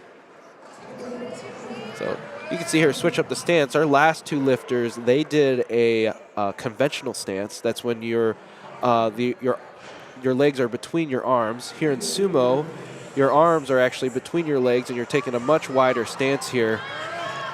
Now, there's a lot of controversies depending on who you ask if sumo is cheating or not.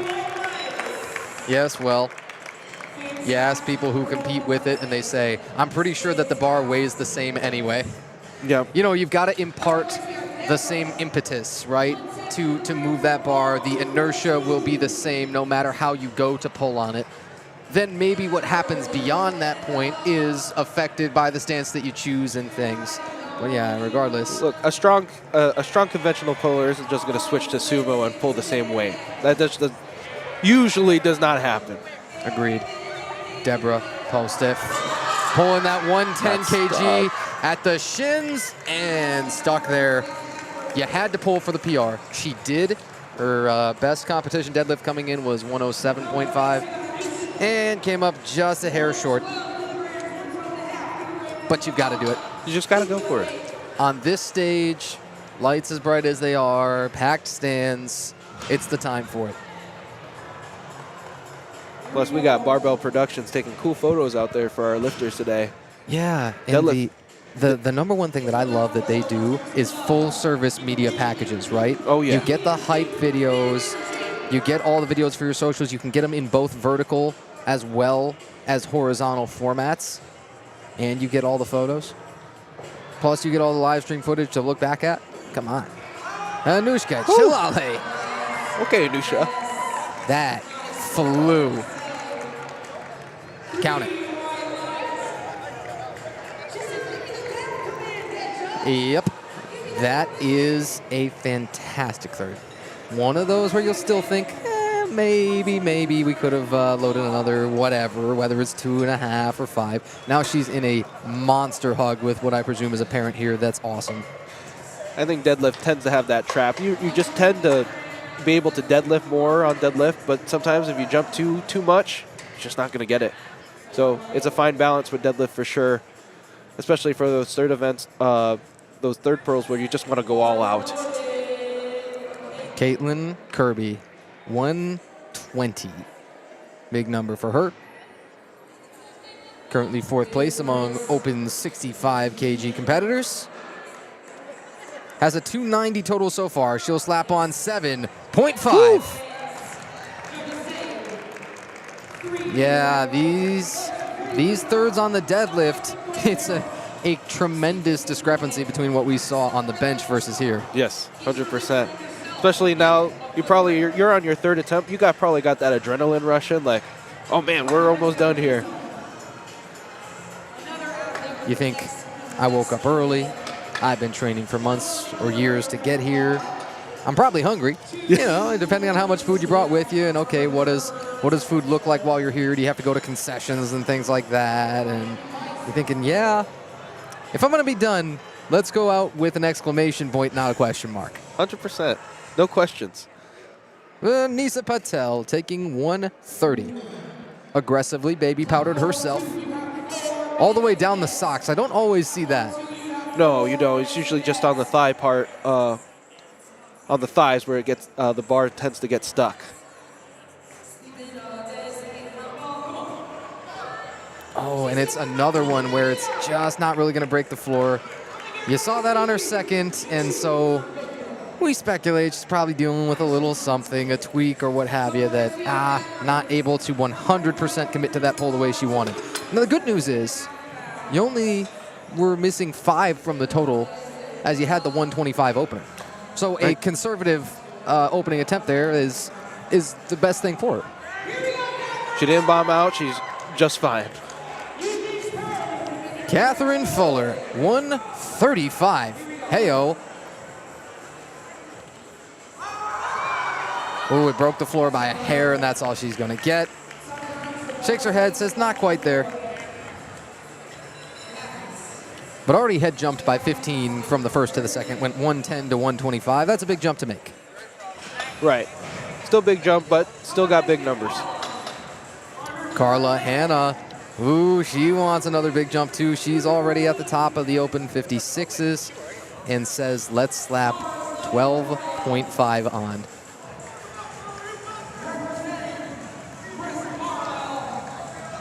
But basically put her at 315 pounds here. She says her best competition deadlift is 135. She's hit 142 and a half, this exact number in the gym, but to do it at States for the third is oh so much sweeter. Oh, she's got 3 reds. What did you see? I wonder if she wasn't just fully locked out there, or maybe she missed the command. So, if it's not lockout, are you looking at her knees then, you think? Yeah, that's where I would look for knees. Man. And with a sumo competitor, that's going to be what you're more likely to be called for. On a conventional side, it's more, you can still, of course, be called for soft knees, but the hips are probably going to be a little bit more sometimes the difficulty. I'm surprised by that, I tell you. That one looked pretty darn good. And unfortunately, with 3 red lights, she cannot appeal for that at all. So Yeah, that's right. That will end the day with the slightest of sour tastes. Ava Horvath wants a different ending for herself at 147.5. going with the mixed grip. And this would tie her competition PR. Broke the floor. Yeah, but not much more, man. It's heavyweight for anybody. Yep. When you're a 65 kg junior, when you drop down a weight class from the beginning of this year at the high school and collegiate open for USAPL, yeah, it's even heavier. And you just did 8 lifts before that one. You're gassed. Yeah, that's all it is. It's all it comes down to. Man, Tyerica Boyd is making a statement here. This is a big swing. Jump 12.5. Oh my goodness. And this would be 10 beyond her all-time PR2 on the platform. This is a tremendous ascension if she's able to get this here. To add 15 to the total. Oh. And a heel picked up on the left side. You don't see that often. I think she was thinking, hey, can I pull at this again? Can I get another try at it? The answer is no. The moment that bar breaks the floor, it counts as an attempt.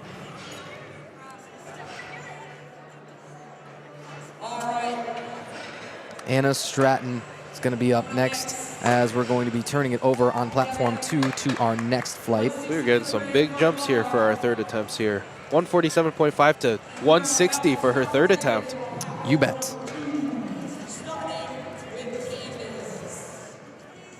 Anna Stratton coming in had a deadlift PR of 155. This would be +5 all time.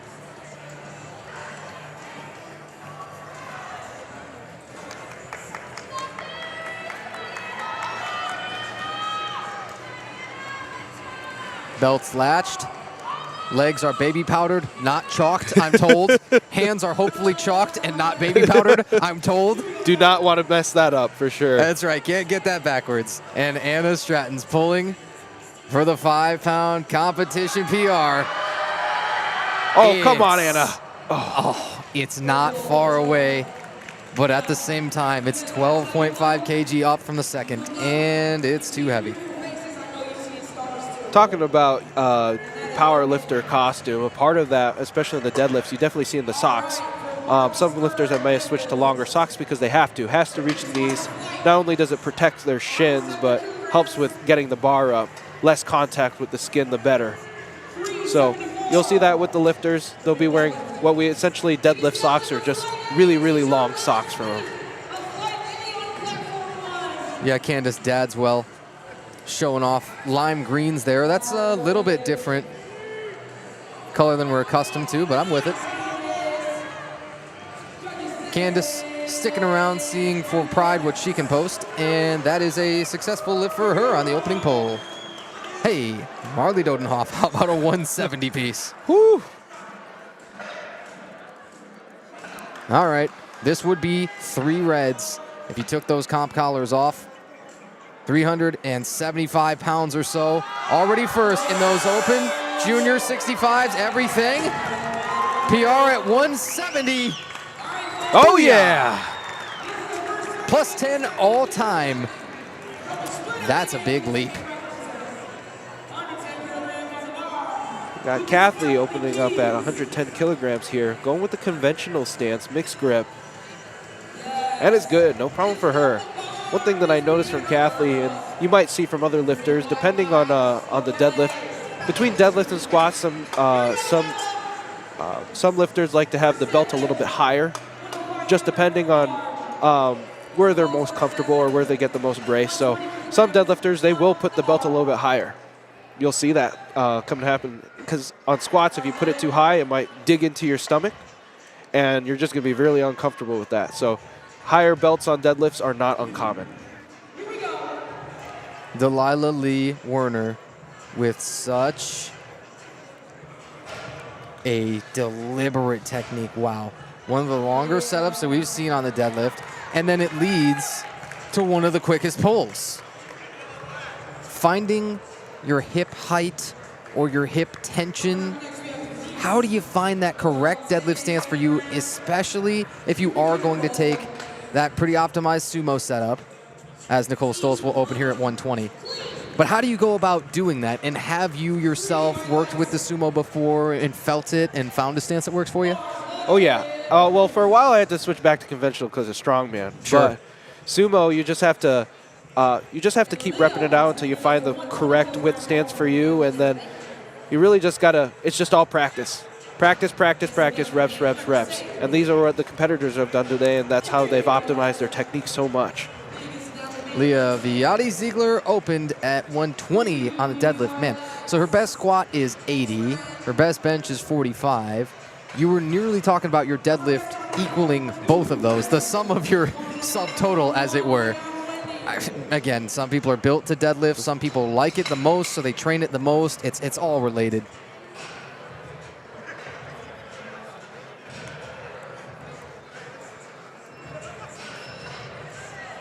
Taylor Guzzi will be up next to pull on platform 2. And you got Wendy Clow here on platform 1, opening up at 117.5 kilograms here. Looks like she'll be going for a conventional stance here. As will Taylor Guzzi. They sit first in Masters 2B and second in 90 kg open. And Taylor Guzzi, good on that successful 122.5, pardon me. That's Taylor's heaviest deadlift opener. Her PR, 137.5. Again, her first 2 competitions, Powerlifting America Umbra Classic and USAPL Iron Games. Those were 20 days apart. Now, 3 months later, how much stronger can you get in that amount of time? Based on the way that she was able to continue to set PRs across the board there, it's like, well, maybe more than you might think. As you're, newer to the sport and your first season of competition, like, I don't know, you might be able to get real strong real quick. Brittany Minkowitz opens 122.5. Bingo. And Christy Buckley at 125 on platform 2. Now a little bit different grip for her. What'd you notice technique-wise? Yeah, she was, looks like she was using the hook grip here. Basically what you do is you wrap your thumb around, and you're basically using your thumb to hold the bar the whole way, because if you're just going to go double overhand without using hook grip, that thing is going to, especially in the heavier weights, it's going to fall out. Your grip's going to give out first. Hook grip, while painful, will allow you to lift more weight if you can handle the pain. Lila Sweet at 125. She is taking advantage of a USA powerlifting rule. Did you notice that? You don't have to come out with a t-shirt under the singlet for deadlifts. I was actually not aware of that. You know something? You, if you listen to me long enough, because you're going to have me in your ear for quite a while, you might learn some things today too, man. Tanner White and Ian Varquez. Hey, how you doing? Natalia Wicker at 132.5. That's a huge opener. Storan Coleman at 125. She has got 3 reds of her own. I wonder if that's missing the down command. That's my guess, because it went really quick. I thought, I it looked good. It looked good. Yeah, but I don't know that she got the command, right? No, It looked like she didn't get the command for it, unfortunately. All right, Brianna Du Bois. Great squat of 165. Hit the bench PR of 75. Missed the third bench at 77.5. But by far her best deadlift opener of all time. And could you tell? She just zipped that up. Uh-huh. Brianna Du Bois, her deadlift PR was set at the USAPL Tournament of Power back last year in July, and that was 147.5. I speculate she's going to go well beyond that. Allison Sinadinos on platform 1, Alyssa Barney on platform 2. Alyssa Barney already has that 250 subtotal. Man, that's a really quick setup for Allison Sinadinos. Works for her. Yeah. And Alyssa Barney, I don't know if you noticed that, she just did sort of the controlled negative with the 140. She's like, yeah, well, this is not that big a deal to me. I mean, I could hold on to this forever and whatever. We'll pace it down nicely for you. Yeah, huh? You said a down command. Okay, sure. In fact, now that would cause no issues with the chess tournament over next door. Oh, they're probably like... To circle all the way back to that, yeah. Over here in the Lansing Center.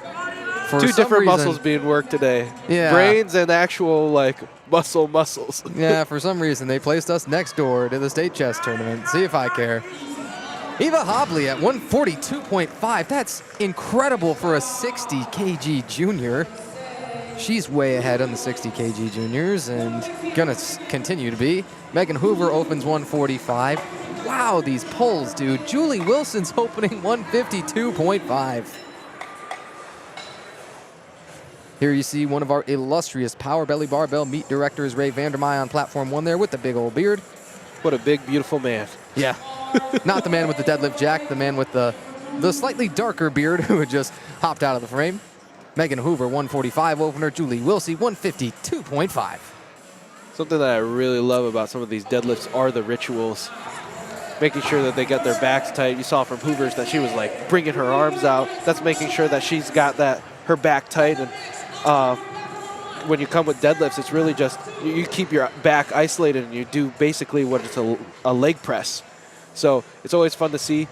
Always the coach's cue, like crushing apples between your armpits to make sure that you keep your back tight. We got Audrey killing her opener at 145 kilograms here. And we got Sarah Dadswell on platform 2, opening up at 165 kilograms. I think you just heard Audrey being told to pull her socks up a little bit. It wasn't a cause for DQ or anything, but I think that's what they said to her as she did adjust them. Look at the stance of Sarah Dadswell. Man, you're not going to see a whole lot of people pull like that, ever, but you're also not going to see them pulling twice body weight plus like that. 100%. So talk about that stance, right? How low the hip height was. That was like almost like 90 degrees parallel almost to the ground. That's almost a competition squat. At that point, yeah. Usually, typically, you're like maybe like 75. But the reason why someone would even want their legs that wide when they pull for sumo is because it takes advantage of their quads. Some people are just better at pulling with their quads. And if you're conventional, you just have a really strong posterior chain and you're better pulling that way, just dependent on the person. Some people can really take advantage of those hips. They squeeze their glutes when they do that sumo deadlift, and they're able to use that to their advantage and really get that bar off the ground that way. They're pulling the slack as soon as they've even started. Tracy Murphy. Let's make it a 180 opener. That's your heaviest deadlift opener of all our female competitors. Oh my goodness. Take my breath away. It's unnerving. Oh man. What do we do now? Where do we go from here? Sarah Dadswell did just put in a 20 kg jump. That's crazy. 165 to 185. Wow. Candace Dadswell up first. Not going to quite open with that. Or not going to quite take her second at that, rather. Delilah Werner just barely budged that at 110. You could see the bar getting pulled. It just could not break the ground. Yeah, and that can be the hardest part, right? Right. And there's specifically people have trained, so they are able to break the ground better. It becomes a sticking point for a lot of people. Candace Dadswell is looking good on her second deadlift. All right. So we continue cranking on through the second attempts of deadlifts. On both platforms here, that's what you're seeing. However, it is flight A still on platform 2. And just like we've been pretty much the entire rest of the day, we are nearing flight B. That 10 kilogram jump for Denise, no problem for her. She gets that second attempt very well. We'll see what happens what she does for her third attempt here. I think she could probably go up at least 7.5 kilograms here. It looked too easy for her.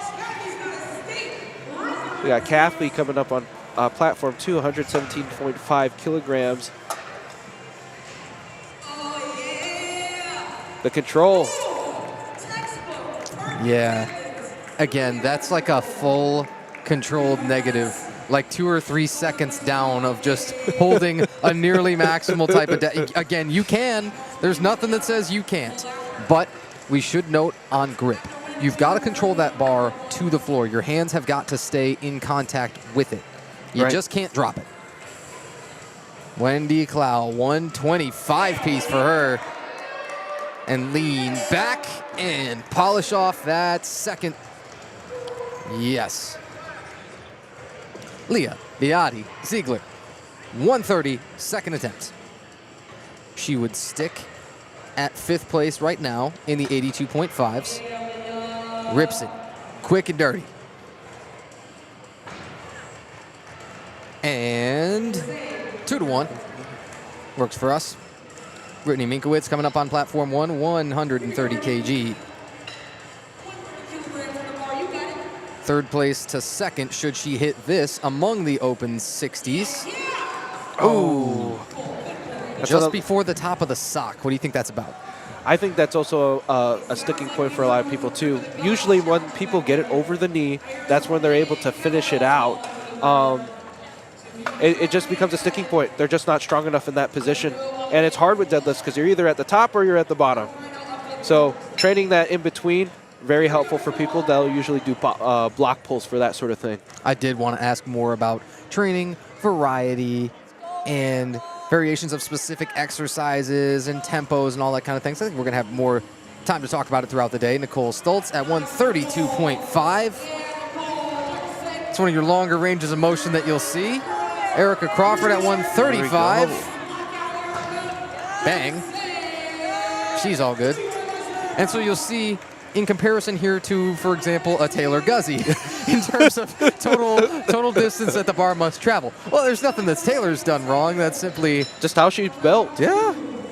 You don't choose it. You work with what you've got there. 100%. Yep. Taylor Guzzi will have that 137.5 deadlift PR in the back of her mind when she takes this. This is 132.5. You still see almost everybody electing to wear the T-shirts underneath the singlets. Taylor Guzzi, 132.5. Bingo. Belt flick about as fast as anybody. Natalia Wicker. It's probably the best part of wearing a lever belt. Oh, it is. Flick. I mean, the ease of putting it on is cool. The ability to move it around and have a fairly adjustable belt, that's cool. But the flicking it is better than anything. 100%. You feel real good, family friendly, like a bad something. Okay. When you feel it. Christy Buckley, 132.5 for the second. I wonder, was there a little bit of a shrug of the shoulders? I think that's what you're going to be talking about with the one red light there. Allison Sendinos, again, a super quick setup. Just gets up there and does the forbidden pull it harder method. Oh, yeah. If you don't have to overthink, then sometimes you don't want to. There's definitely two ways to approach it. You can rip it and grip it, and you can take your time and make sure you pull all that slack for people. Pulling the slack of the bar is like you see at the bottom. They pull out all the slack, all the tension out of the bar, and all they have to do is push with their legs. Rip and grip, you do the same thing, but you don't think about it. You just do it. Good call. Just do it. Just do it. On some Nike business. Well said. Not sponsored by Nike around here, but man, oh, so many other awesome apparel companies. Tons of high-end apparel is just part of the culture here. Eva Hobley at 150. Picture perfect. Is there any of the apparel here that you personally use? Stuff like PR Breaker? You know, have you ever worn the Thick Boy Fit merch and stuff? Oh, yeah. I've Okay. worn the Thick Boy stuff, and Okay. I could recommend it myself. Makes my dump truck real nice. One more of those and you're out of here. Ian, you knock it off. Folks, I'm Tanner White. I don't know who the heck this guy is to my right. However, his name's on the screen. Figure it out. Oh, Brianna Du Bois wants a 12.5 kg jump. She's going to get that PR out of the way for her second attempt. That is dastardly from Brendan Papin and the Momentum team. Megan Hoover, by the way, 157.5. I did not think there was a snowball's chance in you-know-where that Brianna Du Bois was going to take her platform PR for her second. I thought, no way. And here we are. So you wonder if she hits this or she just scratched the third. I'm super, super curious, but I just have every reason to think this is going to be here. I mean, going in for her last attempt, if she does get this, why not? Why not get like 2.5? Go way, way beyond where you've ever been before. Oh, Brianna Du Bois! Whoa. Slow down. You knocked that off right now. Oh, my goodness. What do you do after that? Oh, come on. And Grayson Card, by the way, is just so technically perfect. Were we in the right spot? Was that her first attempt? Man. Oh, Brianna Du Bois, I'm telling you, Brendan Papin has got his entire Momentum team just cooking. Looks like she jumped up to 157.5 for her last attempt, so she will go up. Brianna Du Bois, please, no, my heart can't take it, no. Oh, boy. Alyssa Barney is a little bit beyond that here for her second. 155 kg, second attempt, don't you worry about it. Oh, yeah. Boom. Audrey Brancho, by the way, at 165 after the 20 kg jump. It's getting ridiculous. That's RIDICULOUS. They're feeling it. The competitors are feeling it. The energy's there. Everyone's just going, all right, let's just make the jump. Let's just do it. Yeah, no matter what that jump is, no matter if it's 10, 15, 20, clearly is within the bounds of human. I don't even know, man. Oh, what are we doing here? Wow. Alina Chinoy is also taking plus 12.5. That's not to be scoffed at. Still out front of the 82.5 juniors.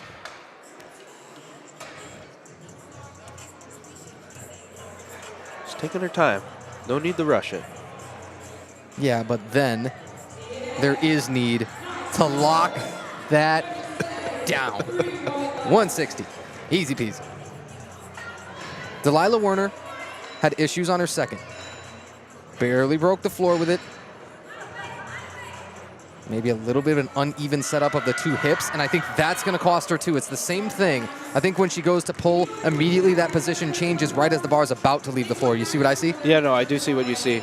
It does change slightly, and she just can't, not solid enough to get it. Not quite. Hey, Julie Wilson, that's 162.5. Oh boy. 55 to 59 is the age class, man.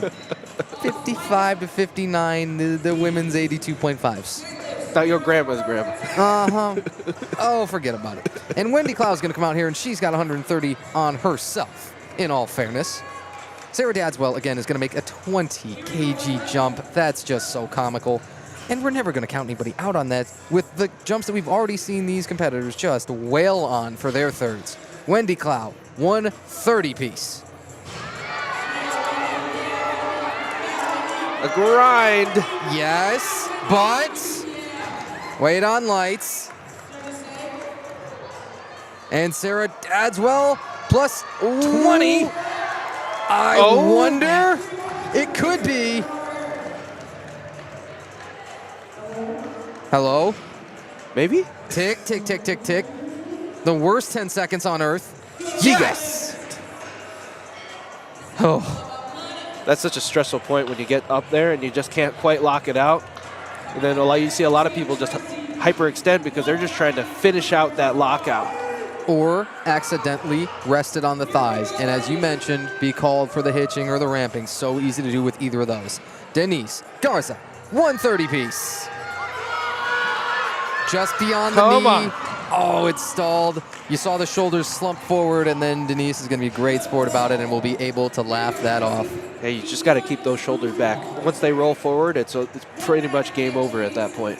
Yeah, so hard to fight back even to where you were, let alone to get them all the way back and locked out. Yes. Tracy Murphy, that's 190 for her, by the way. Don't you worry about that. So why not go to just 200, get nice even numbers on there. Brittany Minkowitz missed on 130 last time. And here it comes again. It's, oh, so pretty. Candace Dadswell is going to be taking a bigger jump here. Maybe didn't expect to see that, but had a quick second at 90 kg. Goes 105 for her third. Everybody unloading. Third attempts for Flight A here. Last lifts for them for today. Yeah, but don't you worry. We've got a couple more flights to go on that platform, too. Again, that's been just a little bit behind based on their timing. Pretty much the entire day from the moment that we kicked off. Erica Crawford is only going to tack on 2.5 here.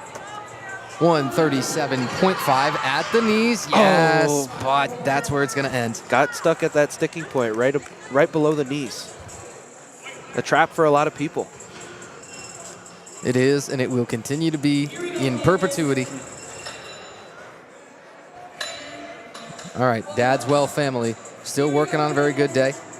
Sarah pulled 185. Here's Candace at 105.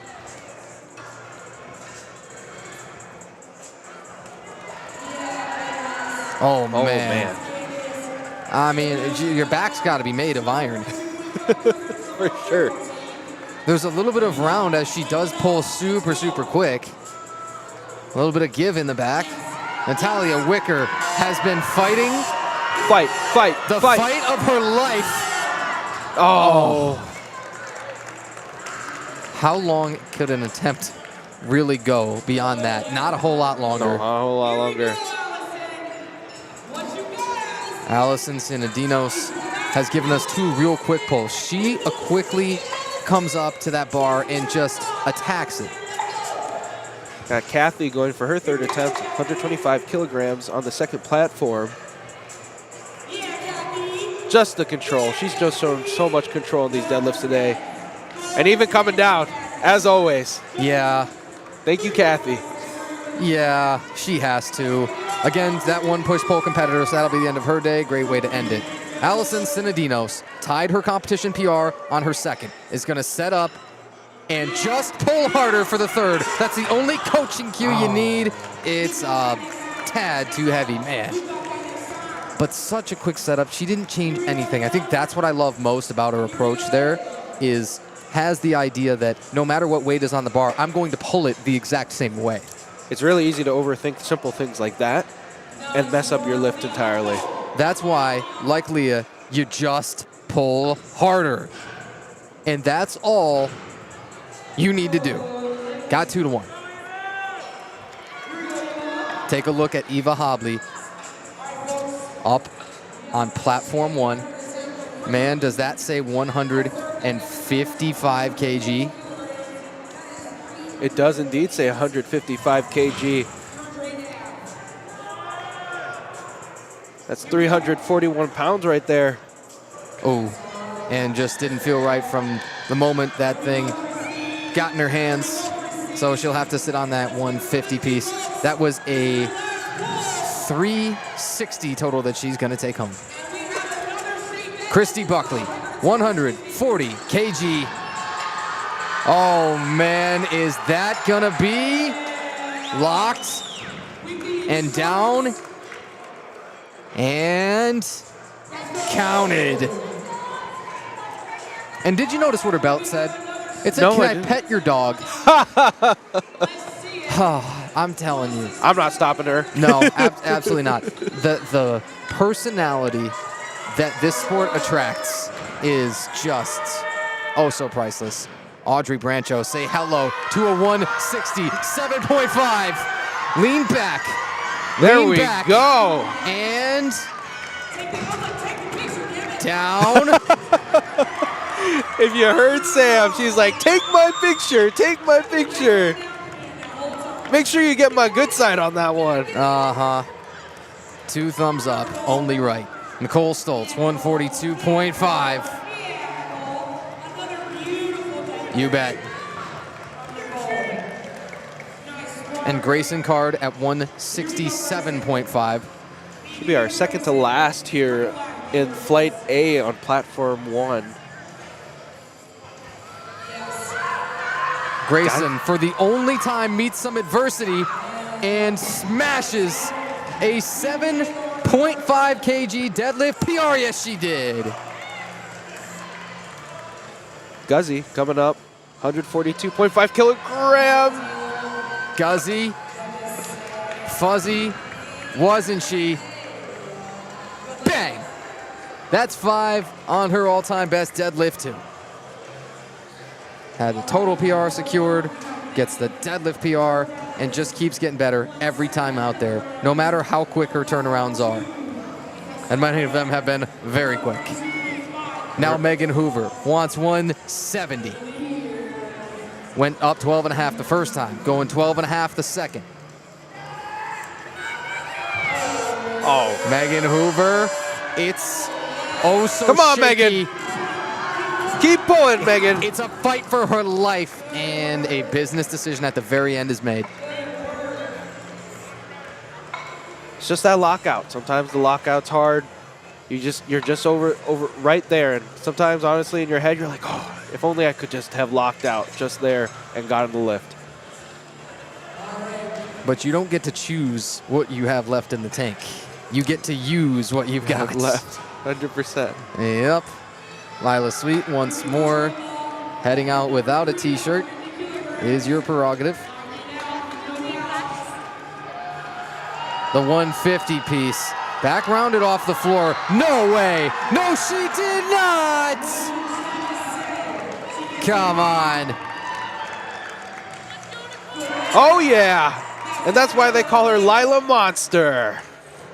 That's absurd. You thought, okay, from the moment this thing came off the floor, that didn't look quite right. Forget about it. Look here over on Platform 1. We're turning it over to the next flight. Here up at the top of the flight is Nicole Verbeek. Nicole's deadlift opener is 100 kg. And it's as speedy as anything. All right, we got one more to pull. Pardon me, we got a couple more to pull here before we get to the bottom of this flight. I forgot Tracy Murphy is putting in a 202.5. Don't you worry about that. No big deal. Brianna Du Bois will pull to add 5. Pardon me, you're talking 7.5. 157.5. Oh, man. It flew last time. The heel came up. Watch and wait. What do you think? Oh. Not gonna pass. That's unfortunate, but the rules are rules there, and her heel did come up. Unfortunate. And that's something that can lift you rather in any of the 3 disciplines, is the feet noticeably shifting around. Right. It's kind of the same thing with a squat. We didn't see any squats failed because of that today. But if, for example, you come up and you finish your whole squat, but then your feet kind of turn outwards and you slip or you stumble forward toward the rack, that would be cause for a no lift. For a deadlift, let's say if you do pick up your heel and it slides out or something like that, those are the kind of things that in any of our disciplines can no lift you. And of course, if your heels come up on the bench press as well. Lissa Barney, make it 167.5. My goodness. Yeah, I'm told that's a 3rd attempt still. we're checking, but we're not convinced. I don't know what she's looking back there for. I mean, she ought to already know. That's a 417.5 kg total. Gretchen Andrews opens at 135. Whew. Leapt up, too. Got some airtime, did that bar, I think. Alina Shinoy is pulling 170 for her third attempt on platform 2. It'll be minus 2.5, or pardon me, minus 5 from her all-time best deadlift. Miller opening up here with 135 kilograms, going with the conventional stance here. And the knee sleeves. You don't see that as often on deadlifts, but it doesn't not happen. Yeah, it's one of those, again, nobody tells you that you can't. There isn't a rule that you can't. It's just people often elect not to. Some people like it, it just feels comfortable, and then there's some people like me who are just too lazy to take it off after, after squats. Yeah, they stay on by accident, sort of. Yeah. Sure. Alina Shinoy, 170 piece. Still out front of those 82.5 juniors, and she will stay there. Oh, man. That was lifter face at the top. Her eyes said something. Oh, yeah. And she gets that. The grind did pay off for her. It had to be. It was only fair. Laura Wallach, good-looking 140 opener. Cynthia Carhart is going to go 2.5 over that at 142.5, and Julie Wilson is loading 170.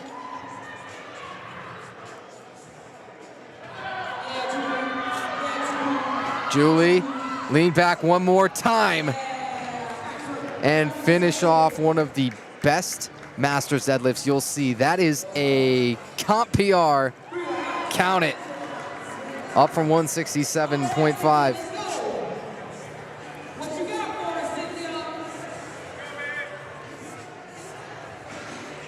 Sarah Dadswell takes a decently big jump here one more time to end this off. Cynthia Carhart opens at 142.5 on platform 1. She's good on the first.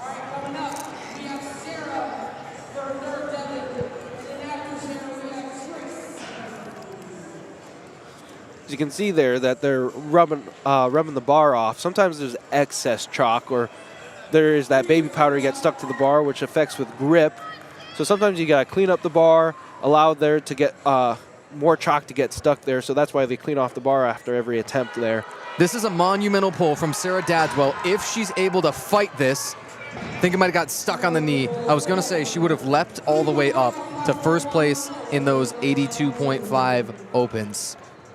Oh, she really needed that one. That's unfortunate. Sometimes you know exactly the number that you have to have for a placing or a record or whatever, and that becomes the only number that matters for your attempt. I think that's one of those, right? Right. Knew that she was pulling for the win kind of thing. Yep. Came up a hair short, but had that 185 second pull. Still a monster deadlift, well beyond 400 pounds, about 408. Savannah Long opens beyond twice body weight at 155. Hello. Again, heavily baby powdered on the socks even. Why not? Tracy Murphy, 202.5, our heaviest women's deadlift from our guest lifter. We are in her presence. We get to bear witness today. Goodness. Oh my goodness. Know it.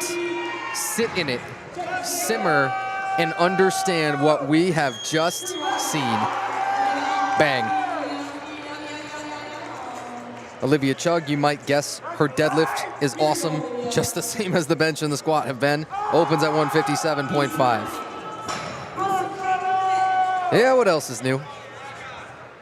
No surprises here, Tanner. No surprises here. Not at all.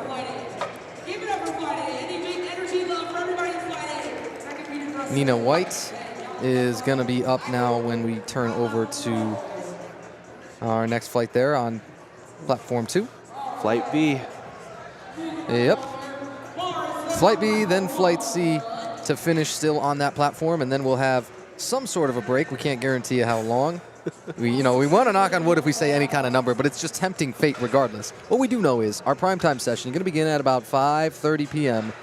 Same place, but the only thing you'll need to do is find a different YouTube link. On that Barbell Productions channel, you're going to be looking for the prime time session. Alon Joma, a really good-looking 160 opener. Her subtotal was 235, so you're already talking 395 for her. With a good opener. 400 kg is kind of a mental barrier for a lot of people. That's over 880 in pounds. You've got to get to about 455 kilos to go over the 1,000 pound mark. That is a huge barrier. Nina White, I'm told those are socks. It's tough to... Definitely blends in with with her legs a little bit there. Yeah, it was tough to tell. Like, you got the baby powder on, and we'll give her benefits of the doubt, but that's a hilarious look, whether she meant it to be or not. See, I just wear green screen colored everything. Right. Change it later. Yeah, that could be fun. Abigail Elliott has had lots of success with small jumps. That's kept her in second place so far for the junior 75 kgs. Okay, that right leg was a little stanky for half a moment too. Lockout looked good to us. Count it. We got Janice Smith on platform 2, 122.5 kilogram opener. Yeah, Janice is a vet. Is she lifting with a watch on? Yes, she is. Timeout. Hold on a minute. Again, I don't know that there's a rule that says that you can't. I don't know. Does that count as a step? Interesting. Right? So, yeah, make sure your steps are being tracked here adequately on meet day. For health reasons. You got to make sure you know how many calories you're burning that day. Okay, yeah. Nicole Verbeek, 112.5 for her second deadlift. Has a 245 kg total secured so far.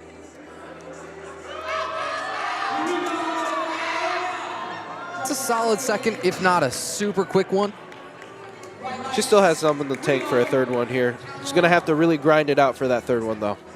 Yeah, it's likely, and you're going to see, I think, in all likelihood, smaller than a 12.5 jump, right? What would you maybe think? Maybe like a 5 kilogram jump at most, maybe. Okay. Trinity Materin is going to take 127.5 on platform 2. Gretchen Andrews is going to take 140 on platform 1. We've got the briefest of moments to remind you where the heck you are. Where are we? Who are we?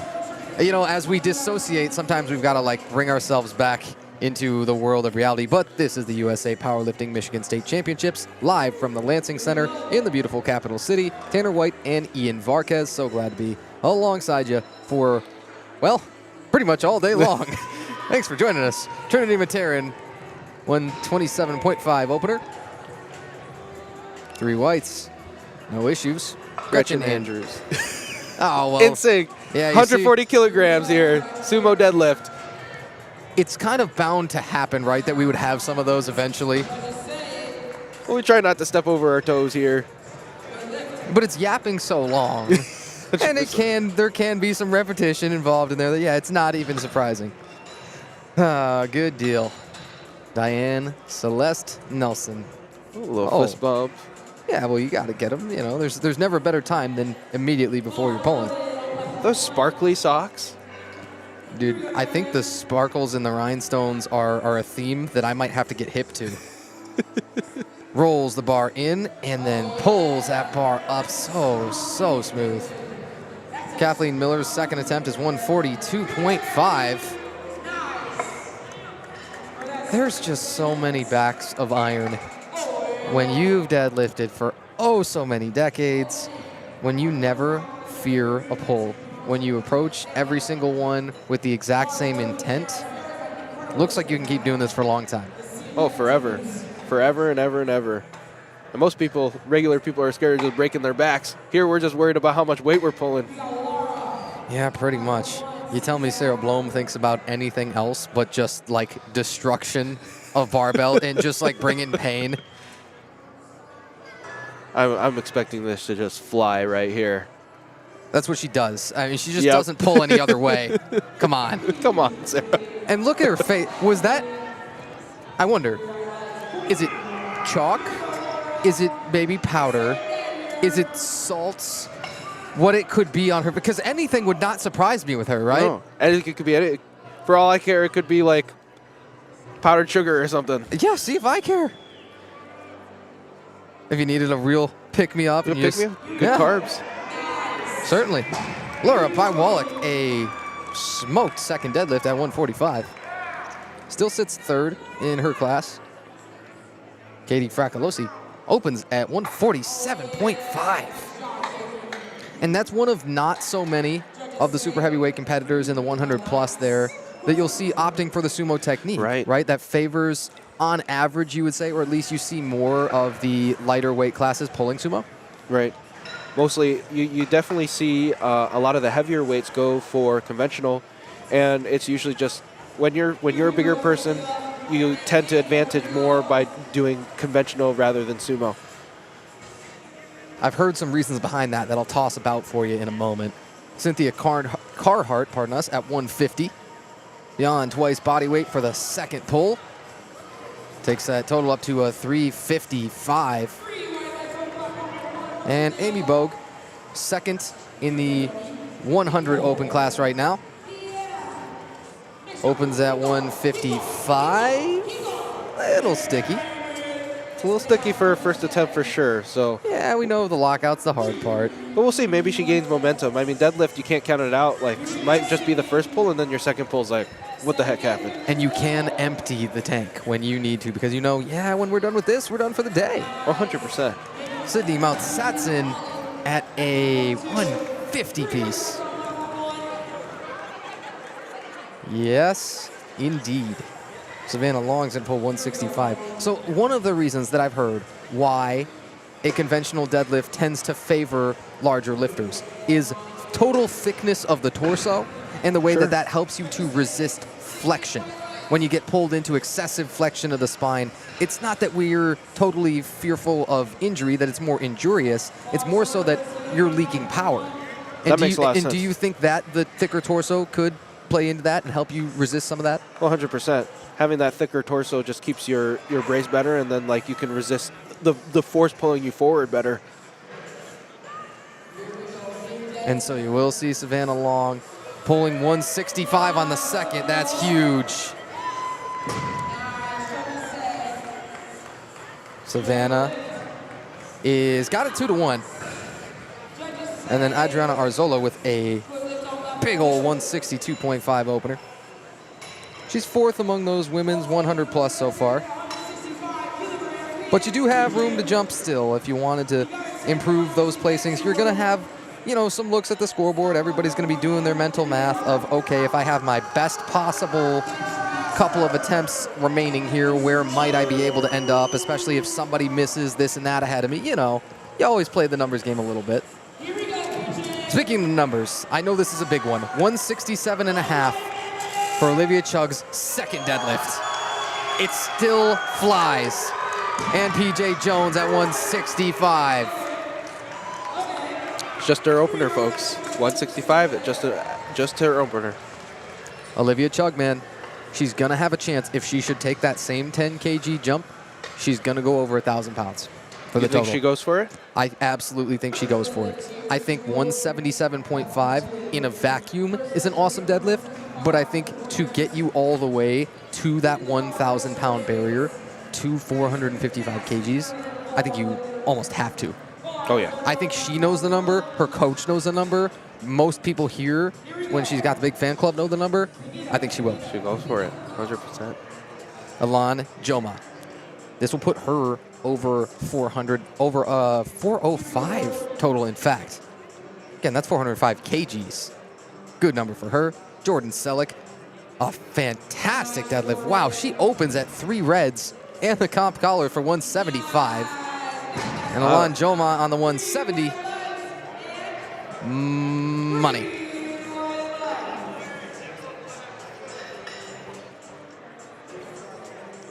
It's still going to leave Elan a little bit out of that range where you could even take the YOLO pull to get up to that 1,000 pound barrier. Again, you need right about 454 kg. Well, we don't have a way to load that. So you're talking 455 is what you need for that 1,000 plus barrier, and that shakes out to roughly 1,003 pounds.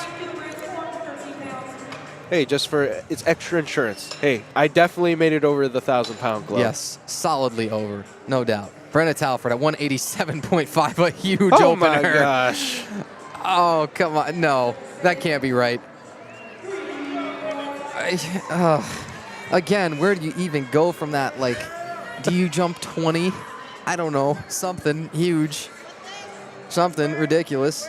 Abigail Elliott continues to make these small jumps and solidly smack each of these. That right leg caved in off the ground. Yeah, I think that did her in. I think that did her in, again, from the moment that bar leaves the floor. You've seen a couple of competitors do that, get away with it. Not so much on that one. I think there's also a problem, like once you get stuck there, sometimes the natural instinct is actually to do a hinge. And either way, you're going to fail that if you even attempt to do that. Nina White setting up again. Looks like she'll hook grip. The underside of that thumb will hate her, but her total will appreciate it.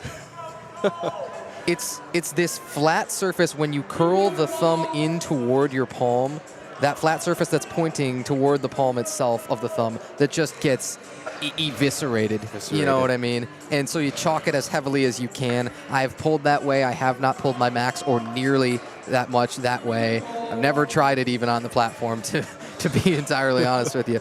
But those who do are a cut above mentally, I think. Yes. They're also at less risk of pulling a bicep, unlike mixed grip as well. That helps. Nicole Verbeek, lean back with 117.5 PR on the bar. Booyah. We have Ivana for her second attempt here at 130 kilograms. Going for that mixed grip I was just talking about. And oh my goodness, blink and you miss it. She's definitely got to get a big third opener or closer here. Yeah, I wonder on that if you want to take another 10 to 12 and a half. It has to be at least 10. At least 10, I think you're right. At least 10. Yeah, that'll probably put her in the right range. Make her feel like she's gotten everything and not leaving anything out there. It looks like she's going for 17.5 for her next jump. So. Works for us. That falls in the aggressive category. Jana Smith at 130. She should have it. Gretchen Andrews going with that smallest of jumps at 2.5. Oh, don't get stuck. Keep pulling. It's get gonna those take shoulders back. Everything to lean it and lock it out. What do you think? That's going to be close. Not quite. Right there. Probably talking about the ramping, right, or that it made a little bit too much contact with the thighs, was supported there for a moment, something like that. Unfortunate. Very unfortunate. Yeah, she'll have to sit on that. Again, it's only 2.5 that you miss for your whole total. That's the best possible that you can have, is if you miss a jump that small. Now, competitors don't think that way, never will. But hopefully coaches do, and they're telling their athletes that kind of thing, that, that was about as good as you were going to get. Trinity Materin at 132.5 is still money. Kathleen Miller goes 5 more, knee sleeves and all. And they're inser, so it all matches. That's the best news. Doesn't look too far out of place. You got that +5 bonus for the matching set there. It is. Your gear gives you a boost. Exactly. Yep. Especially if it's matching. Gamers rejoice. Diane Nelson, 145 for her second. Big necklace on. Is that compliant? I don't know, but it's cool. I mean, I've seen, like, Russell Orhe, he's got that dog tag on when he competes, right? Yeah, it's true. So, I mean, she's shining more than anybody in the most literal sense. I think it's that sparkle effect. The socks, the belts, it's everything. Yep. It all fits together to form the ensemble. Laura by Wallach will polish it off here for the day with a 152.5 pull.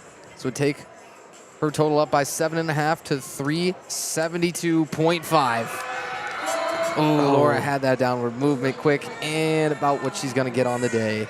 She said, "Oh darn!" That little arm motion. Yeah, we've all made it before. We've all felt it before, I think. 100%. So that 365 kg total, still over 800 for her. That's about 804.7. Got Sarah Bloom back out. 157.5 kilogram for her second attempt here. Just make your bold prediction on the speed of this. You know what I mean? Dude, I'm going to blink and I'm going to miss it. I know. That's simply how Sarah Bloom lifts. The 157.5 second coming up.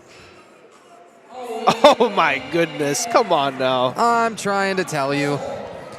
She's currently still in second among those 100-plus opens, man. What does she need more of to take secure first place? Yeah, we'll figure that out once we get there, exactly what she'll need for those 100-pluses. But it's like, whatever it is, she'll probably load it. Yes. You kind of have to. You have to. After those 2 attempts especially. Yep. Cynthia Carhart is getting scrappy. That should be good on 160 to move up to third to podium for those open 75s. Katie Fracalosi is the same thing for her, too. She's currently moving into third place among those 100 pluses. Oh, wow. So, gonna get tighter and tighter towards the very top, towards the podiuming. It's gonna be a close fight. Yeah, of course. You gotta be in the top 3 there.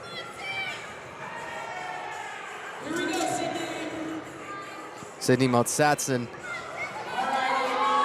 Among teens, one of our best standouts of the day. Oh, I don't know if they're going to give it to her. Yeah. Kind of went down a little bit, kind of came up. Yeah, there's a few things to talk about on that. And you've got 3 reds. A couple of things happened. That was an eventful It was a vengeful there. lift, 100%. Yeah. It sat on her legs a little bit. She used that and then kept hopping it back up that way. Unfortunately, not a good lift.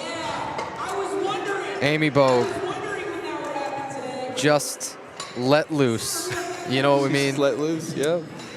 That is a risk that every competitor runs. Female competitors more so in likelihood. And they'll probably get a little bit of a moment to wipe that. And they'll move the bar a little bit. There you go. Dry it all up and it'll be all right. Spray it down real quick. Bit. Yep. There's a lot of powder over there. You bet. More than we could ever use, I think. Yep. Savannah Long, 172.5. Don't tell me. A 75 competitor. This is plus 7.5 on the total. Down and dusted. But now, the moment of truth for the 1,000-pound barrier to be broken today. It's Olivia Chugg who's got the chance to pull it. She knew she was going to be at the bottom of the flight. She's used to being there. And she says, I want all that smoke. Give me 177.5. If I hit this, 1,000 pounds. 1,000 pounds, that is. Pardon me, Alon Joma put in a 15 jump. I didn't even see that. So this is the second to last pull on platform 1 here for the session. That's insane. Alon Joma is going all the way to 185. Oh my goodness. But even so, this is the one that I am dialed in on. All right, the crowd's getting crazy. And I bet everybody just figured it out the same way that we did. Olivia Chugg, should she hit this pull, will go over 1,000 pounds on her total. And jumps 10 kg twice. Oh my goodness. Oh my goodness. Lock, out, down. It's good.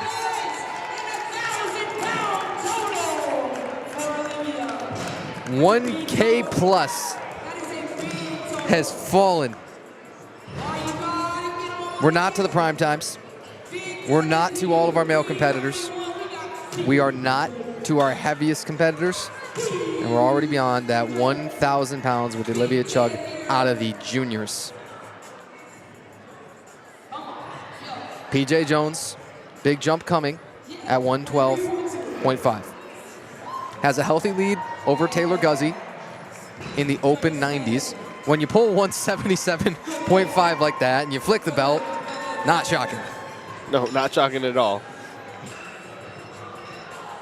Oh, look at that. He's applying the chalk form on the bar. I'm with it. I'm with that too. I think that was, again, partially a bladder thing from Olivia Chugg. Oh, yeah. That's why we're getting a little bit of interference there. 187.5. We're being told that's a state record attempt. What else is new here for Jordan Selleck? On the second attempt. Now, is she going to start thinking about that 1,000 pound barrier? It would take a big jump, but it could be done. I love what is possible, and people going to reach for that. Yeah. It's what being human makes being human so great. Forget what you think is possible. You will never know, in the most literal sense, until you've tried it here on this platform. Oh, 100%. Elan Joma wants 185. Came in with the 405 to this pole, and she's going to slap 15 right on. Yes. You wondered for half a moment when you saw the one red light come up, but that passed. And Elan pulls for a 17.5 kg all-time deadlift PR to end off the deadlifts on platform 1. What a way to end for her for the day. Insane. And I got to tip my cap again. Tip my cap, that is, to Jimmy Perucci around here somewhere, hopefully celebrating with Elan for quite a while. A masterful call by him.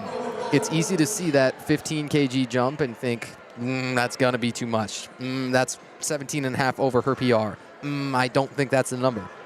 And yet Jimmy saw that second attempt, recognized that, in fact, if everything is going according to plan, it looks like it is, we can hit it.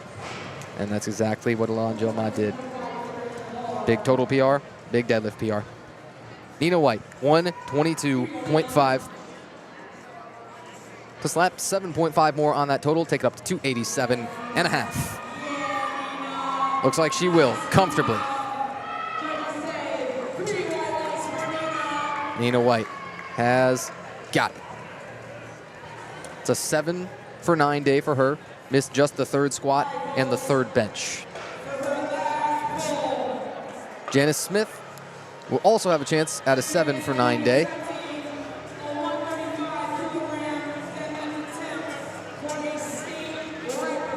I believe this is also a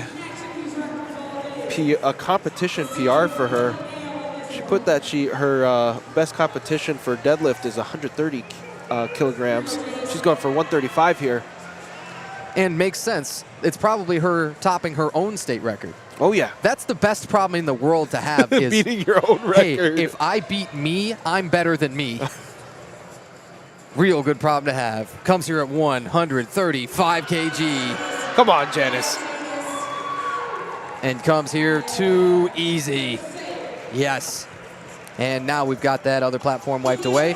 This is where the first session is going to end here on platform 2. But we are just about midway through Flight B's third attempts. Then we'll still have that final flight, Flight C, where you'll see all of the lighter men's weight classes up to 82.5, or pardon me, up to 75.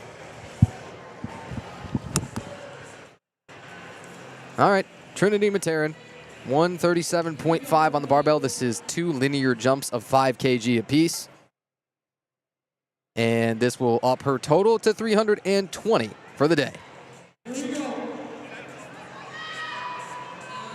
Trinity is oh so calm, peaceful to lock out that third deadlift. Look good to us. And she has got it. Ivana Villarreal has just put in a monster 17.5 jump. Wow. That is another statement, another gauntlet being tossed down.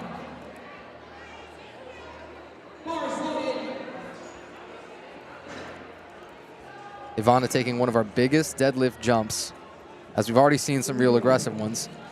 Her best competition total is her first one here.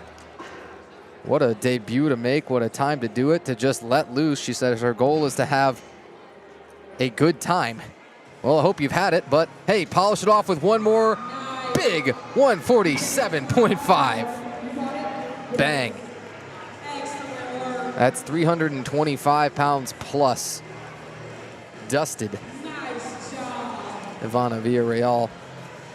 What a successful debut that is.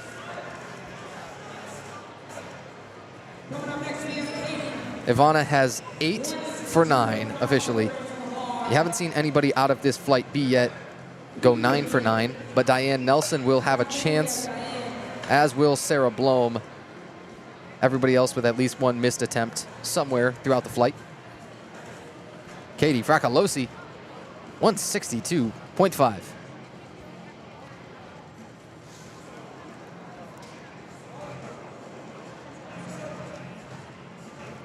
At the age of 37, Katie is still getting stronger each and every time out there. This would be a 2.5 kg PR. And this will also take the total up beyond 400 kg. This means a lot on this third pole.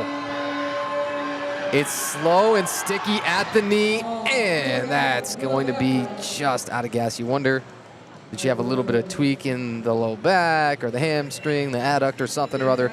Nonetheless, she'll live with the 157.5, just missing the PR pull there by a real small margin.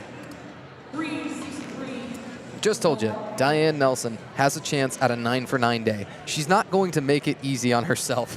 She's going to choose to add 20 kg. Not out of the realm of possibility. It is, for anyone at any time, something of an aggressive jump. And let's find out right here. Had a 117.5 squat, a 70 kg bench. Deadlift sits at 145, but she wants to take it way up to the sky, to the stratosphere at 165. Is one of those that elects to roll it into order. Had a lot of speed off of the floor. Is she going to get caught there in the midpoint? Yes, just a tad. It's the risk that you knew you ran if you wanted to load sort of a YOLO pull, as it were. Comes up a little bit short. And 145 will be her second. Still an 8 for 9 day. Amy Bogue will remain second, even with a successful pull here among the open 100s.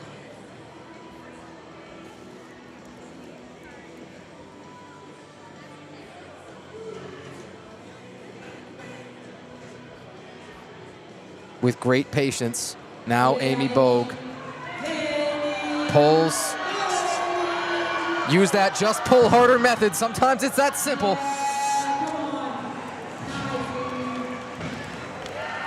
It looked good from where we sat. You never know until you know. Booyah.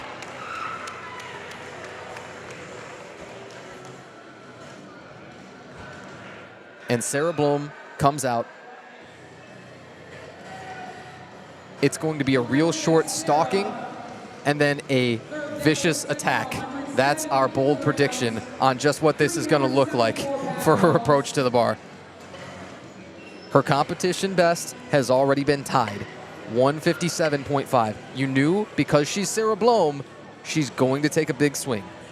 The number that she decided on was plus 12.5. It would take her up to a 420 kg total. It would still leave her second in the 100 pluses open. However, it's a plus 12.5. That's the big takeaway. Hello. Already has a 22.5 squat personal best and added 2.5 to her bench. to nuke her best total, to be the best version of herself, to blow away anything that she's ever done before, Sarah Blom pulls 170 kg. Dial in. 170 going up. That's so ferocious. And 170 going down. Yeah, you can do the math there and say that that was a pretty tremendous ascension for her. That's plus 37.5 kg to the all-time total. What a number that was. Ian Varquez is coming back to the table. And I'll take a moment to tell you, Ian, dude, when was the last time you slapped 37.5 kg onto a single lift, I say, in the Socratic method kind of way? Because it's not like that's expected. It's not like that's really a normal thing to do, but that's just what we had out of Sarah Blom there, adding 37.5 with a 12.5 all-time deadlift PR too. Adriana Arzola, a 182.5. Man, you can't miss that. And that's one of the quickest thirds that we've seen all day long, too. Oh, It has to be like top 5 at least. Yeah, I wish we had bar speed trackers on there just to know, but wow. Like a baseball pitch. Yeah. Pawnita Jones. She was one of those that when I sent the sheet out there, she said, yeah, I accidentally entered the wrong Instagram handle on there. I said, I'll take care of that for you. She said, I recently switched it to P from the D. P from the D. Yeah, you know, Pawnita from Detroit, right? Whatever. Oh, I love that. Yeah, sure. She can call herself whatever she wants. She's pulling like that. 182.5. Bingo. Beyond 400 pounds for that final pull. And already knew that she was going to be taking the medal there as the top women's 90 kg open competitor.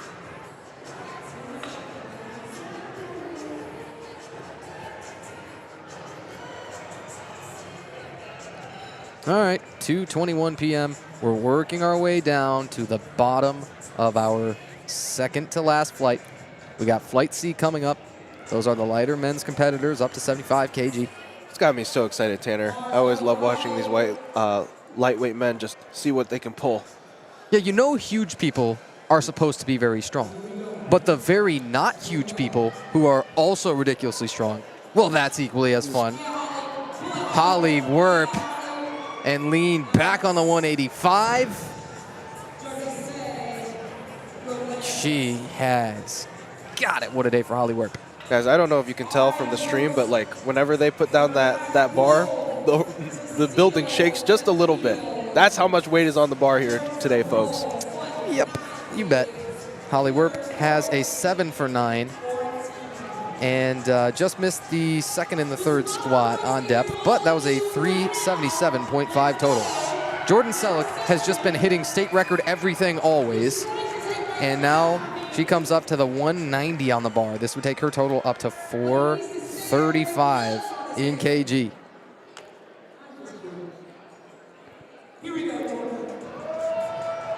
Oh my goodness, Jordan. And with more in the tank. Oh, I thought she was going to take a quick cat nap. The involuntary post-set nap for optimal gains. No, it's so impressive. I was looking at who her coach was and said, myself. Mm-hmm. Coming all for herself. That's all the more impressive from her. Yep. And there are competitors who use that as it's something of a badge of pride, right? It can be that I have experimented so much, I have talked to so many smart people, I've watched so many other people smarter and stronger than myself for so many years and ran so many different programs and things, done so many things wrong, that now I know what I've got to do for myself. And I will utterly respect competitors like that do handle it that way. Brenda Talford has a huge 470. She's way out front of everybody in the 100 pluses for everything. And now just adds 12.5 on that bar and just tosses it around. Sack of potatoes style. You know what I mean? Oh, I know what you mean. That's like some farmer strength right there. Yeah. Yeah, you for sure find that on the farm quite often. That was for sure a punctuation mark. That was an exclamation to end that flight. It was a 212.5 kg pull, the heaviest pull we've had so far. Now, you've got a couple of men's competitors that might be able to touch that. But seriously, Brenna Telford, the way that she threw that around, yeah, and the way that she threw that around, right? There was clearly more, if she had to get more, that she could have. And it is time for our men's lightweights competitors. Ross Bogard will open up. Oh, that's cold. He came out with no t-shirt on. Mr. Silver Fox, hey, how are you? We're cold, but he's definitely not. He's Not on at a all. hot streak. Yep. Guy's 6 for 6 so far. Oh, my goodness. He ripped it with a speed that's just silly. And that's 160 kg. That's not a joke. And so his next pull, he's probably going to go over 400 kg himself, and he's 7 for 7, and Why not? why not? Right? Why not come out without the shirt on? Oh, that's awesome. Again, thank you to the USA Powerlifting for allowing competitors to do this. You know what I mean? Many federations, that's not the case, right? Powerlifting America being among them. I've been victim of that rule and things, but now we see multiple guys in a row taking advantage.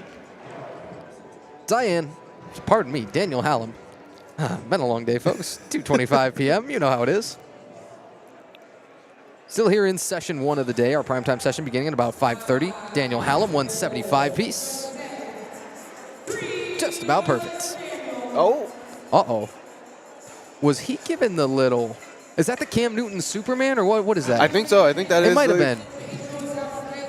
I'm interested. I'd love to ask him and say, hey, what exactly was that if I get a chance or something? Yeah, I gotta carve out some time here when we're done to just go talk to some competitors and like, how'd you feel? What were you thinking on this, that, and the other thing? When Sarah Blom had that 170 pull, that's kind of something that I want to talk about. Had a plus 37.5 to her total. So ridiculous. Absurd, right? And some things that I'd like to ask them about. Caleb Rigderink opening at 180. He's also going to set up that hook grip. My goodness. Whew, that takes your breath away. Wow. So 180 is the opener, but if 220 were the third attempt, I wouldn't be shocked at all, or something in that range. Deadlifts do tend to just, as we've seen already today, big jumps. That's the name of the game for a lot of people doing deadlifts. Pedro Bessoni, 195.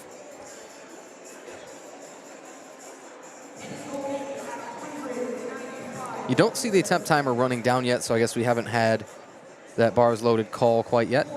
There it goes.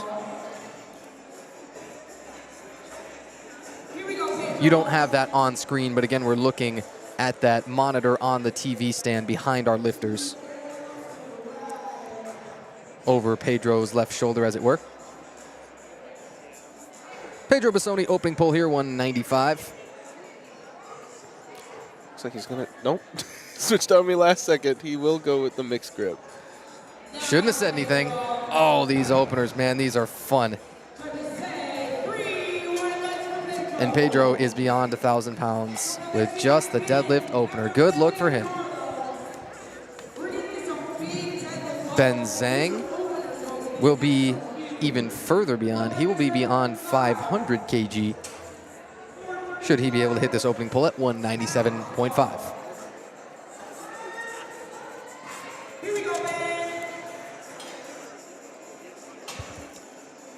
Looks like he will be going for that conventional stance.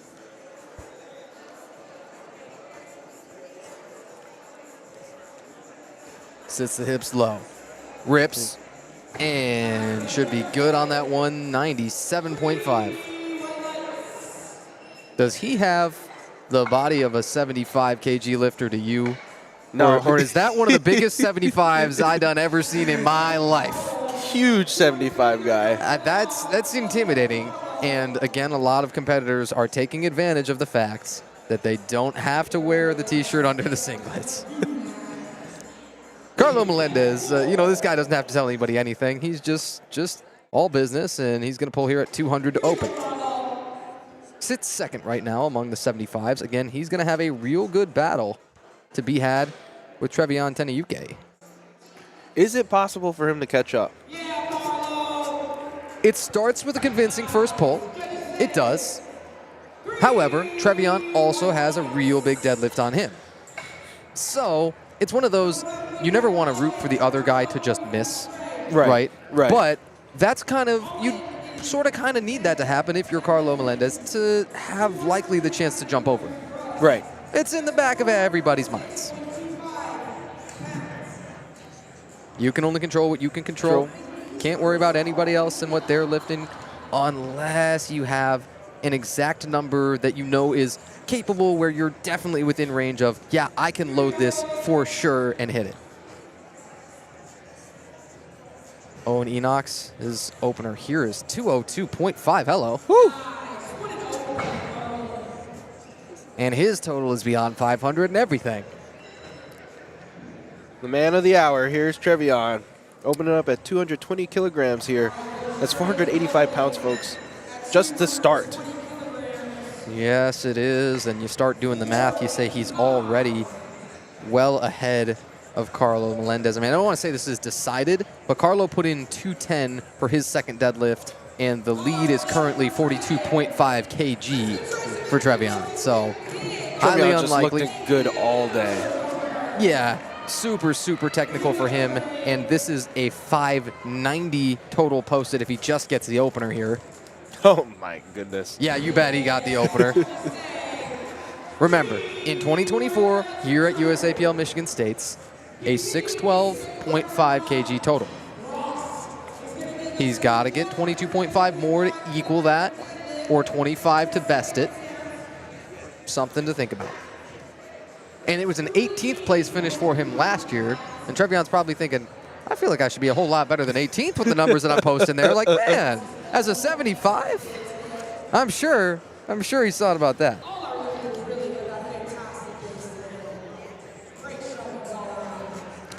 And we're going back up here, back to the top of the flight. We're going back to Ross here. Second attempt at 172.5 kilograms. Again, this is Masters 3A. That's the ages of between 60 and 64. Yeah, but he doesn't look a day over 55. No, he doesn't. Come on. I mean, he knows what he's doing, right? Yeah. Coming out here without the, he knows what he's doing because he's not wearing the shirt, and man, he's putting on a show. Thank you, Ross Bogard, for allowing us to bear witness. Thank you for letting us be in your presence. Absolutely. There's an aura to some lifters that you can feel it so much more viscerally when you're here, when you're real close to the table as we are and things, and like, that guy's different. Daniel Hallam is going to take a huge jump here of 25 kg, but maybe he opened light to him with the 175.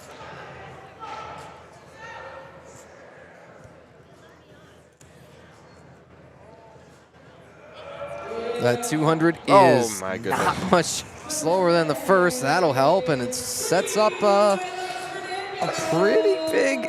I'm tempted to say you could jump another 20 all the way up to 220. If he jumps anything less than 15, I'd be surprised. But you've got plenty of options just based on purely the speed of that second. It looks like that is already a competition best for him. Yeah, that sounds right. I mean, it's 182.5 as a competition best for Daniel. Yeah, but he did the same thing on the squats, and like he's got reason to think he could hit that and more maybe. Caleb setting up for a plus 25 jump. Jumps are starting to get bigger and bigger here on the deadlifts. And the lockout's starting to get smoother and smoother. It's funny, I think you had one light that really quickly flipped from red to white on the left side. I don't know if you saw that. I did see that. Yeah, that could be just a misinput. I mean, listen, our judges and the jury, and again, our meet directors and spotters and loaders, everybody, they've been here a whole lot earlier than we were here even, and you're talking, it's 2:30 in the afternoon here, so I think that could be the fatigue of the day creeping in. It's not even the end of the day. We're just getting started. Levi, our rear spotter back there, is shuffling around. I'm not sure what they told Carlo here that he's got to go and do, but he's coming off the platform. Are they taking a look at the belt he's wearing? If they have to do that, does that reset his timer, Tanner? I see the attempts timer still counting down. It's very interesting what we could be talking about here. I would say that if this time's out, he's probably going to scratch this attempt. They did have to go to the jury, so. Oh, boy. Well, tick, tick, tick. And he came up there and, yeah, he didn't get it. That attempt is going to time out. That's brutal. Really? Wow. Hold on. Jury has something to say over there. Oh, boy, I wish we could get that in the camera frame. I wish we had a wireless mic on them and everything. The three reds show right now. But, you know, nobody's quite certain what we're going to do here. Our USAPL Michigan State Chair, Dane Roach, is a little concerned. All of our jurors are over there discussing it. And again, we have international representation over at the jurors table there. Jim Batterfield, a Category 1 international referee. Jen Kraken, Category 2. And Alex Waller's all Category 2 international. It's one of the all-time all-star teams, truly, of all of our jury, as well as our referees. All right, so unfortunate for Carlo Melendez. He's going to time out on that one, but can still elect to retake or go up. Same rules for him from the seconds to the thirds. Pedro Bassoni at 210. Easy. Yeah, you bet. I mean, he's still got another 15 or so that I would not be at all shocked to see him load. If you're in Carlo's position, do you go up or do you stay the same? Ah, boy, I don't think he had the most convincing opener in the world. It was 200, and then he had only put in a 10 kg jump. So my guess is he's going to stick with that. I don't think there's a whole lot more to be gained from going anything more than those 10 up. Sure. If he had more to gain from it, then maybe. Placings-wise or something like that, but not a whole lot. Ben Zhang at 212.5. That's plus 15. And Ben My should goodness. be perfect. Again, a little bit of a wait there. I thought I was as convinced as any attempt all day, especially among some of the wider grip conventionals that you've seen. That's, some people will say that's sort of how the lift was meant to be, right? Yeah. I know what they mean by it. It can be just cooler. It certainly can at times. 100%. Yeah. As a sumo puller myself, I admit it. Owen Enox is going to pull 215 here for his second as a 67.5 kg competitor. This would take his total up to 515 kg. And who needs shirts? Plus, do you see this? Looks like he drew the little cross in chalk on that A7 singlet. Sets up. Oh, so intently. Sets the hook grip. Pulling at 215 with more still in the tank. Textbook. Big third attempt coming up here just from that second pull that we just saw. Yep. Devion going up by 7.5 kilograms here for his second attempt. That puts him at 500 pounds here. So I want to say the first 500 pull of today for deadlifts. 501 pounds and a little bit of change. A little bit of change, right? Getting the crowd hyped over here. Come on, folks. It's 500 pounds out here. Over 500 pounds. Still out front of the 75 kg opens. And good Oh on my that goodness. second. Like he could have leapt up with that bar in his hands. I thought he was going to clean it. Uh-huh. Do the little Anatoly. Uh-huh. Can I clean here? Can I clean here? Yeah. Now, this is interesting. Carlo Melendez, they're saying that this is, in fact, a retake of the second, the one that we thought had timed out at first. So we presume that because there was questions from the jury itself, that they have permitted this to be a retake and not simply scratch that second and go to the third. I think that's what we're looking at.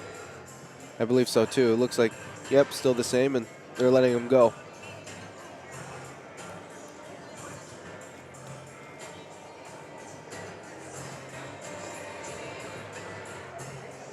So again, that number that he put in was 210 kg. You wonder, would he have been able to change that attempt?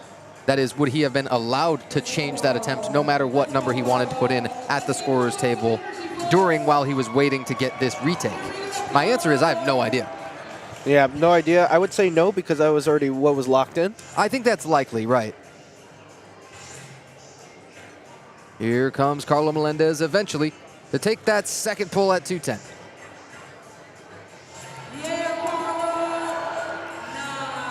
And so the first inch off the ground, you thought, I don't know. And then the rest of the way, forget about it, just ragdolled it. Well, it is a hard part in sumo, is breaking the floor is one of the hardest parts. So it definitely can look like you're not going to get it, but as soon as you break the floor, it's money.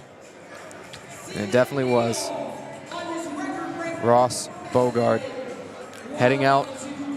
He's looking for plus 10. This would be a 415 kg total. His all-time best total is 442.5. That was set in June of this year at the Northern Strength Showdown, also a USAPL event, and has competed in Powerlifting America.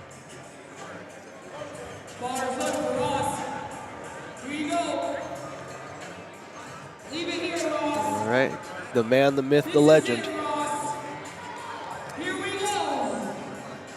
State record, we're told, never a better time than on the third deadlift to secure a record.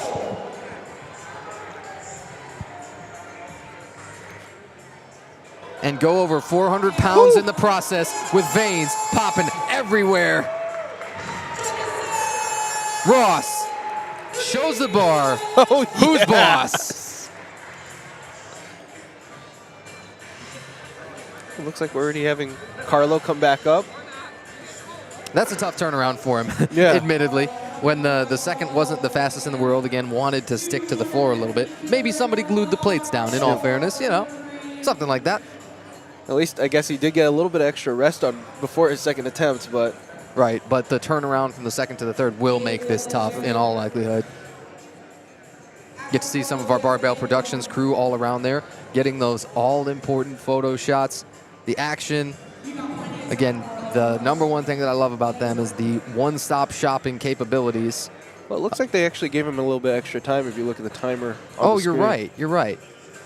I think that is probably only fair at that point. So I believe that started at 2 minutes, and now it's going to be ticking down, and Carlo can use as much of that as he wants still before beginning the lift.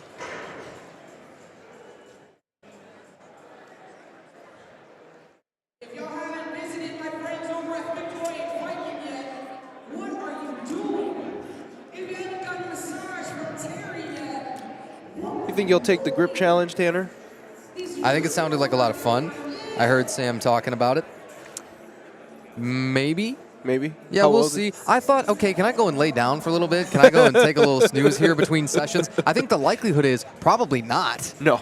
Now, it's, you know, it's almost 3 p.m. here, and then again, we got to turn Yeah, back ready? around, and 5:30 is the primetime session, so like, yeah, you can't count on being able to do that. All right.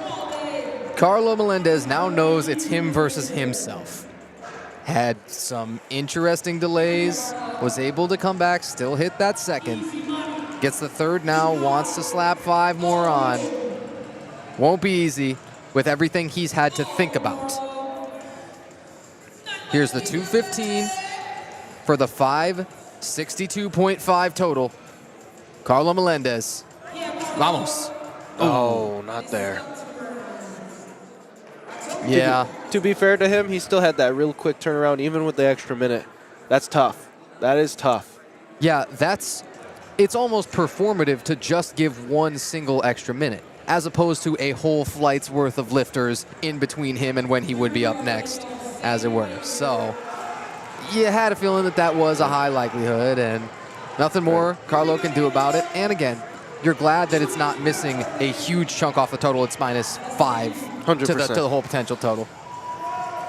Daniel Hallam, been pulling oh so quick now, and then entered a Shadow Realm and took a seat. Oh, no. Oh, good night for just a moment.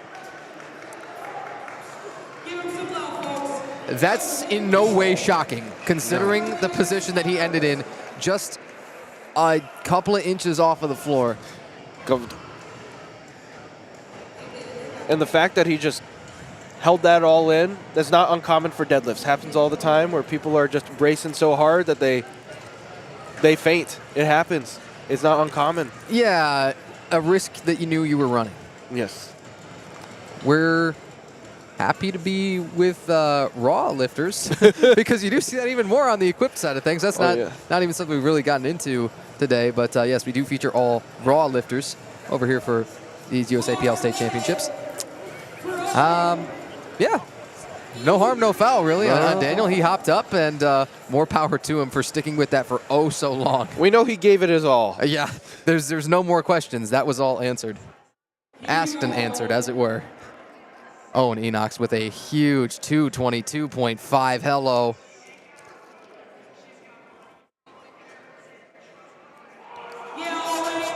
And it's still gonna come up nice and clean. Bang. The 67.5s. They're not really supposed to do that. You know what I mean? No. Historically, there's so much room for the sport to be pushed, for the bars to be pushed further than anybody would have ever thought, than people assume right now is possible. We thought we reached the human limit. We're not even close. Yeah. There's so many optimizations, right? So reaching the peak muscle mass possible that you're carrying on your frame. Coming in leaner, right? Having a little bit less body fat and more muscle. Leverages that are selected for just genetically, right? And things like this that, man, there's so many ways to be a freak. And there's so many ways that benefits you throughout the sport. Pedro Bissoni, 222.5, same weight here. For the 500 kg total. It's a half a metric ton.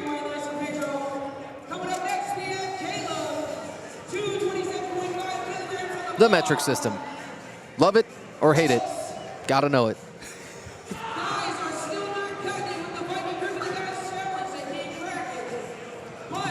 Caleb Rigderink has put in one more big old jump.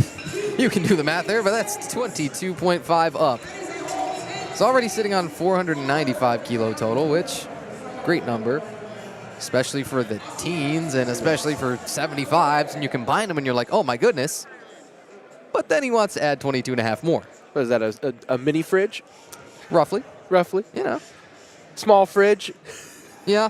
I don't know. My Australian Shepherd's a little bit more than that. I wanted to say, maybe roughly about the size of my Aussie, but not quite. It wouldn't be entirely accurate, but it's close. There you go. Caleb Rigderink to hop over 500 pounds on his final deadlift.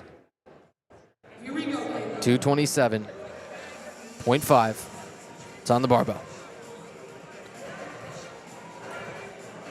So technical, so pretty, but I think he's stuck. He saw the bar bend. He was really pulling, just couldn't break it off the floor there. And you know what he said, too, the moment that he had to let that go? He said, thank you. He looked around. I don't know if you saw that. Reading lips pretty well, but yeah, he said thank you to everybody. You know, it's the entire bleachers in front of him here. It's both side spotters, the rear spotter, the loaders, judge, jury, meet directors. It's everybody says thank you. Ben Zhang, how about 230 kg? That's a 17.5 jump. Did not think we'd see this. But this is huge. This would be for 550 kgs on his total. Expect the unexpected. Right. It comes. Guy keeping us on our toes. Ben Zhang. A grind. Amazing. He might be stuck Oh. just beyond the knee. But he's emptied the tank as well as anybody all day long. You know, he put everything into last one. He got stuck there right at the knees. Tried to give everything that he had left just to get that 230. Yup. The 17.5 kg jump for anybody is big. And just missed that final swing. Trevion Tenayuke already made the all-name team for the USAPL State Championships. In fact, I think he's captain of the all-name team. And he wants 10 kg more. It's going to be just 5 under what he put up last year at States. But forget that, last year is last year. All that matters is who shows up today, who shows up this year, and what have they put on the barbell, what do they hit? 237.5. Oh my goodness, come on. Explode. And check the lights one time just for good measure. Good night. Trevion Tenayuke. Money. That is the final pull of session 1. That was the deadlifts. That was the entire first session here of the USA Powerlifting 2025 Michigan State Championships, day 1. Primetime session coming up, 5:30 p.m. Tanner White, Ian Varquez. Questions, comments, concerns? Make sure you come. Bingo. Oh, folks, we thank you so much for joining us. We have had, so many fantastic competitors so far. Be sure to look at your liftingcast.com and go to live results. Follow along with the USAPL 2025 Michigan State Championships. And make sure you flip to the primetime tab over there for this 5:30 p.m. session upcoming. You won't want to miss it. So many of the monsters, the absolute best in the entire state of Michigan. It'll be coming at you soon at 5:30 p.m. And also, you're going to have to go over on YouTube to find that primetime session with Barbell Productions. It'll be labeled primetime. Any other questions, feel free to drop them in the chat. But I believe we'll depart for now. And hey, we thanks so much for joining us, Tanner White and Ian Varquez once again. Shout out to Kevin Lamb of Barbell Productions, bringing us out here today. Chloe Darnell and Ray Vandermeer, our meet directors, along with USAPL Michigan State Chair Dane Roach. Been an absolute pleasure, and we will see you for primetime.